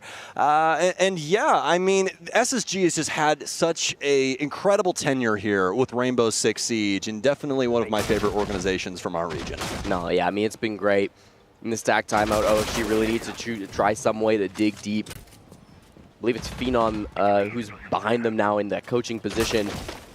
The French player that came in, not player, but strategic coach, kind of analyst who's been around the scene for a while. Was on Fnatic for a little bit of time, and then was in Tier 2 EU for quite a long time. Izzy Dream might be a name some are familiar with. Team 86 back in the day for Tier 2 EU heads. So he's been around the block for a long time in Siege. This will be his first time being head coach behind a Tier 1 team, though. Yeah, he has to be excited, especially with the results they've already garnered here at this event. Oxygen been looking like a completely different team from what we saw from the stage, as we referenced earlier. But inside of this best of 3, it's looking like what we saw from Space Station against Oxygen in that lower bracket run, as Space Station is looking pretty darn confident right now. No, they're looking good, Sam. I mean, this is how they seem to look in all lower bracket games, right? Playing with confidence, zero fear at all. Things get messy sometimes, things get chaotic, but they have the teamwork, they have each other, and they have ridiculous mechanics to back it all up at the end of the day. Not to say that OXG don't. They're obviously a much newer roster. Both these players made a roster move at the start of the season, but OXG swapped in 3 new players, Forrest being just one of them, of course, coming alongside Adam joining this team as well as Grixer. So it was a much more drastic change from OXG, and they've had to really do a lot more learning this season than Space Station have. On this round, to try to hold it down, they will rely on a couple of roamers up above. They've got Gomez holding things down on the yellow. They've got Adam trying to support him. Yaga up here too. Oh, Gomez gets executed from Ashen, but Yaga will at least be able to get the refrag, so they'll get some semblance of value back out of that. But things are going to get a little bit more difficult here for Oxygen, as Gomez was that secondary frag option for them right now, as nobody else has really been lighting up the scoreboard. Wow. But as soon as I say that, Adam will make me eat my words, as he will destroy Benjamaster. So 2 kills from the roamers on the top floor. That was pretty nice from OXG. Trade 2 for 1, and you killed Benjamaster on the Habana as well. I believe he used a lot of those already, but if he hadn't, I mean, that's going to be a big issue for them. They're trying to get the claw here, Sam. They can, okay, they get it with the EMP. That's pretty tough to hit, actually, sometimes, because you don't know where it is. Worst case, they could have used that Sandwich Charge on the side, and it would have been a little bit up the hatch anyways, but better to do with the EMP, do it the right way. Yeah, you can always be a little cheeky, right? But as you said, do it the safe way, just in case things do end up messing up. You don't want a situation like that. And you still have to be a little scared for SSG. I want you guys to realize that they are walking on an open landmine field right now. And there also happens to be guns pointed out the floor. It's a trap house right now. There's a bunch of things in here that can potentially cause you harm. And Space Station looking like that's exactly what they will fall to as of now. Some shots out of Newers will not find their mark in a conducive fashion. Talk about a man who loves just getting under his opponents. Grixer for the 2nd time, having huge value. First was on the Solus, now on the Pulse. Reading all this information, feeding the kills to his teammates. Adam grabs another, and J9 left in the 1v4. No chance at all. They'll be shut down here as Oxygen very quickly dispatches SSG. A failure to launch for them in this round, just really nothing going their way. Yeah, they're able to get that pick on Ashen, but it's an immediate refrag here from Yaga. And from that moment onwards, it was all positive wins towards the back of Oxygen. Yeah, I mean, I think it does partly come back down to Benja's death as well. If if you have Benja up, you can probably get a lot more of those hatches. The other hatch that was inside a Visa office was also electrified. So, I mean, maybe if you have a little bit more utility, you can open up both those hatches. The hallway hatch probably becomes a little bit more viable for you as well. There's so many hatches to get down inside a server. They only really had one they were working with on the side of SSG. So, not the push that they were hoping to go for. The good thing is, Sam, they'll get 2 more chances before this heads to overtime. Yeah. You know, that round really seemed like that one that SSG kind of stole away, where everybody was just in the 4 corners of the earth on Consulate and somehow, some way were able to make a round out of it. That time around, though, it went the way that you expect it to. Oxygen is able to find all of these ISO players and start to do some very serious damage to people like Benja upstairs, because SSG are trying to accomplish a lot at one moment in time. And unfortunately enough for them, and anybody on offense on Consulate, that's how this map works. Oh, yeah. Because if you try and do one thing at a time, that timer's just going to hit 0, and that's it. Yeah. Wow, here we go. More aggression coming out. We see Gomez taking a cheeky angle on a window, trying to find some aggressive early play. Work a pick off SSG. I think they realized from that last round that they can get the man advantage in the early round, and that late round becomes a whole lot easier. Main garage wall being attempted at the moment. There are nitro cells that could fly out, and one gets tossed by Gomez, but no cigar. It sounds like the wall did manage to get opened up. The Electric Claw didn't manage to do much, and without a 2-brow, of course, they don't really have any other options to keep it closed. Yeah, kind of surprised by no Tubby in the lineup, but there is a large roam going on for Oxygen, so I'll give them the benefit of the doubt. It's not something where they really are too concerned about holding downstairs, and if they're able to hold Piano, we know how big of an issue that could potentially be for the offense, and you can clearly see that's pretty much Gomez's game plan right now, but there's a shotgun waiting over on the yellow stairs. Ashen, supported by a drone that we just saw tossed down low, more than likely looking to remove this player from play. Not 100% sure why he's on the Amara. I guess just loves the gun. Gets stunned out though. Looks like he's gonna hit one of those yokai cams and have to fall on back. So now under heavy pressure, expecting to get pushed, but kind of fighting ghosts here, Sam. Nobody's actually going after him. Yeah. More than likely going to be stuck here on yellow for just a little bit, as there's more than likely a player downstairs that's holding that pipe store as well. Just not really going to be an area where he can escape at the current moment, but he's going to wait, as he knows just from the team comms that they are still working across the map. They're going to open up new angles, make things a little bit more difficult for this defense as they will start to peel off. We're looking at a 5v5 execute coming in here, Sam. All 5 defenders down in the basement. SSG not looking to engage with them before the push count comes. This will get the hatch, which is likely electrified, which is why he's putting it on the soft wall. So explode through the wall, open the hatch, and so that's going to be mission accomplished coming through from Faults. Giving value to both those exothermic charges. Floorboards ripped up by Newers, and everybody can start to get into position for the actual execute. Likely we're going to see that kit come down through yellow, try to get a plant down over towards radio, but could go through the breach too if they want to play with some smokes. They have no smokes. No, it should come radio then, Sam. Could do something cheeky with the hatch, or maybe spiral stairs, but that'll be the play. And they're going to fly right now. Fly, Eagles, fly. Is Fultz flown into the sights, and the plant will attempt to go down. First, Yokai will stop him, and 2 big kills out of SSG, out of the verticality, I do believe. Yaga and Adam both go down, and that's going to be the fire wielder there, although his utility will persist. SSG have been able to carve out Garage. There's just not enough stoppage utility. And Space Station Gaming, it's practically a flawless round. I did not expect that in the slightest.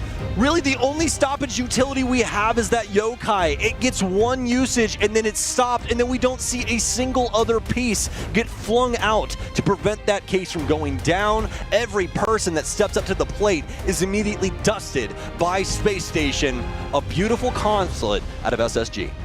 In the end, they were able to work those picks, Sam. Really nice stuff coming out with that push. We saw the brunt of it over towards Garage, but Benja hitting the back as well. Coming down to the Visa stairs, I think making a big difference in that round too. Really impressive stuff from Oxygen, but it is SSG who are better in the end of it. Looking really solid on Consulate. They steal their opponent's map pick. Truly impressive stuff. And we've had a lot of words to say about these 2 teams, Jesse, but you know who also has some words to say about this? Our analyst desk. We'll be right back.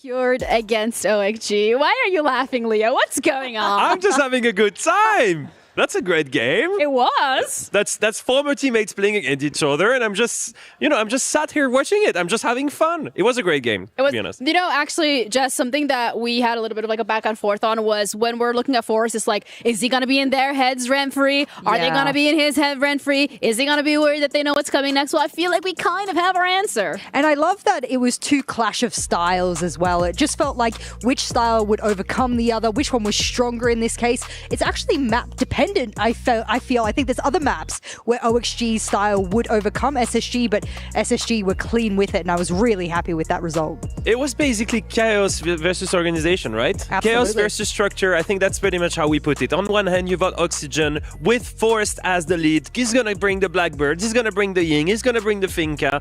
All of the weird, shady operators, the Tachanka in defense. And he's going to go and come up with some crazy stuff. Now, most of this, I think the biggest gap happened in the attack side for Oxygen. They struggled. Only 2 attack rounds. What is the reason for this?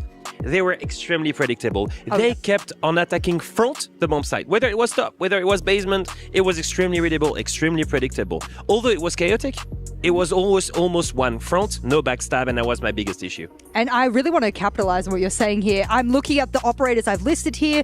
Adam on Sense, Forest on BB, Yogg on BB, Forest on Ying, Yogg on Glaz, Gomez on Ying, Warden Ban. I mean, I could list all of these rounds, and a lot of this came down to them also then re-picking.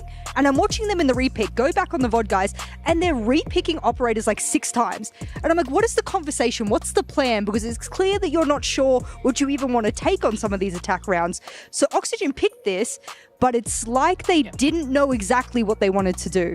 The plan was that maybe that was not the plan, or maybe that was the plan, or maybe chaos was the plan. But I think as well, Leo, you had one specific round that you really wanted to highlight when it came to the attacking struggles that we saw from OXG. So we saw opposing playstyle, right? What about we check what happens when SSG actually attacks? 20 seconds left, 3v4. Surely they don't win this, right?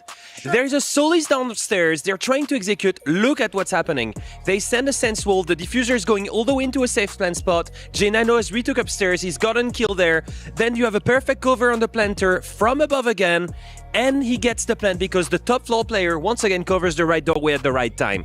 That's the difference between SSG and Oxygen right now. In the very last few seconds, they execute much more complex attacks masterfully. Honestly, they didn't know there was a Solace to begin with. You could tell by the droning, you could tell by the information collection. They were worried with the top floor, as you should be on that particular setup. They didn't know there was a Solace below. So when they had worked that out, it was, I think within 3 seconds, the game plan had changed. And that's how fast you need to think when problems arise. They had a redundancy for the redundancy. And when they got into piano to get that plan down, I thought that was just brilliant. And just look at that final round. That execution on basement. Oh, that was pure. That was clean. You've got a thermite running in. You've got the EMPs to cover for the UK drone. You've got a cover coming from the yellow door. At the same time, someone upstairs. You've got someone still on the bridge shooting the C4s.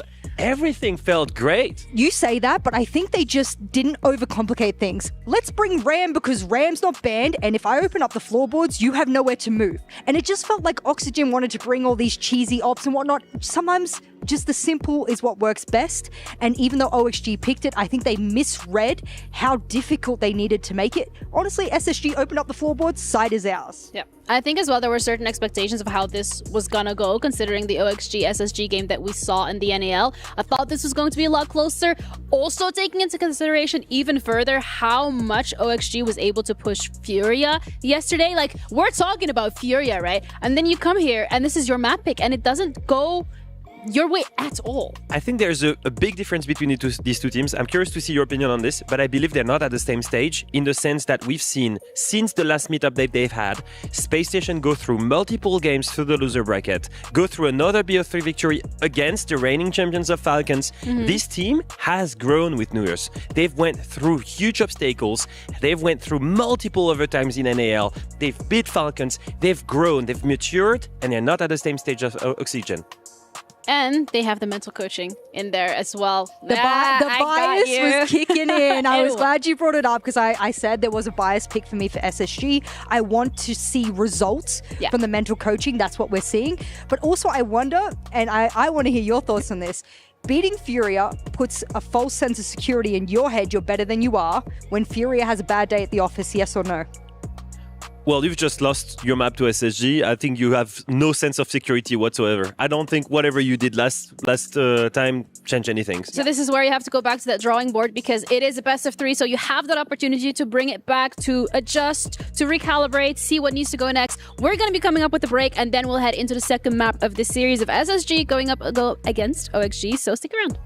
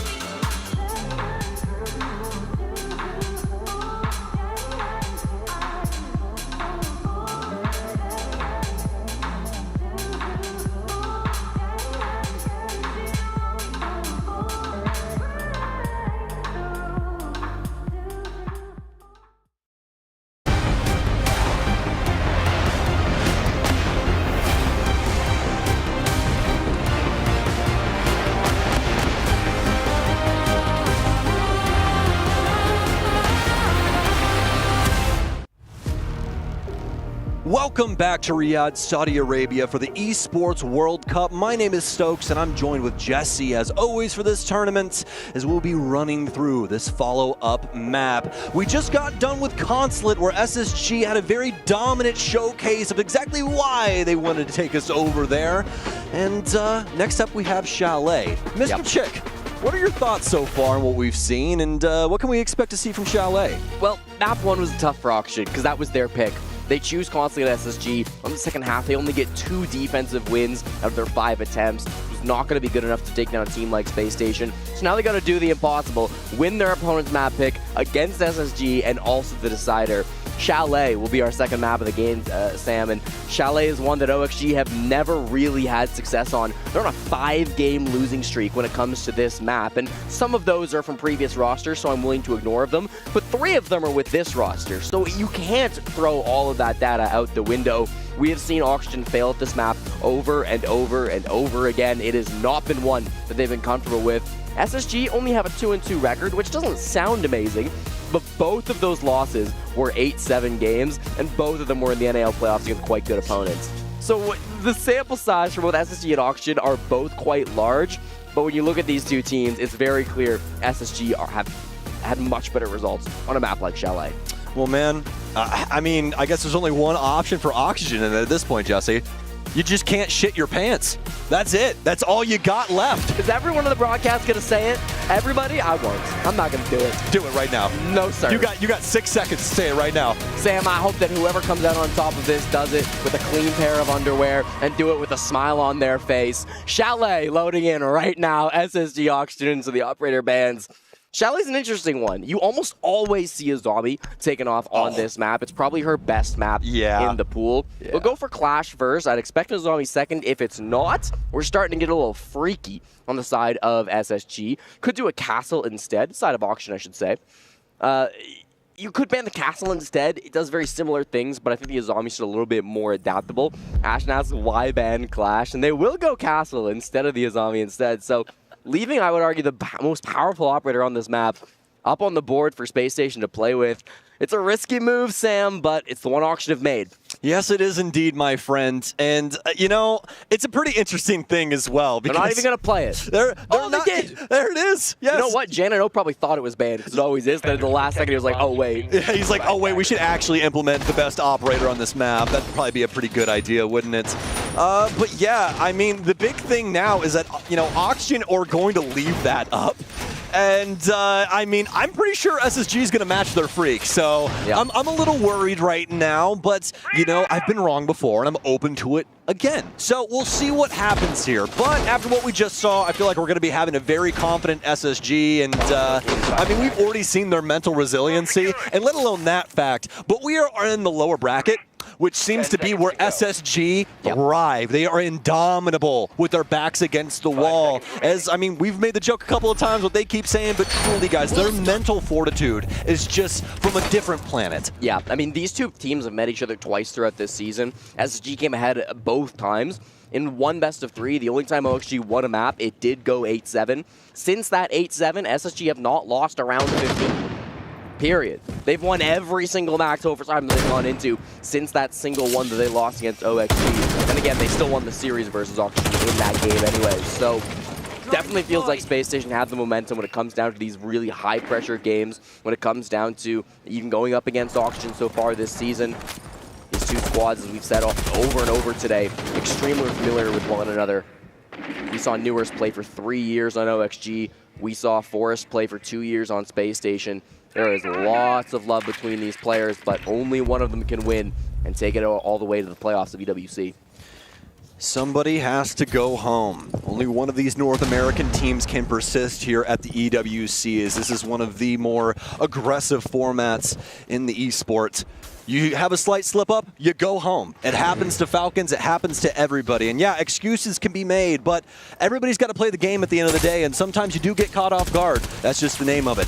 So for Space Station, they'll look to continue to try and hold on to a little bit of extension over in Bathroom, as Fultz has that deployable shield inside of the hot tub. Yago will start pouring bees in here to try and force back any player, or at least just get a little bit of information over towards that master closet area. Yeah, Solar take to start. Interesting Grimby setup. Nobody really plays in that deep of the bomb site, but they send it deep anyways. Track Stingers will start to cover Benja, but he's not been forced out of this position, Sam. He's happy with his utilities. He says, fine. Throw the bees, throw the stingers. Doesn't love how close the stingers get, but he has not been forced to move out of this position and could still cause lots of chaos. Yeah, and honestly, he doesn't even need a peek yet either. He'll rotate back to the closet and end up cleaning up those track stingers just to make his life a little bit easier, because he does want to go for that Nitro Cell swing. Ashen will come in, and Adam will completely eviscerate him on the swing. Gritzer will go down to a Frostmat, and unfortunately enough for him, in Common Day Siege, he's not going to be able to sprint for a little bit. Yeah, slowed down for a little bit now. They're going to have to be able to find another way into this site, but it's chaos inside of Solar, Sam. Undeployable shield here for Fultz will be able to at least pay back something. Knows one might be coming for the window, but an active Adam will find his third kill of the round. It's just down to J9-0 now, as Gomez will die. Does have an opportunity here, but the cross should be prolific, and it will be, as Forrest will take him down. That'll be the first round. Decently clean from Oxygen, especially with what we saw initially. I was a little worried with them flirting with Solarium and not really having active players over those other windows, but they eventually were able to cross their T's and dot their I's and pull this one over to their side. Let this be a lesson to everyone that even though you jump into 2 Frostbats in 1 round, you can still win, okay? You can still have a big game. And all it takes is having somebody on your team named Adam who's absolutely filthy to drop a 3K like that. So really nice stuff coming out at the end of the day from OXG on that push. They did jump into a couple of bats. One of them ended up with the player losing their life. The other one, they managed to pick it up and it wasn't too big of a deal. But even still, that's one of those, again, pre-practice strategies that OXG have likely set up for a map like Chalet. Because like a lot of the time in this tournament, they're coming in with pretty complex ideas about how they want to take certain parts of the map, and sometimes that means not taking very much of the map because you've got 5 players really focusing on one area altogether. While that does sometimes have its drawbacks, you know, you don't always have so many dimensions going in for your push. It does mean that that one part of the map that you are pressuring, that you are applying a lot of your focus to, ends up being really, really powerful. And so we saw that from Oxygen, ends up working out in that round. Yeah, if you start to get the snowball rolling in a situation like that, Jesse, it just becomes a massive boulder that will smash into the defense. You know, we saw those 2 initial picks coming out of Oxygen, and that's really where the sign of the time started for SSG. And, I mean, as you said, when you're so honed in on one portion of the map and you just have bodies littered across that space, it doesn't exactly even matter if SSG does end up picking up a person in that situation, because you have so many bodies to try and refrag and recover that scenario. And I mean, even with that being said, Oxygen didn't necessarily need that just because of how solid that opener was. So now we'll lead into round 2. SSG are not feeling confident on that top level anymore. They will make an adjustment. And I do believe, yes indeed, we are in Barn Gaming.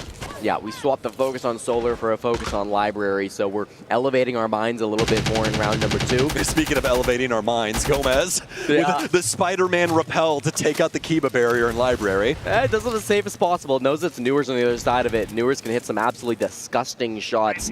Teamed with him for quite a long time, so he's well aware of what Newers is capable of. That's why he's trying to blind him fully before he can go for this jump in. Otherwise, he's going to have a really tough time. He had to toss it, otherwise the laser gate was going to eat it up. He'll throw another one out, and won't be able to find too much. It's going to be an aggressive play here as all of Oxygen fly into the bomb site. SSG will deliver, though. Finally, they're fighting back. Forces look so good on these shields here today. Him and Yaga both playing a lot of this Blackbeard, and it's paying off in dividends as 2 kills go his way. Able to still try and find a place to put this case down, but the big issue is right now is SSG have a lot of solid control still across the board, especially in this top level to complicate things. 7-0 combined stat line for the last 2 players live on Oxygen. We're only in the middle of round 2, by the way, with that, so this could get absolutely disgusting really fast. They've kind of got site control, but again, up above is SSG. They can deny almost every single plant on this map by playing that vertical. And that's exactly why you see Ashen just standing still upstairs, working around that little space, using that verticality to his advantage, and also on the other foot, why you see Oxygen responding in the way that they are. They know how dangerous the situation is right now. They more than likely can't even leave bar stock just because of the vertical angles, and they don't exactly know where Ashen is positioned. If you choose wrong, you lose the round. They had a drone on Ashen, but he just moved, so that information is now gone. They might hear his footsteps, but they'll try the plant regardless. Halfway through, swings in, and they're not accounting for Newers. Like a demon in the night, he'll swing in and quickly dust this away. Only 18 seconds remain. Ashen, you do not need to flirt with death. You have to force Adam into a bad scenario. It seems like it might work out, though. Adam sticks the plant, and now he has a chance. A chance for redemption in round 2. He'll get the first kill. He knows where Newers is. Dances, bobs, weaves. Another chance. Not able to get the head yet. The timer coming low. Pistol popping. Adam! What a moment as Oxygen come alive here on Chalet. Huge move. The 23-year-old from Ontario, California. A massive play when his team needed him the most. Not an easy round to win, Sam. The 1v2 chooses to stick the plants. That's such a risky plant to stick. You could get shot from above. You could get run at from the doorway. Anything could happen, and you could just instantly lose the round. But he knows he has to stick if he wants a chance of winning this in any realistic scenario. Does just that, and then insane aim. Took him a couple tries to get the final kill on the Newers, but doesn't seem to matter. The pistol gets the job done in the end. Adam, what a ridiculous play. And again, a guy that we were really hoping would step up this event because he's the main entry guy on Oxygen, and they've not had a great entry season so far. Now we're seeing an insane tournament from Adam, and I mean, those are the types of rounds that turn things completely upside down for teams. Yeah, 100%. And what a better place to do it as well than Chalet, a map that, I mean, you said it yourself. This is not a playground for Oxygen at all. In fact, it might be their own personal snowy hell. It's just not good. But somehow, some way, Adam has discovered himself once again here on Chalet, and he's making the most of the situation. What a beautiful round. And ladies and gents, this is why you always trust yourself. You have to try. I hate it when I see players just give up and go, I'm just going to go take a gunfight. They've already won the round. Not Adam. He just tries to force the case down, and he finds a will and a way to be able to bring round 2 back to bear for Oxygen.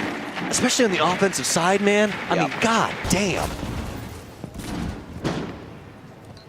Well, we'll slow things down a little bit after the ridiculous round. Adam's 7-0. I mentioned he plus Forrest were 7-0 in the 2v2. Now he can hold that title just by himself. Oh my goodness, just a ridiculous play.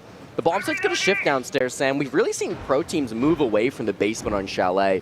This bomb site has really fallen off in pick rate in really every region across the world, as teams just don't seem to favor it these days. SSG taking a bit of a gamble going here, but they've got a heavy roam extension on the top floor to try to make up for some of the weaknesses in the basement, and so far, none of them have been caught. And that's the thing. It's almost a requirement nowadays to be able to extend things and force the offense to deal with your different positioning, because if you try and turtle downstairs, it just doesn't work out in Common Day Siege. It used to be really solid back in the day, but it's 2025 now, folks. We've got 10 years of tenure under our belt when it comes to Rainbow Six, and, you know, things change. So SSG most definitely on an unfavorable site. Doesn't mean that they can't win, but like we said, does mean they have to do things a little different. Yaga up above, maybe trying to watch for some of those flanks to come through. It's just Ashen, actually, who's been left alone, and they will... No, Benja finds Adam instead. Where the hell did he shoot him from? It must have been that was a ridiculous vert angle. Jeez, Sam. Oh my god! This is why I love Siege. Because there's no other game in the world where you can just clothesline somebody from the basement to the 3rd floor. Get the hell out of here, dude. That is disgusting. Ashen moves to kitchen. They know on SSG that it might not be clear. That's why they're not really moving through the map. They don't want to sit inside of Fireplace. Oh, and there's great Valk cams too. This could really open things up for Ashen to make a play. That camera's been just so useful so far. That's how Benja got that kill as well, was that Valkyrie camera just sitting there and constantly pinging that player on the stairs. An aggressive swing, and Forrest is completely asleep at the wheel. Benja more than likely knows that better than anybody, that he's more than likely going to be shifting things back and forth with his hands as he's trying to get can openers and bees and everything else in between, but he's the only man out there, and now it becomes a huge issue. Oxygen, although this bomb site is very easy to take if you turtle, it's hard when there's a massive extension and you choose to not clear. It's very, very difficult. They think that they can get it all done if they grab Library, they grab Fireplace, but that's exactly what SSG wanted. Getting a lot of these pushes, OXG don't want to take much map control. We've seen it every single round so far. Direct into Solar, direct Library into the site. Now direct kind of only on the one Fireplace side of the map, right? It doesn't feel like OXG want to go for full clears, and that's fine. Has worked out for them more often than not, but it does have its drawbacks. That's, I really think it was just Benja too at the start of the round, taking things in his control. A stupid vertical angle to get the first kill, then a really risky play on the main breach. A lot of players would not be willing to go for that, especially at a man advantage. But Benja's not an average player. No. Benja's a ridiculous, crazy kid from Denmark who's come over to this North American team and is starting to show everybody exactly how Siege should be played.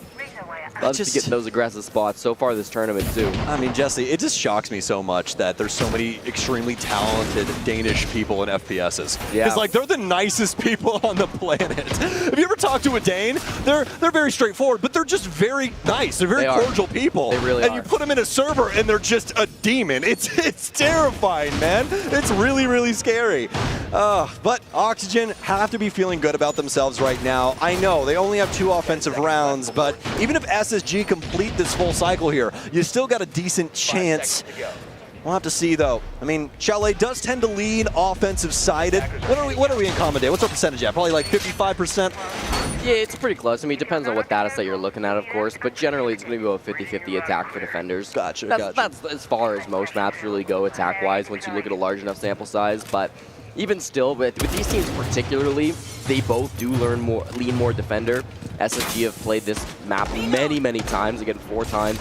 Ashen have played it 3 times, and both of them have a higher defensive win rate than they do on the offense. So you might think this map should lead a little bit more defender-sided just because of the teams that are playing, but again, that changes on a given day. Yeah, most definitely, especially just because of the circumstances of the map. That's why, for a long time now, we've referenced Chalet as more of an offender-sided map just because of how the angles play in towards the map. It can get really difficult to try and move around as a defender. And Oxygen have shown that time and time again, even on some more one-dimensional takes. What a find from New, though. And that's the one thing about this guy. He does not shy away from a gunfight. He doesn't care if he has an SMG and a 1X. He will find you, and he will kill you. All 10 of these players know how to crank. I mean, there's no other way to really say it. SSG especially, though, when it comes to getting those early aggressive plays, they love to hunt for them. That's been the story all day long. I should note, through this entire best of 3, SSG will start on defense on all 3 maps. So expect to see a lot of this engagement where OXG maybe go for a bit linear pushes, but they're going with everybody together. Space Station trying to swing aggressively to slow that down. The time sink right now from Oxygen starting to become a little bit of an issue. Granted, they are still going for that direct Solarium take for the most part. Have those 2 bodies over here, getting that Master Window Repel in right now. And you can see that far player for Oxygen working his way over, more than likely to the bathroom balcony. Just be able to help things out with that window as well as Piano. Can't always adjust as well, but as of right now, that seems to be the game plan for Grixer, as we're more than likely reaching crunch time. Adam's going to go down, though, and things starting to become more and more of an issue as ice is added to this wound. Such a problematic situation right now, and Forrest has been discovered down low as he tries to slip through the cracks. His teammates are both outside the building and have both yet to find a kill this game, so it's going to be really tough, I think, for them to pull back this 3v5. Yeah. The Solarium take just not really working out as they're almost required to clear out this top floor, Jesse. So much verticality works its way into Kitchen, and you really just don't have a chance unless you are able to rid yourself of this top floor problem. That's why Oxygen have put so many ducks up here, but Forrest is finally going to be able to find something to try and work themselves back in. It'll be their first big kill, and Yaga with the equalizer here. A lot of things not expected, especially with so little time. The case is all the way across the map. SSG legitimately just needs to stay alive, and they have their first round here on Chalet. Forrest will go down, another find from J90, and that should be it for round 4. A little scary. I gotta give credit in the end there from Oxygen. When they were going for those pushes, they were going in different directions, right? They had one player pushing the site to try to get kills, a couple other players pushing above to try to get kills. They knew they couldn't plant, that wasn't gonna be in the game plan, so just flood every area of the map, try to fight for it. I think it was never going to be a high probability win rate, but even still, I think they gave themselves the best chance that they had there. Really good attempt there, but of course, Space Station just too large of a man advantage, I think, to ever give that up, and then happy to just waste time, right? They never got over aggressive. That can be a real big problem with Chalet. When you're existing on that top floor, the window pressure is so strong that you can often wander into those angles and you lose your life. But there's one operator, Sam, that does make that a lot easier if you're a defender, and it's the one op that wasn't banned out in that first quarter. It's the Azan. Oh, it's that one that has almost a 90% ban rate on Chalet, right? Yeah, that'd be the one. Oh. That'd be the one. Damn. Well, I mean, a little unfortunate when you really consider it, but I mean, at the end of the day, I mean, Oxygen are still doing a pretty bang-up job of working around these Kiba barriers. It just so happens that this was the most problematic round when it came to a lot of different utility fronts for Space Station. You got the ice on the window, you got solid positioning over there, let alone that fact, but just the site selection there from SSG I really like as well, is they weren't really able to get anything conducive to success going on those other sites. So they changed things over to Kitchen. They force Oxygen to play their game. Because like I was talking about in the round, you have to take that top floor, Jesse. If you don't take that top floor on the Kitchen bomb site, then we just kill you, and then that's the round. So they had to try and flirt with that a little bit. It doesn't work out. It goes the way of SSG, and they'll tie up the ballgame. Well, I'm going to count my chickens before they hatch and say I'm glad we're going to see a Ying come out for round number 5. They banned that Warden after round 3, and I thought, okay, we're going to see some crazy Ying plays. Didn't see it in round 4. Wasn't brought as an operator, but now Forrest's going to try to take full effect of that operator ban.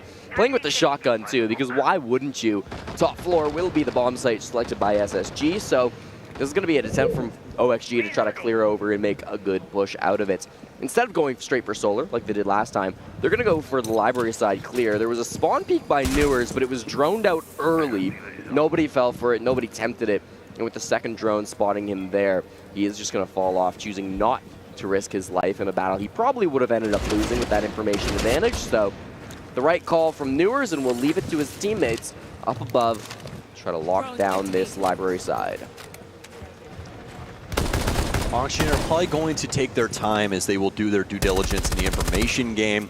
You can see things starting up over on the library side, but the big the big monikers here are going to be Yaga as well as Adam. You got that Deimos in as well as the Dokkaebi as well. Just to try and get some information out here and assist this offense. A lot of time in order to do so, but the big thing is here is that they're really going to want to try and deal with these angles once again from Space Station. And Yaga will start us off positively perfect as he'll take out Newers. Long what shots. An angle too. Yeah, right on the bathroom window. That's a nasty one coming out from the Yog Dog.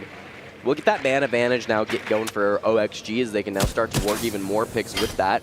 Beautiful vertical angle as well, pops the Mira and even distracts Ashen for just a second as he kind of lets them walk in right below him. He almost got timings there where he could have had a great opportunity to get a pick, but didn't quite find it in that situation. And so now this is still going to be a man advantage for Oxygen. Getting off his wall open is the next step, and they don't have a ton of time to do it, but they should have the tools.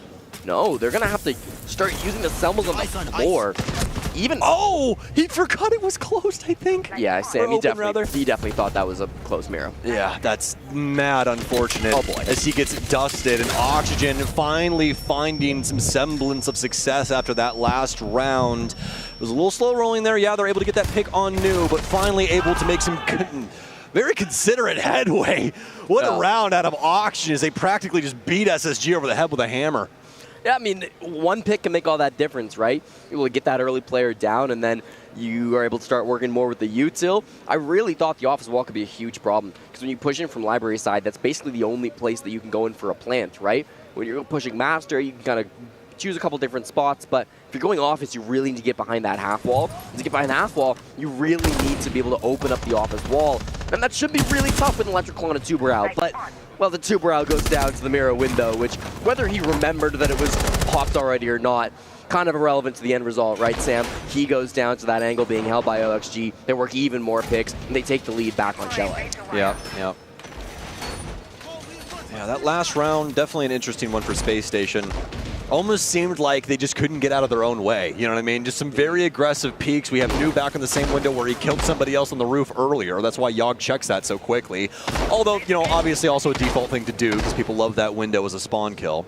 But even past that, you see the situation go down with Ashen, as well as what we see a little bit later on with another aggressive swing coming out from SSG on that same bathroom window. So really just donating a lot to Oxygen's cause, and they're like, oh, we like charity work, so we'll take that round.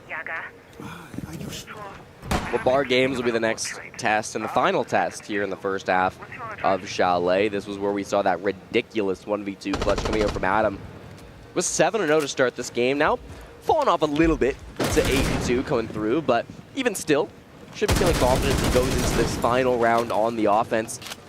Oxygen are setting themselves up to go for probably a full map clear, not something that they've been really eager to do so far this game. But if they can start to work their way in through Master, then they can work a little bit more angles into this library hold, start taking advantage of some of the operators that they've got, including all the smokes they've been bringing in with the glass, maybe some of these sense wall plays too. Yeah, it seems like they want to go for something that can chop up the side a little bit and make life a little bit easier down there, especially with the Warden off the board. You're always expecting things like that, right? You're expecting the Yings, you're expecting the Glazes, and everything else in between to work its way in, because, it just becomes that much more impactful when you don't have somebody with some special glasses that can see through everything. Some nades will pour in, great positioning here from Benja as a stun will come through too, but doesn't seem like they have anybody downstairs on the game window, so he'll count his lucky stars as he'll make his way back in towards bar stock. A lot of angles being held again. Feels like OXG are fishing for a pick, and that's a strategy that worked for them last time. Got them that entry frag onto Newers. Yaga again, quite solo. Oh, what a play. Faults runs out from Wine, and he gets that initial kill on a Forest, taking out the glass. That's a really big for a player to take off the board. You remove the IGL, the captain, and now you kind of set your teams up in a way where they don't need to play as aggressive anymore, Sam. Yeah, well, that's the thing about fishing. Sometimes you catch stuff, sometimes you don't catch anything, and sometimes the fish fight back. Yeah. As Fultz will run out the bottom door and quickly dispatch Forest. Probably feeling pretty good about that. That's IGL on IGL crime, by the way. True. Well, this is just disgusting. Did you have a nothing's disgusting for Adam, though. Adam says, give me a spoon. I'm going to eat that right up. Yum, yum, yum, yum, yum. Jeez. I'll tell you what the solution is. Just walk. How about that? Just walk at him, bro. Just walk at him. Hey, sometimes that's really all it takes. And Adam, he's looked very solid, very confident in his ability so far. He's had some massive impact on this offensive side and rears that head once again here in round 6. Equal playing field, the map control going to be a huge thing here as Adam will dust yet another player. I mean, what is it about this bomb site that just turns Adam into a different beast? Even when you're fighting somebody else, you gotta then check your back because you know Adam's coming. That's what Benja's watching for. Fultz with the double kill now. Be able to discover something over here on this kitchen hallway side. Finds the sense. And that's going to be a triple kill for the IGL to wrap things up on round 6. SSG, cool, calm, collected there. As Oxygen just never really able to make any considerable headway, minus those picks that we saw from Adam. It was weird. Adam was able to find the gap, but nobody else was able to really get anything going. I mean, we saw Yaga with a defuse kit on the top floor, able to maybe kind of try to push with the team you'd expect, but Gomez was then down below, ended up losing a gunfight over towards Fultz, who was coming back from that basement room he was playing. Grixer was outside on the window. Nobody on OXG was really together in that round, Sam, and so even though one player was able to pop off and have a couple of big, impactful frags, nobody else was able to win their fights. Nobody was able to get traded after those players went down, so it ends up being SSG tying things up at the half, and a different strategy when it comes down to the operator bans. Immediately, a zombie being taken out by SSG, feeling that it is worth a ban here on Chalet. And OXG saying, we are not fearful of your shields. We're going to start banning the hard breach, which might make things really, really tough. Yeah, especially with Ace and Tabana gone, that's all the ranged hard breach. That does mean that you will be forced to get in the building to do any of this dirty work. And that dirty work has gotten a lot dirtier. You know, AC/DC said dirty deeds are done dirt cheap, but I feel like this is going to require a lot more than dirt. We'll see what SSG are capable of. We're not really going to have anything except maybe some can openers here for them on this offensive side as of right now. We'll see down the line if we see something like Thermite work its way in. Well, Kitchen will be the first bomb site, and so hard breach, of course, going to go on that wall coming in from Fireplace. Right into dining would be the most likely spot. Upstairs as well, an incredibly important wall to open up into office. No can openers. Really? None. Even on Ashen. Oh my god, you're right. There's no hard breach at all. Okay, well, office wall will stay closed. Fireplace wall will stay closed. Basically, just ignore everything we've said in the last 30 seconds. Okay, Sam. I was a little bit concerned that OXG maybe weren't using those bans enough by not bringing like a Kaid or something, but no point bringing a Kaid if there's no hard breach anyways to even care about, I guess. Yeah, well, seems like they want to just flirt with the top floor and see how much value they can get out of it. You're really looking for a lot of dislodgement here. That's why you got the Bees at the Grim. That's why you got Capitalin with the fire arrows, and then Fultz will find one as, oh, I always love when we see this kind of play on Windows. They knock out a couple of panels and are able to find a frag, but Oxygen respond in kind as they're able to take down 2. A great moment for them and almost another great discovery from Adam, but it'll be Forest instead to reclaim the Solarium stairs. Yeah, good teamwork between Forest and Adam there. Working one above, one below, distracting one's attention, and then the other one goes on in. You saw initially how they were able to find value outside these windows. Now we stop swinging if we're OXG. We got to calm things down a little bit. They got that initial pick from the window, and I was going to say, you know, that kind of comes down to the zombie ban. That's part of that, but once they actually had to get into the building, things got really messy. Fultz to repel it on the shield after the smoke had come out. Really obvious play, really loud, and really exposes yourself when you're playing on that Blackbeard. So kind of an awkward entry. Now they'll get into the site with 2v3. Oh, the bulletproof camera reading everything that Benja's doing right now. The case upstairs too. Fantastic play from Oxygen. They've completely abandoned the bomb site because that is no longer the objective. It's completely upstairs. And are we going to get a high-flying moment out of this from Forrest? I'm ready for it. Jeff Hardy? No? Yes? Might just be a straight delivery from the M590. We're about to find out as they continue to flirt back and forth. Pistol out, and it won't find much. Forrest will One pump trumpet and it'll be over as that man will fall down on Solarium. Fantastic shotgun as always and a big kill for him. Yeah, really good movement too on the smoke. I mean, you saw throughout that round, started kind of on the bottom floor, or on the main floor, I should say, inside a trophy. Then when his teammate called, hey, that's absolutely ridiculous. All right, never mind. Take the round away from OXG. Okay, whoever is doing voodoo at their house right now for Oxygen, you need to stop. What is going on? Okay, dude. Did you hear the audio for that? I did. Siege gives and Siege takes away, okay, Sam? That's the key takeaway. Yes, sir. And by the way, I just liked Forrest's movement there. Went up the solar stairs and committed to playing up at the top once the objective moved up there, too. Really shows the adaptability in a player like Forrest has been playing top-level Siege for so many years at this point, mostly with that SSG organization, but not exclusively, and of course, has built up all that experience. Now can bring it to a team like OXG, which of course are an experienced organ in their own right, but have some of those less experienced younger players, mostly thinking about Adam in this case, where he hasn't really had as much time in Tier 1, where hasn't really worked on many of those big orbs that some of these other players have. Man. That was quite the setup down there near the game's window, Jesse. There's one or two frost mats on the ground. I do believe it's one, but there's also 2 Goyo canisters sitting right next to it.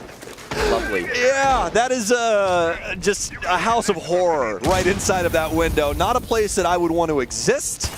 As Forrest will claim the top level. You usually do want a player here in library, as that hatch is so useful upstairs to play through. Well, the site util will come later. Right now, it's quite an aggressive position. So many players over towards Master. You don't see this very often. Typically, defending teams will really pull things back to kind of the hallway to play inside of cases and play the mezzanine position, but Yaga has no fear. He says, I'm going to step up with Gomez and with Adam as well, who's playing just inside of office. Yaga and Gomez teammates for a long time on this OXG core.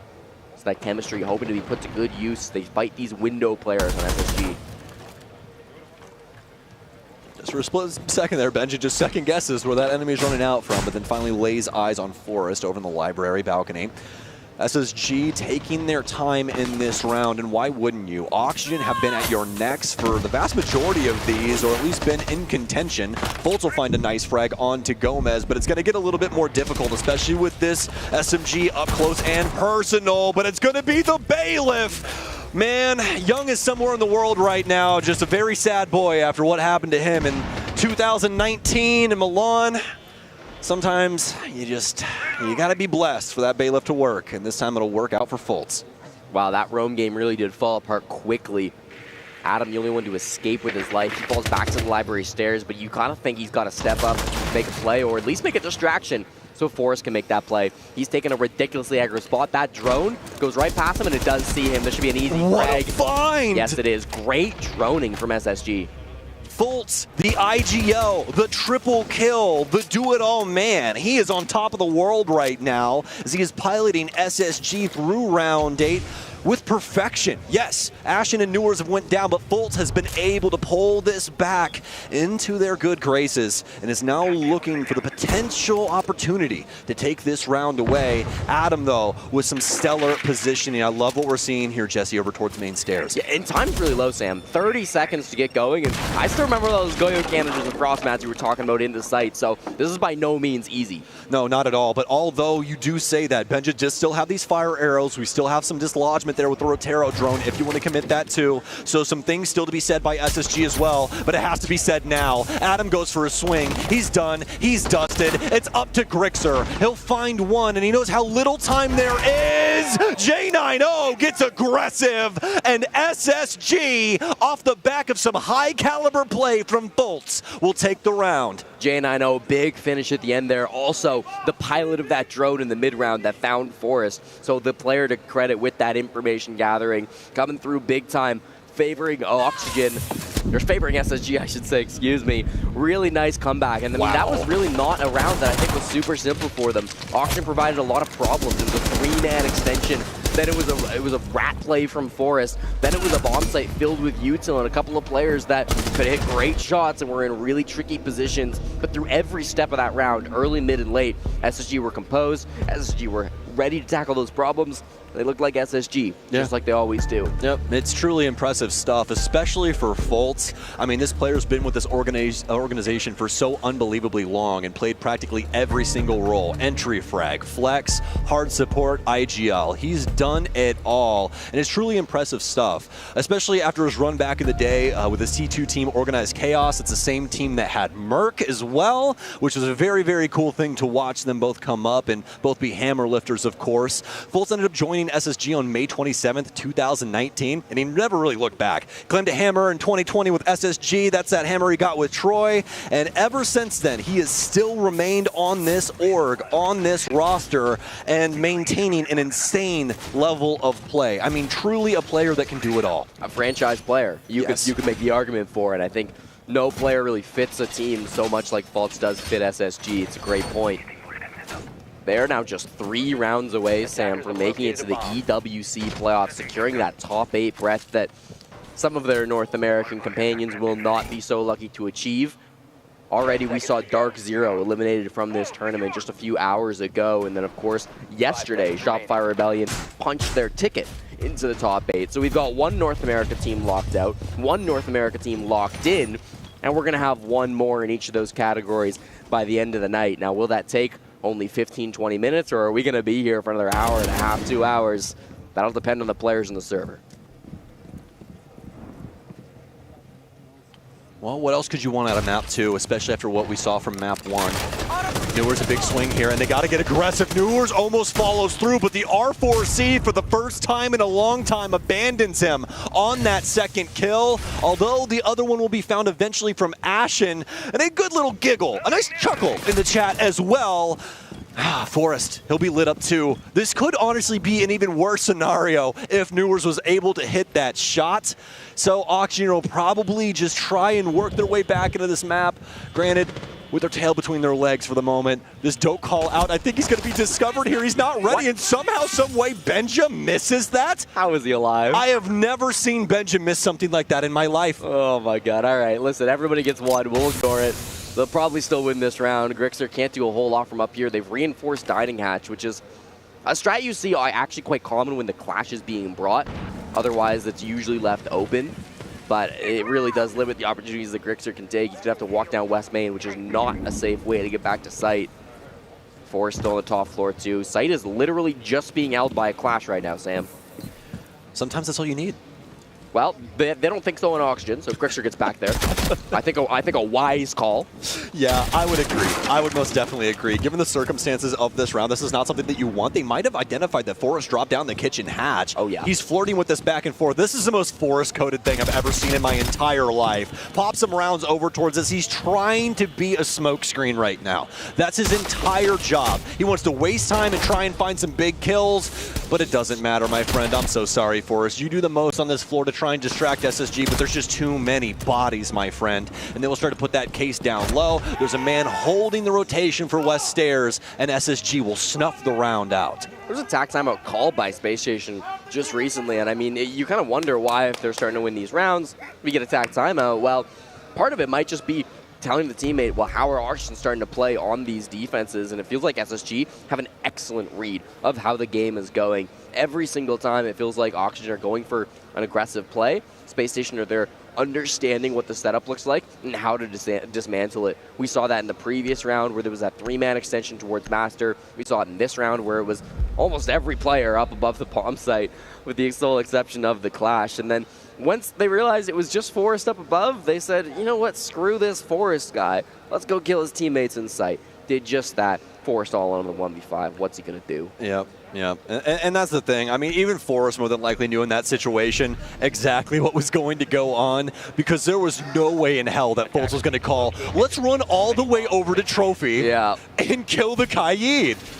No, what a waste of your time. Just hold the rotation and get that case down. You force him to come to you. That's what you do in a situation like that. SSG obviously follow through on the notebook. This has been a story, I mean, written as long as time when it comes to Siege. So very well done from SSG to recognize the situation and follow through accordingly. Now they have garnered this lead once again going into round 10, looking to get to penultimate point here and now.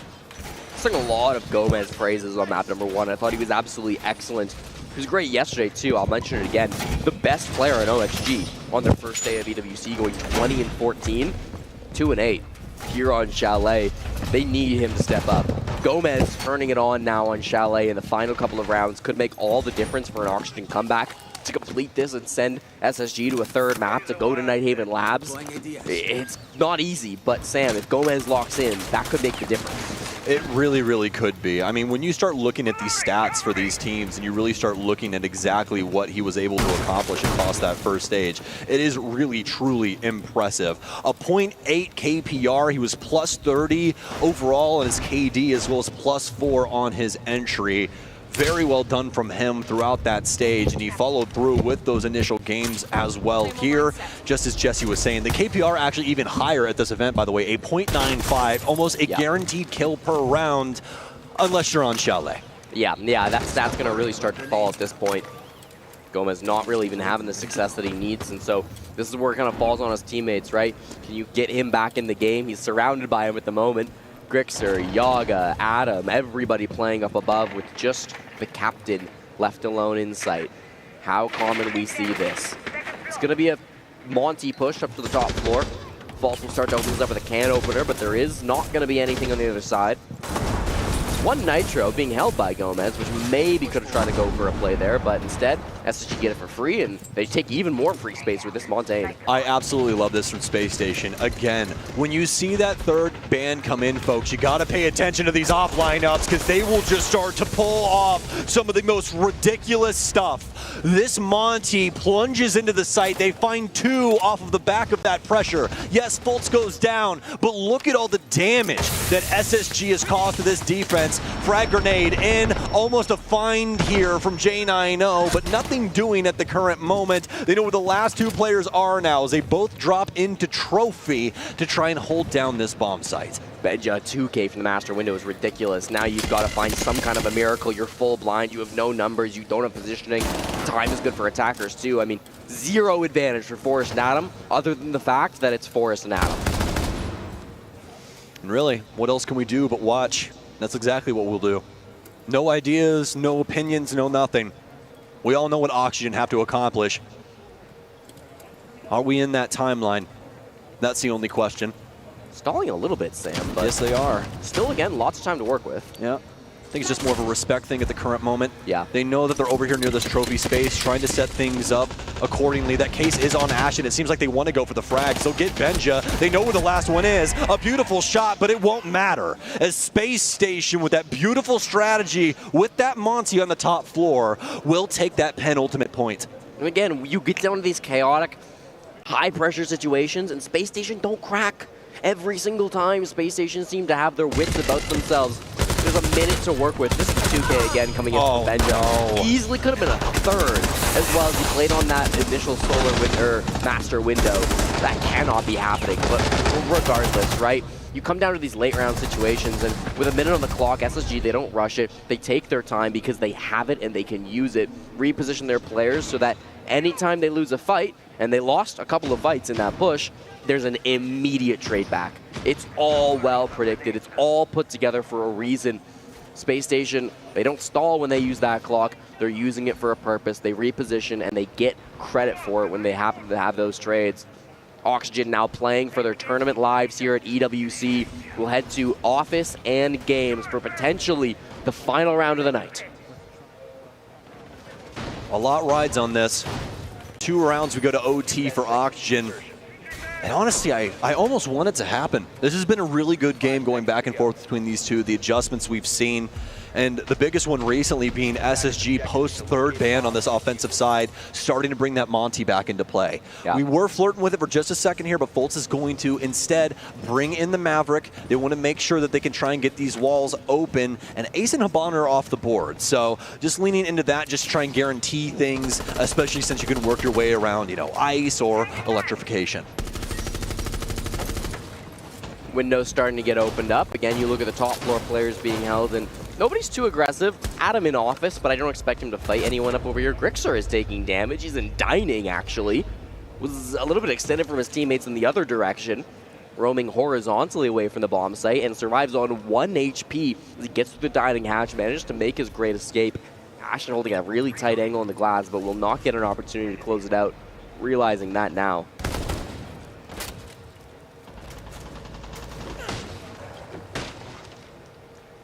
Decently quiet across the map. You can see SSG are starting to make some headway. A goo mine in the foot of one of the players as they'll enter the building. Some nice crossfires being set up, as we always do talk about on Chalet. That is what makes this map so difficult to try and wrap around as a defender. And that's why you see people 9 times out of 10 just have a little bastion to set behind, just like what we see here on the library balcony. Oxygen, the big thing is now, be patient. You have to force SSG to get into this building so you can have some successful chances to take a gunfight.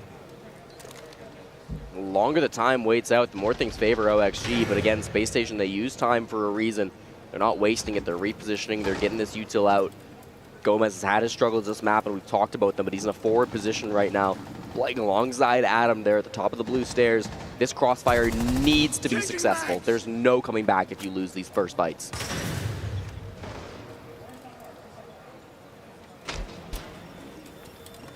Rotero drone. They got to push at some point. Yeah, working their way in from piano. That's a beautiful cross from Adam. I'm starting to get a little worried. It seems like they at least know some semblance of control still exists over here. The glass in and a beautiful find. Adam knew that there had to be the opportunity for them to try and swing. He'll pre-fire and find the head of that glass, but it'll be a trade at the end of the day. It's a heads-up play. Expecting the smoke, and that must mean a glass. Yaga top floor. He was the only one that didn't fall back, and he gets a kill. And Adam will get one as well. A double kill on the round now. Space Station, this clock starting to become a massive issue as Oxygen's patience, it pays off. Every single parent around the world has to be the happiest ever, as we've all heard that one a million times. Oxygen, patience, and persistence is what gifts them that round and gets them one step closer to overtime. Oxygen don't overextend, but SSG don't do much at all. No. So much of that round, I mean, yes, you take master, piano control, whatever. That wasn't really contested. Once you finally go for a play, it's read immediately by your opponents. The smokes, you thought they would take advantage for you, but instead, they gave multiple kills over to the defenders. One of them with Yaga on the Warden, getting a free pick from that smoke grenade, and the other one coming through, of course, with that ridiculous pre-fire from Adam. So smart to come through from him and be able to secure that opening frag onto Ashen. Here we go, final round of regulation. Now Oxygen have brought it as close as they can. One more will secure overtime, otherwise they're going home, and that's gonna be it. SSG, they're supposed to be the team that can play under pressure at all times. They've always been hammering that home. But that last round didn't feel like they were playing well under pressure, Sam. I mean, it felt like they were getting a little nervous and stalled out. You know, I definitely think you can consider it that way. I think you can also consider, you know, the potential that they were just waiting for some big swing moments there from Oxygen, just really testing their mental and seeing if they were ever going to, you know, put that go fishing sign up and see if they could potentially catch a good old bass themselves, but obviously nothing doing on that front. And instead, it's Oxygen that are able to win that out with that situation. Benja on the Yana in 2025. This is one of the rarest operators you'll see in Siege. Almost never a reason to bring this up. Very impactless gadget, as you don't get a whole lot out of that clone that goes through, and not the greatest secondary util or guns anymore. Bringing smokes might be part of the reason why they want this operator, but don't have anybody else that really synergizes with that, so I'm not sure, Sam. Yeah, she's really just operator with an ARX, especially if your name is Shaiko. Yeah, that's basically it. So we'll probably see Benji just trying to be more aggressive than anything, especially because, yeah, you can get some information out of the Yana. We're not trying to pull that away from her, but usually back in the day, she was just so beneficial because of her great guns, the frag grenades, and the fact that you could burn laser gates because people were addicted to those things. So just a different time of frame right now. She might work her way back in, or she could just have some big impact with that frag power here. The biggest thing is here for me, we didn't have the Deimos that we saw. Newer switched over to the Striker instead, and it's going to be Ashen on the shield here. SSG reaching into their bag of tricks on this potential last round. First line charge being used, but it doesn't catch anybody. Force is making jump outs, but it doesn't actually make any difference. Rotates back in through the office, nice and clean. No, the rotate got reinforced over, so you're happy to get back on in. Once again, we're working with that heavy hard breach ban, and there are no hard breachers being brought on the side of SSG, so they will be desperate to find these picks. Otherwise, I mean, Sam, they don't have a great way into the site. Jesse, I'm getting really nervous. Although I do say that J9O will finally get a kill onto Gomez. It was just taking a little bit of time here. But SSG will finally make a little bit of headway. EE1D will mark for us there for just a split second. The Monty will don the top of the stairwell in Solarium. So you'll steer deeply into the ether of sight. A lot of different things that could potentially go on, a lot of different fluxes. So we do have the positioning now down low here from Benjamaster, and that is the real Benjamaster, not the drone. Finally, a nice kill coming back through as Fultz will be discovered and be dusted as well. Dude, barely killed Gomez though. His last kill came in round 5. Careful Ashen on that shield. He's got to be able to play really smart with this operator. Benja on the Yana now in a good position to try to capitalize on that space that Monty is making. He will be heard as he sprints into bathroom. Does he know the guy's close left? It's Adam holding an impact. Well, does he have any impact? That's a real question.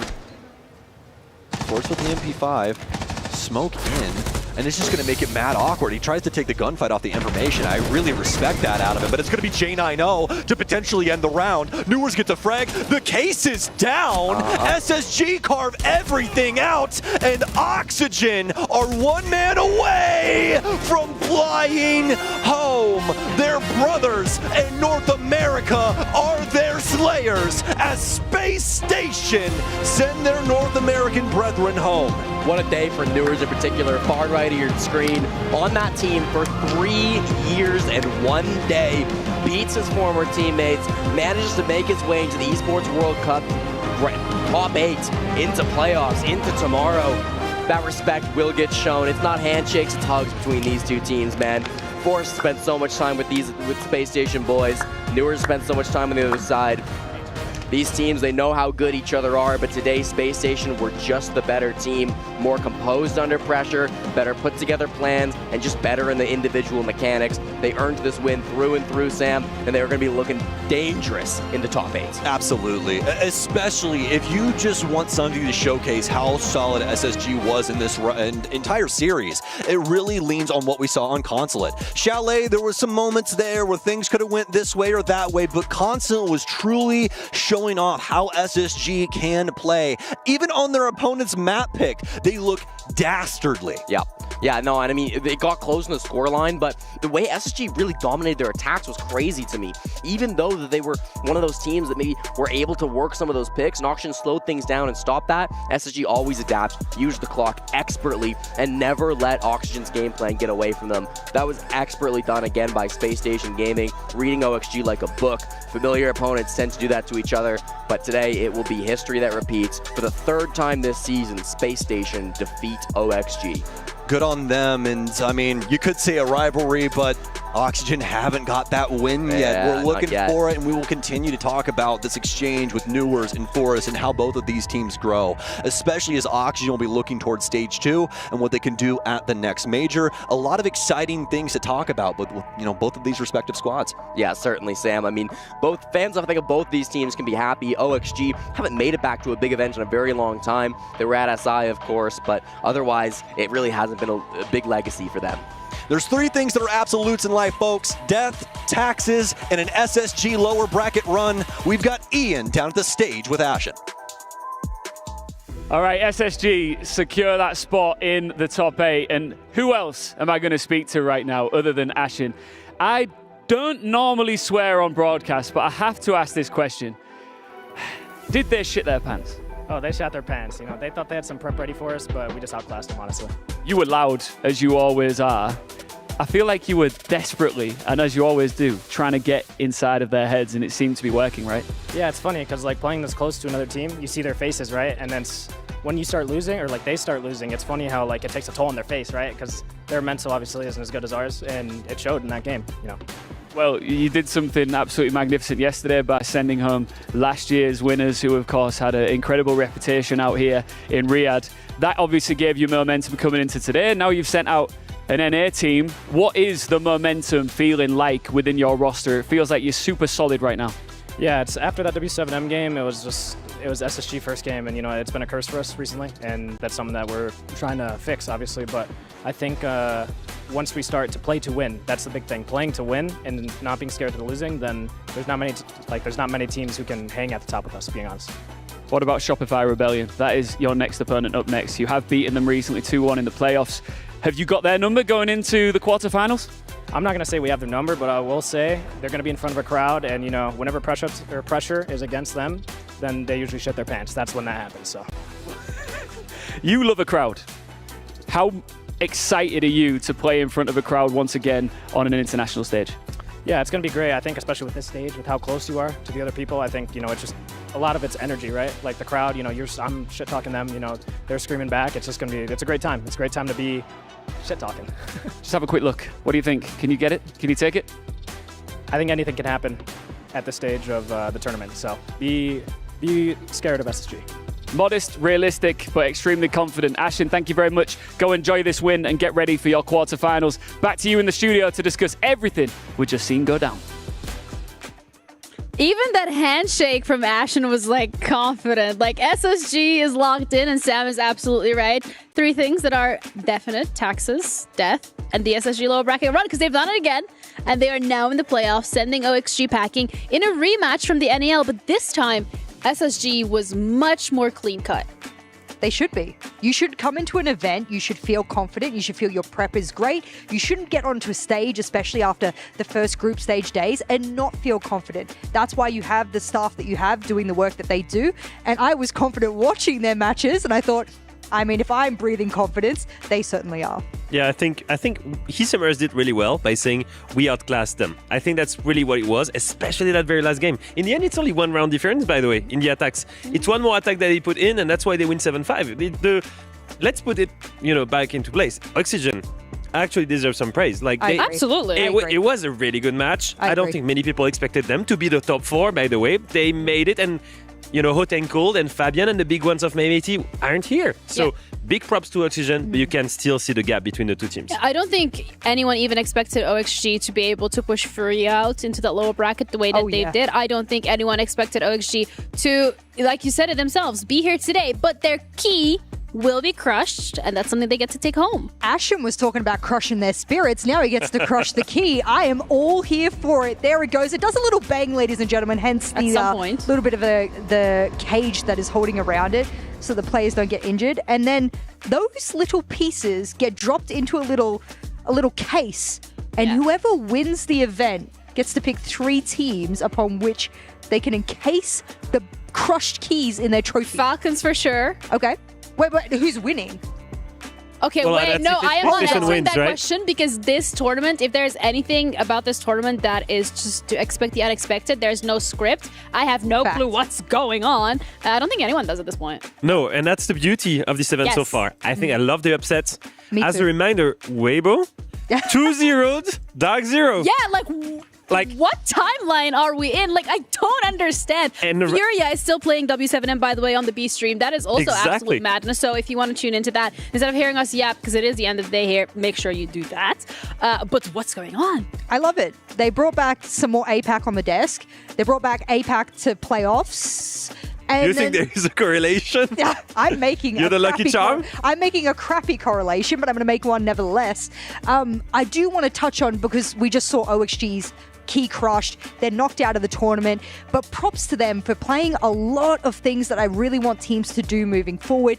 The micro, the macro, juggling ADSs from across the top floor. They were hiding operators in rounds so that they weren't droned out. They had a lot of ideas, and the macro and the micro of SSG was just too strong. Yeah, and also a lot of praise to give Ashen. I mean, there was a banger interview before the game even started, and a lovely interview at the end. Forrest was good in the comeback as well. Yeah, it was all right. He takes the AWS post-match highlight. When we're looking at the stats of Ashen as well, neither one of you wore your glasses? Same. I did not. 94 rating, KD difference, it was 15-15, 2-1 on the entry, and 100% on plants. Okay. Okay.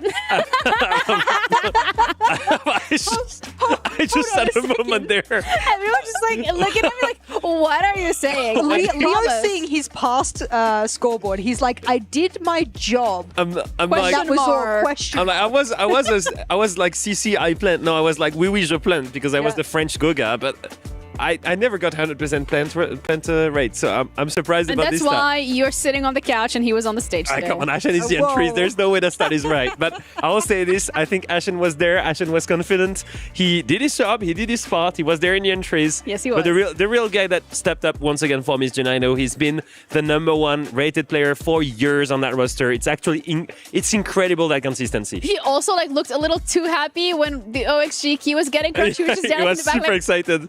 yeah, okay. He's such a great guy. I think SSG, and yes, there was bias from me around the whole mental coaching and whatnot, but there was a time where I called them one of the best attacking teams in the world. There was about a month period where I was confident that I could put them against any team in the world and they could attack at a highest level than I've almost ever seen. There have been better teams, but when they are at their attacking ceiling, it is an incredible echelon that only some teams ever even sniff at. So I think from an attacking standpoint, being the most difficult part of Siege as it currently exists, they understand the meta way more than others. You know, it really needs to be studied how the air here in Saudi just makes some teams ascend to a different echelon of what we're used to. I don't know if that could be a scientific study, not for Falcons this year though, but what we also have to talk about is the Sony match MVP, and it's going to be J9O because he had a really good performance here today. Speaking, it happens. Yeah, I think it's in-game, and I think that transformation comes with everything that the team is doing outside of the job.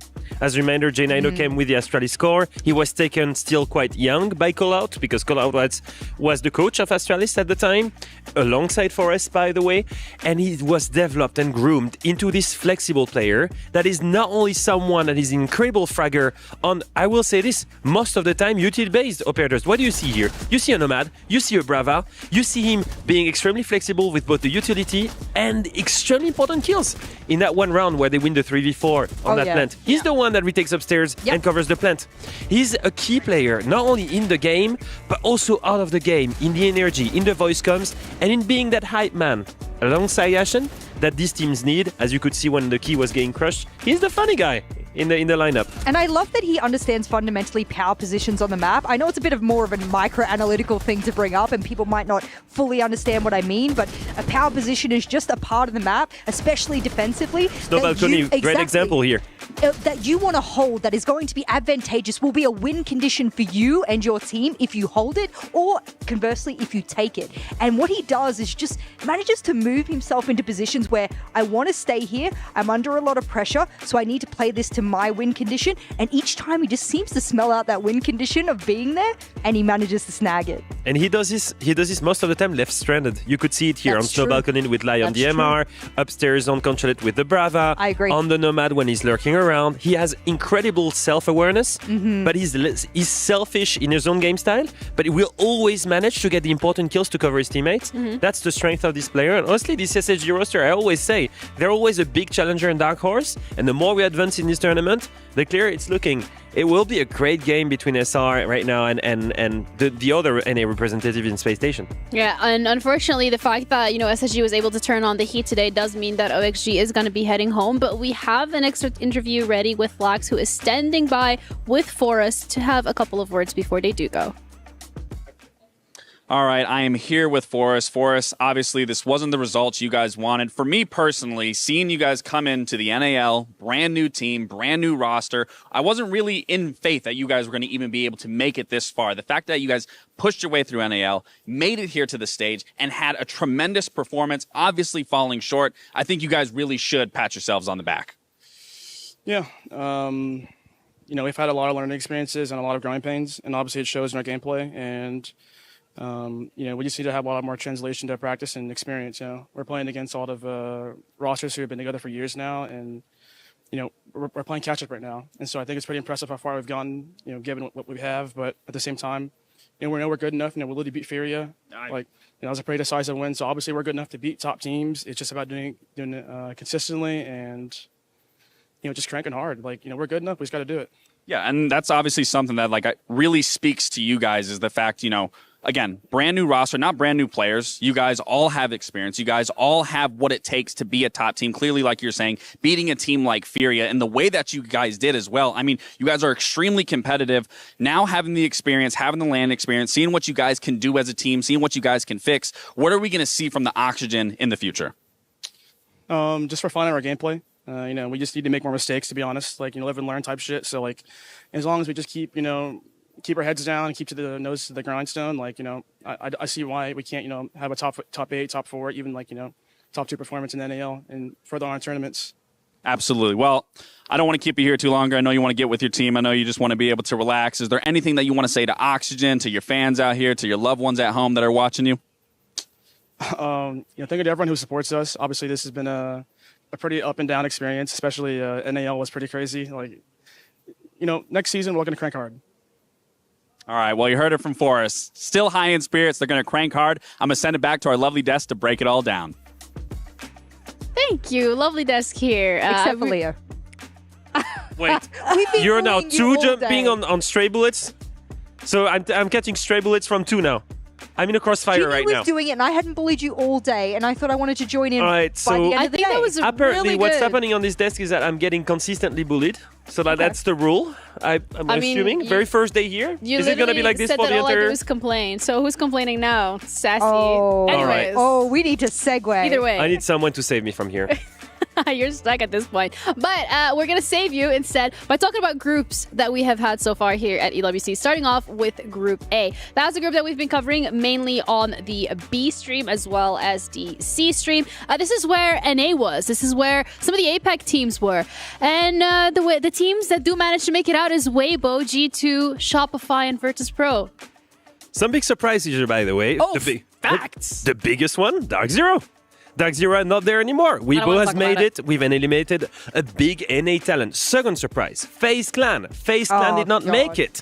That's G2, my big surprise, FaZe Clan. G2-0 FaZe Clan. And it was exactly what we expected. A strong G2. A European champion is full of momentum here, Jess. If FaZe Clan Overcoming went up champions. against anyone else, they go through. In my opinion, G2 was just really on their game, and they have been recently, so I really think that this bracket, placed in another order, would have gone differently. It do be like that sometimes. And it is what it is. Group B is the group where we had the defending title champions, Falcons, who did go out in the first day, which was also completely unexpected at the hands of Secret and SSG. So from this one, we have SSG that goes through NIP, Team Secret, and it's going to be a decider between W7M or Furia, Jess. Wish you want to place your bets? I love the coach of W7M personally. He's a great guy, but he also has a huge passion for the game. So I hope he does well because he's been working really hard with the boys. I also... It's going to be Furia, Jess. I know, but I also know the power of Furia. I know what they're capable of. But this has been a tournament of upsets so far. So I wouldn't mind if we just keep adding to the tally. All right. I mean, we're going to have to find out. Tune into the B stream for those of you who are here right now if you want to know how that game plays out. But when it comes to what we're going to be seeing for the rest of the playoffs, our schedule, our bracket, we have that one ready as well with the games that we're going to be covering tomorrow. We have VP against whoever wins the game from Furia at W7M. NIPG2, Shopify Space Station, the NA clash once again. NA can't catch a break, man. They really want them all gone. Like, there's the only 2 NA teams left. They're like, oh yeah, you guys just fight it out there. And then Secret against Weibo Gaming. I think that's a super interesting one, considering both Secret and Weibo weren't necessarily considered high odds. Do you know what I love? That there is so much international representation coming into the playoffs, because there was Brazil dominance, there still is to some degree, but you get into some events and it's like, we know APAC's going to get knocked out, and I cry a little bit and then we move on. Yeah, sometimes EML sucks, sometimes NAL sucks, so I'm glad there's a lot of representation. Straight facts with this bracket. Just one thing I'd like to put out there. How many EU teams are in there? Oh, here he goes. He's no, okay. I'm not flexing. Let me flex. We've not seen the EU team perform well. How many EU teams are in there, Leo? Yeah, Leo, please do tell us. A majority of European teams. 3 of them. We only have 2 Brazilian teams, and we will only have, after that game, only 1 NA team. It will be 2. So you think every single EU team is going to go through? No, not really. I'm not thinking that, but I just think it's cool that we have some incredible EU representation. The year where Falcons doesn't perform, we have 3 European teams to step up. And that's an incredible level. I think that's probably the thing to take away from it, is that Team Secret has been a very pleasant surprise for me. Oh, yes. And I wanted to see how they played when they didn't have their little shield crutch, and it turns out they can play Siege without the shield crutch as well. So that's a fantastic part of the evolution of EML. Absolutely. A fantastic part in general of the evolution of this tournament. As you know, already touched upon, usually it is Brazil, and then we have BDS. Yes, you touched upon too, Leo. I'm actually being nice and I'm praising you, don't you worry. Oh. But That's it from us for today. Thank you, All right, both see of you you, later. for No. joining. Bye. Thank you, both of you, for joining me on the Analyst Desk. Thank you for your wonderful segment and for your illustrations. They have been great. We're going to be back again tomorrow, same time, same place. So drop a follow. Make sure you stick along. But again, a reminder to be streamed has Furia W7M. We'll see you tomorrow. Take care of yourselves, guys. Bye.